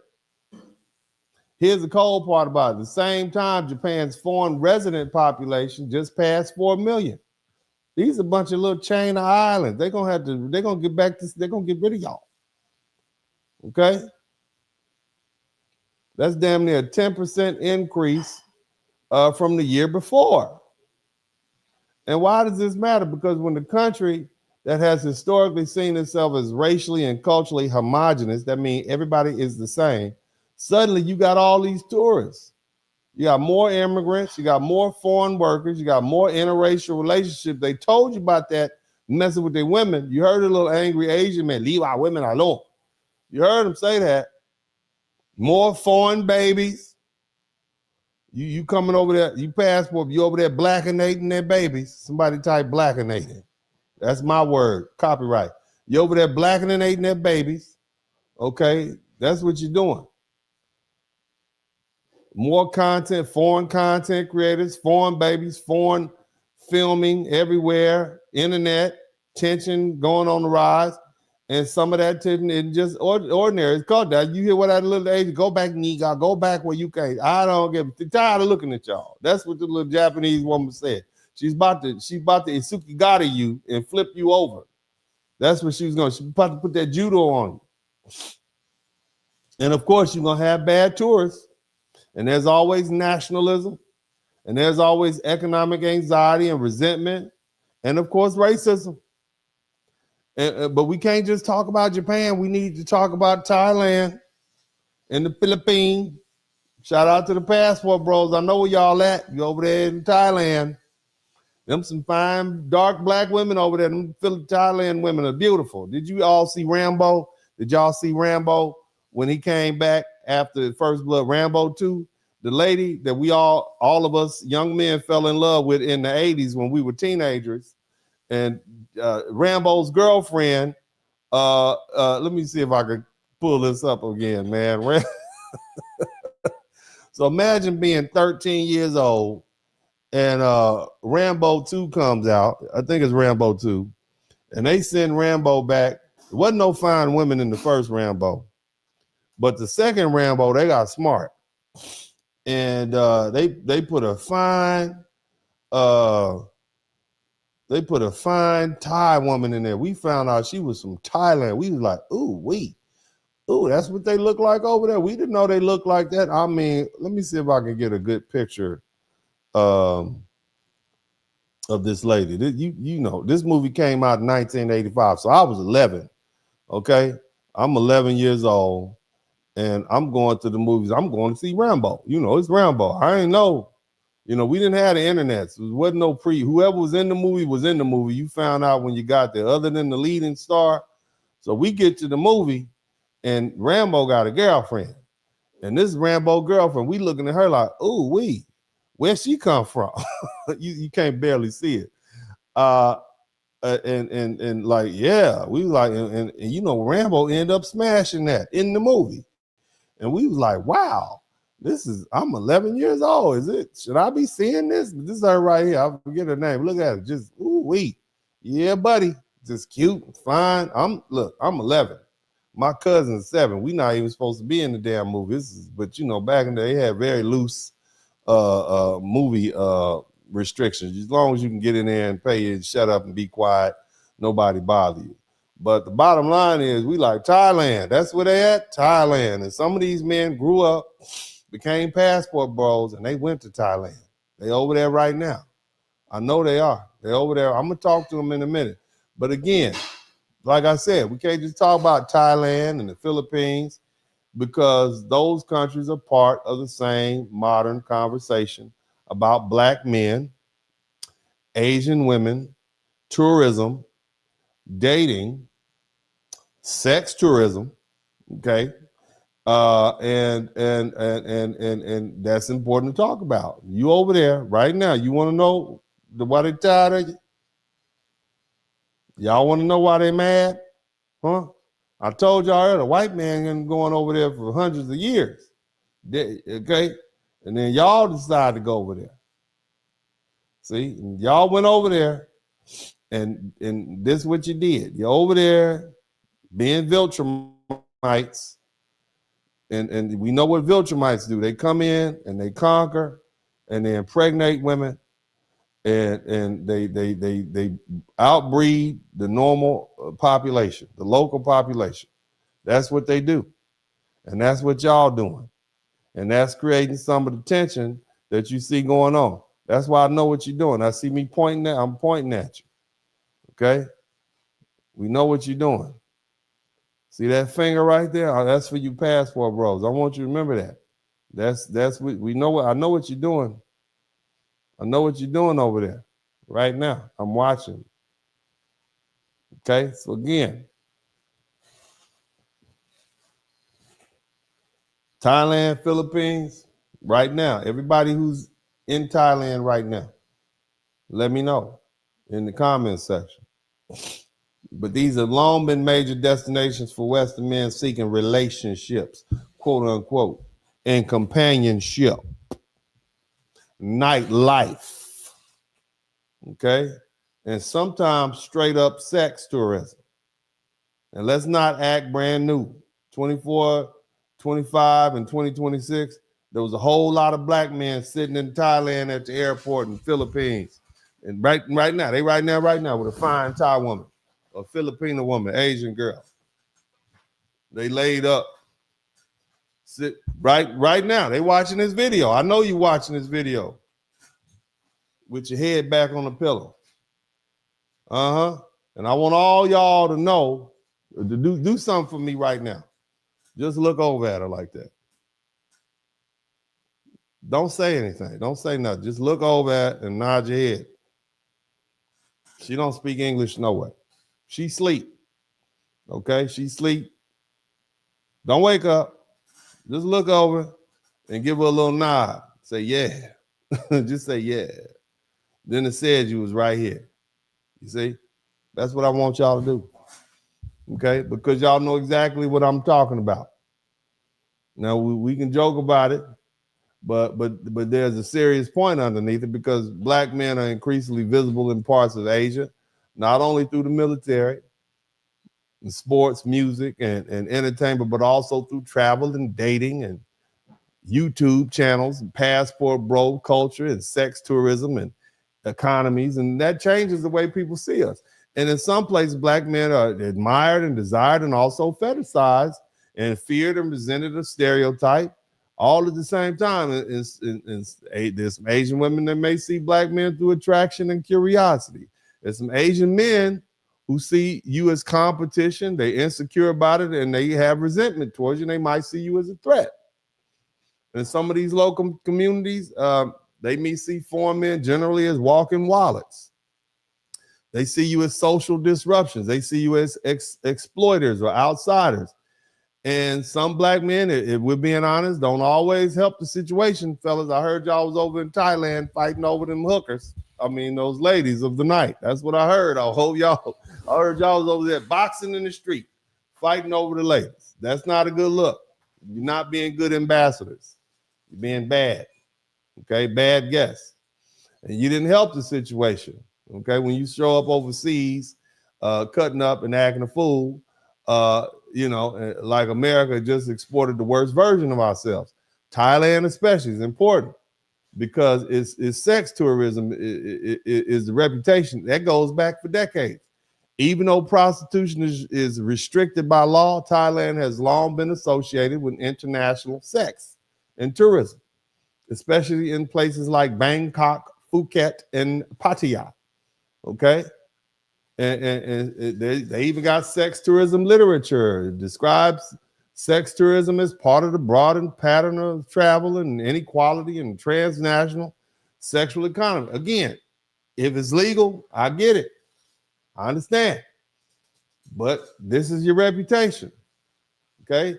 And so wherever you go, you've been an ambassador. Same thing with the Philippines. And we can go to South America, Colombia, Brazil, Dominican, but we own Asia right now. Today is your day. Asians, it's your day today. Okay, because we can talk about the fact, Philippines has this and we get that, but this is what y'all allow over there. And so if you open up the buffet, it's all you can eat buffet. You can't be mad when the big people show up. They want to eat all they can. Okay, it's a lot of big people coming over there. They ain't ate like that in a long time. Okay, so they over there eating. They eating everything available. They just delicious. Man, this is great. Pass me some of that. That's soy. Give me some more of that. They over there eating everything they can. All right. They over there talking. They say foreign men travel to Southeast Asia talking about traditional women and submissive women and better women or escaping Western women. And you know we're gonna be honest, right? They not dating all of them. Some of them might be dating. Some of them might be doing business, doing a little monkey business. Sometimes some marriage. I get that. It's some sincere interest, and I support them. I hope you find the woman of your dreams. Sometimes you just over there just to go ahead and smash. We know where you're over there. You're over there smashing. You got your passport in one hand and your manhood in another one. Okay? And see, this is where Black and Asian dynamic gets complicated. Black men aren't the original or only foreign men participating in these spaces. White men, European men, and Australian men, Korean men, Chinese men, Japanese men, Arab men, men from all over the world are participating in the Asian sex tourism dating economies for decades. It's more of them than us. But because Black men already carry these global stereotypes about sexuality, physicality, masculinity, and danger, their presence in these spaces get read differently. You are Viltrumites. The Viltrumites have come over here to bang the women, okay? A white man in Thailand, he might be seen as an old retiree or sex tourist or an exploited foreigner. That's what he is. But a Black man, you are a Viltrumite. You've come over here with your Viltrumite ways and you've come to take over, okay? And he gonna be seen, Black men might be seen as all of that plus the imported racial mythology attached to Black male bodies. And that's why the modern period matters between 2024 and 2026. Asia is receiving more foreigners and more tourists and more interracial couples and more immigrants and more online content, more social media narratives than ever before. Japan is dealing with record tourism.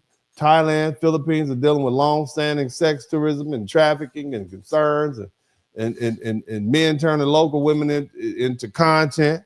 And Black people are moving through all wild, carrying each stereotype, and the world already has some about us. And so when you see racial tension in modern Asia, we should not pretend that it came from nowhere. It comes from immigration, anxiety, tourism, pressure, economic inequality, military history, media stereotypes, sex tourism, passport bro culture, interracial desire, racial fetishization, and plain old anti-blackness. And that's why that viral moment, went global. Okay, now, again, some of you all may not remember where we started. Let me first start off where we started just so we can know where we at. Okay, I want you all to know. We started with the fact that you got a lot of folk, they referring to Black folk as Viltrumites. Okay, we are Viltrumites now, just so you can know. Whispers back in the field. Look, the internet is officially tripping.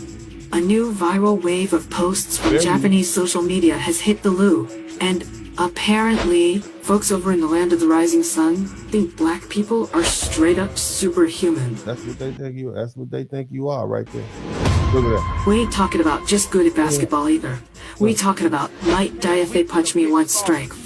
They out here thinking every dude from Northside is a secret character in Tekken. Look how they got Dr. Martin Luther King, but why they do Dr. King like that? The God Mod, or just ignorance.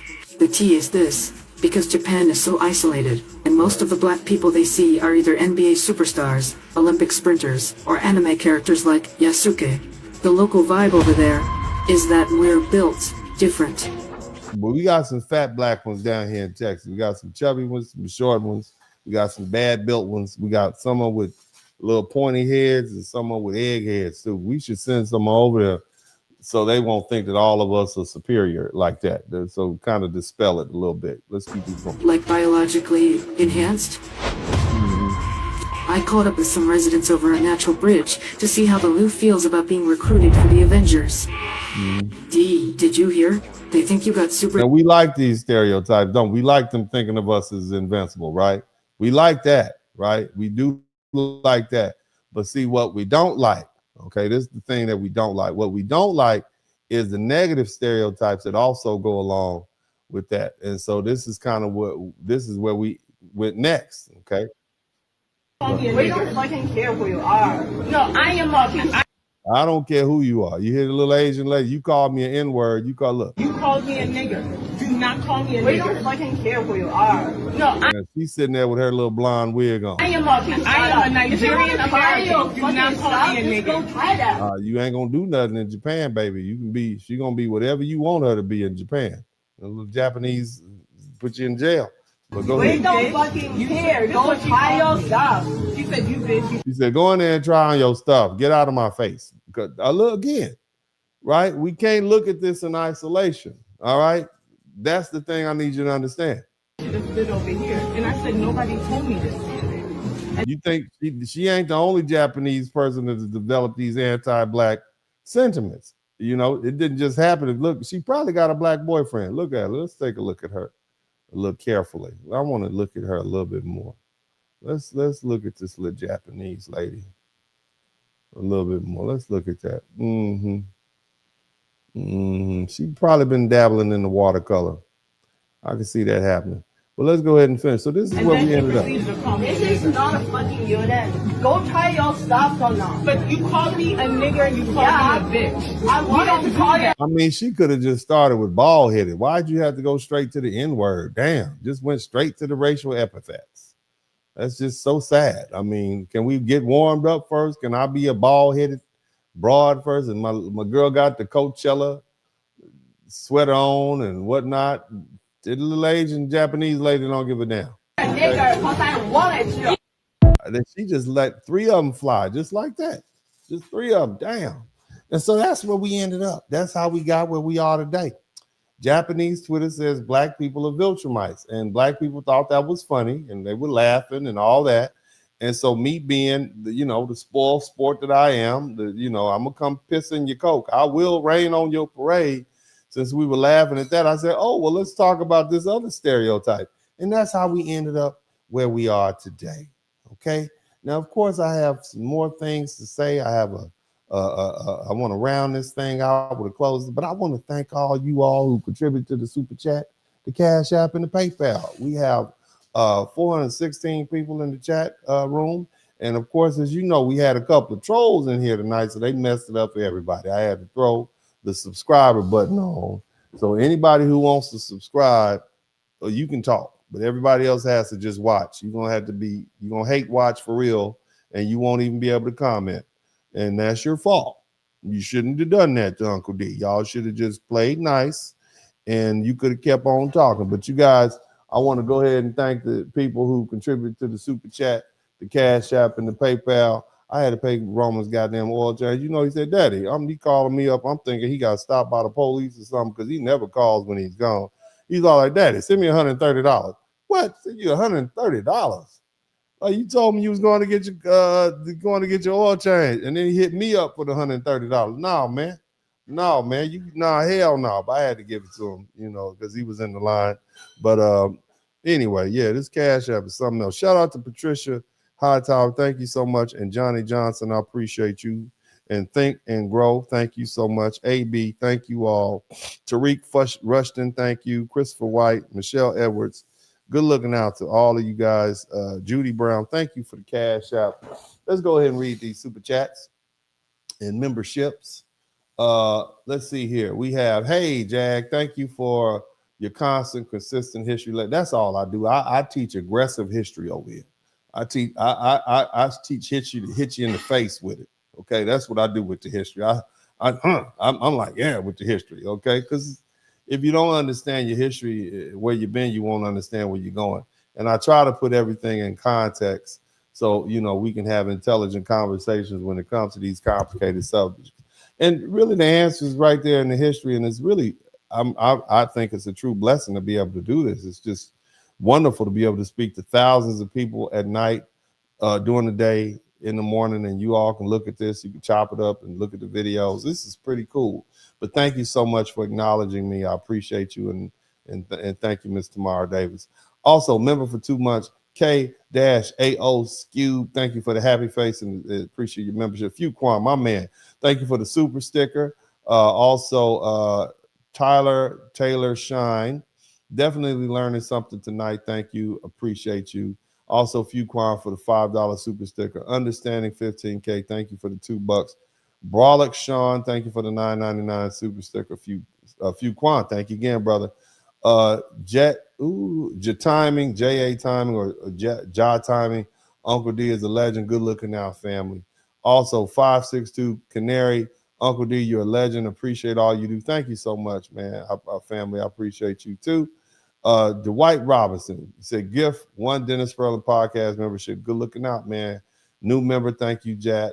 Timing again, new member. My man, Mark the Freelancer, ain't been here.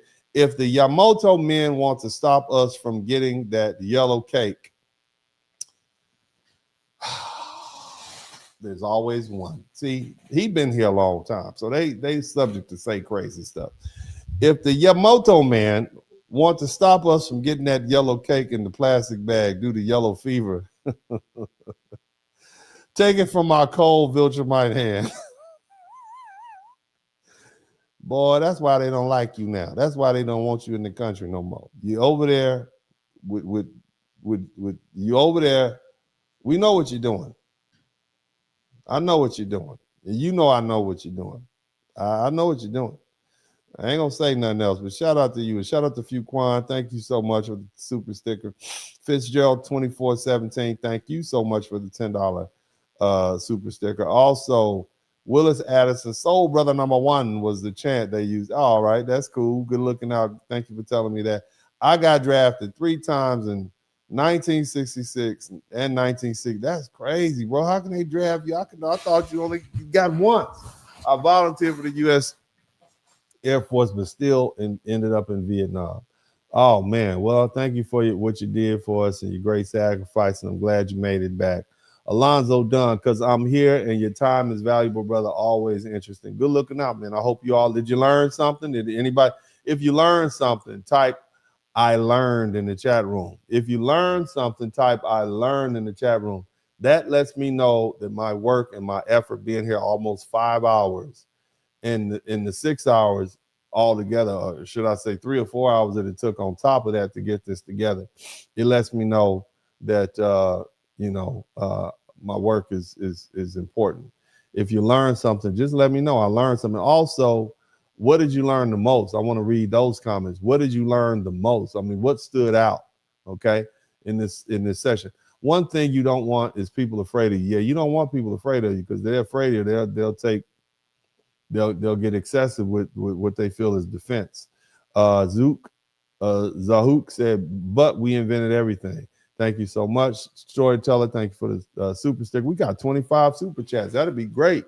I think the most super chats I've ever had at once was 50, and we got 25. So that's pretty cool. Appreciate it, man. I just appreciate everybody who learned something. Also, Few Quan, thank you again for the super sticker. Benjamin Games, thank you. And also Phil, thank you so much. I appreciate all of you guys. They saying I learned. Okay, y'all learn. That's really all I can ask. Anyway, let's go ahead and do this. So now we walk through this timeline, and the point should be clear. This conversation is not just about one viral conversation, or confrontation at that Zara store in Tokyo. It's not just about one woman allegedly using the N-word, allegedly. It's about whether it's not just about whether that woman was Japanese or Chinese or Korean or something else. And it's not even about the other woman who was, as she said, a Nigerian American, realizing in real time that anti-blackness doesn't care about her preferred identity label or nation. This is about something much bigger. This is about the long global history of how Black people have been seen and feared and copied and admired and stereotyped and desired and resented and misunderstood. Because, you know, when you look at the full history and the pieces start to connect, whether we talk about Yasuki, the first Black samurai way back in the 16th century, or European colonialism, it shows us how racial hierarchies were exported across the world, whether we talk about Captain David Fagan, you know, who wasn't a captain until he went to the other side and joined the Filipinos and they made him a captain. But bottom line is, it shows, that situation shows us that Black Americans and Asians have crossed paths through war and empire and shared struggle. The U.S. military presence in Japan shows us how America exported not only its power, but also its racial contradictions. The Vietnam War showed us the hypocrisy of sending Black men who were not even full citizens at that time, or just got their rights, to fight people who are also Black and brown and colored abroad, while Black people were still fighting for freedom in at home in the United States. Muhammad Ali shows us what it looks like when a Black man refuses to participate in that hypocrisy. And the modern media shows us how the world can both love Black culture while still disrespecting Black people. And the modern tourism, immigration, dating, sex tourism, passport bro culture, it shows us that Black and Asian encounters today are still being shaped by race, sex, money, power, desire, insecurity, and stereotypes. And that's why the internet can't handle this conversation properly. The internet wants everything to be reduced to a clip and a meme and a reaction and a hot take and a flag and an emoji or a comment section. The internet wants to know who was right and who was wrong, who started it, who said the word, who got embarrassed, who got exposed, and who can turn the moment into, content the fastest. But history doesn't work like that. History moves much slower. We started 500 years ago and we still making history now. See, history asks where the word came from, how the stereotype traveled, who taught people to think that way, who benefits from the division, and why the same racial ideas keep showing up in all these different countries, different languages, and different centuries where we haven't even been on a consistent basis. And see, that's the real lesson here. Anti-blackness isn't just an American problem. It became a global language. It travels through colonialism, media, war, migration, entertainment, sports, beauty standards, school systems, social media, dating markets, everyday assumptions. And that's why someone thousands of miles away from Black America, who aren't even Black Americans, know exactly which racial insult to use when they see a Black person that they want to degrade. And they may not know our history or our families or our communities, but they know our internal differences. Okay? And somehow they know that slur. And somehow they know the stereotype, and somehow they know how the world has been trained to reduce Black people. And this also is a message to the Black diaspora. Y'all been catching hands from me all week. We can have our differences, and we definitely need to debate lineage and ethnicity and nationality and culture and immigration and history and identity. Those conversations matter. I want you to be absolutely certain the foundational Black Americans are our own separate ethnic group and our own identity and our own ethnic genesis, and we are not Nigerians. And just like Nigerians are not Jamaicans, and Jamaicans are not Haitians, and Haitians aren't Ghanaians, and Ghanaians aren't Afro-Latinos, everybody has their own story, and we don't need to erase those distinctions to tell the truth. But we also need to understand, stop pretending that these internal distinctions automatically protect you from those external anti-blackness that you thought you were better than because you weren't, one of us Akatas. okay, or one of us black people who are former slaves. They don't. Because see, when anti-blackness pops up its ugly head, it usually doesn't ask for your passport. It doesn't care what your tribe is. It doesn't ask what your language is or who your parents are. It doesn't even care what your education level is, how much money you have. It doesn't ask whether you're an immigrant born, first generation, second generation. That lady didn't ask her if she was an American. She assumed she was an African. She could look at her and tell the difference between her and a black American. They've been looking at us for since goddamn 60s and 70s. You don't think they can tell the difference between who's a black American and who's not? If I'm standing if I'm in a room with 15 Nigerians, you don't think they'll be able to figure out, okay, that dude right there, he's a black American. I can tell. Hell yeah. They know the difference between us. They can listen to me talk and tell I'm not Nigerian or Ghanaian or any of that. Okay?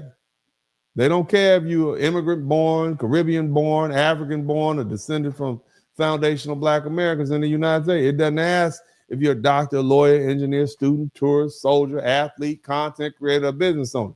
It sees black first, and then it acts accordingly. So yes, we can laugh at the Viltramite jokes. We can laugh at the idea the Japanese Twitter thinks black people are built like Omni-Men or Supermen. We can joke about black men sitting in Thailand or the Philippines right now with a fine Asian woman, hopefully with a big wide booty and some big old breasts sitting up there like cassava melons enjoying themselves. I hope you're doing that, brother. It's all fun and games, right? Right? I got you, didn't I? Got you. You didn't know that was coming. I know you're laughing. I know y'all laughing right now. That's humor. But that's part of how we as foundational black Americans survive. We laugh at the tragedies. But after we laugh, we still have to tell the truth, okay? In the same world that admires black strength and fears black, it also fears black people. In the same world that copies black culture will disrespect black humanity. It's the same world that desires black bodies but refuses to respect black dignity. And that's why that woman got called the N-word with her Coachella sweater on, hoodie. And that's why this episode is not just about reacting. That's why I didn't just come on here and say, oh my God, she's horrible. I didn't do that. You see? It's about understanding. That's what I wanted you all to do. Shout out to Judy Brown. Shout out to Miss Gibson. She said I tagged you. Thank you, baby. Because if we only react, we stay trapped in the viral moment. But if we understand, we can see the pattern. And once we see the pattern, we can stop being surprised when the same old anti-blackness shows up wearing a new outfit, speaking a new language, standing in a whole new country, or trending under a new hashtag. The internet will always simplify things, but history never does. This is Uncle D. I love you all. I appreciate everybody. Please like, share, and subscribe to this broadcast. I certainly do hope you all appreciate it. I look forward to reading the comments section. And as I always say at this time, man, I'm out.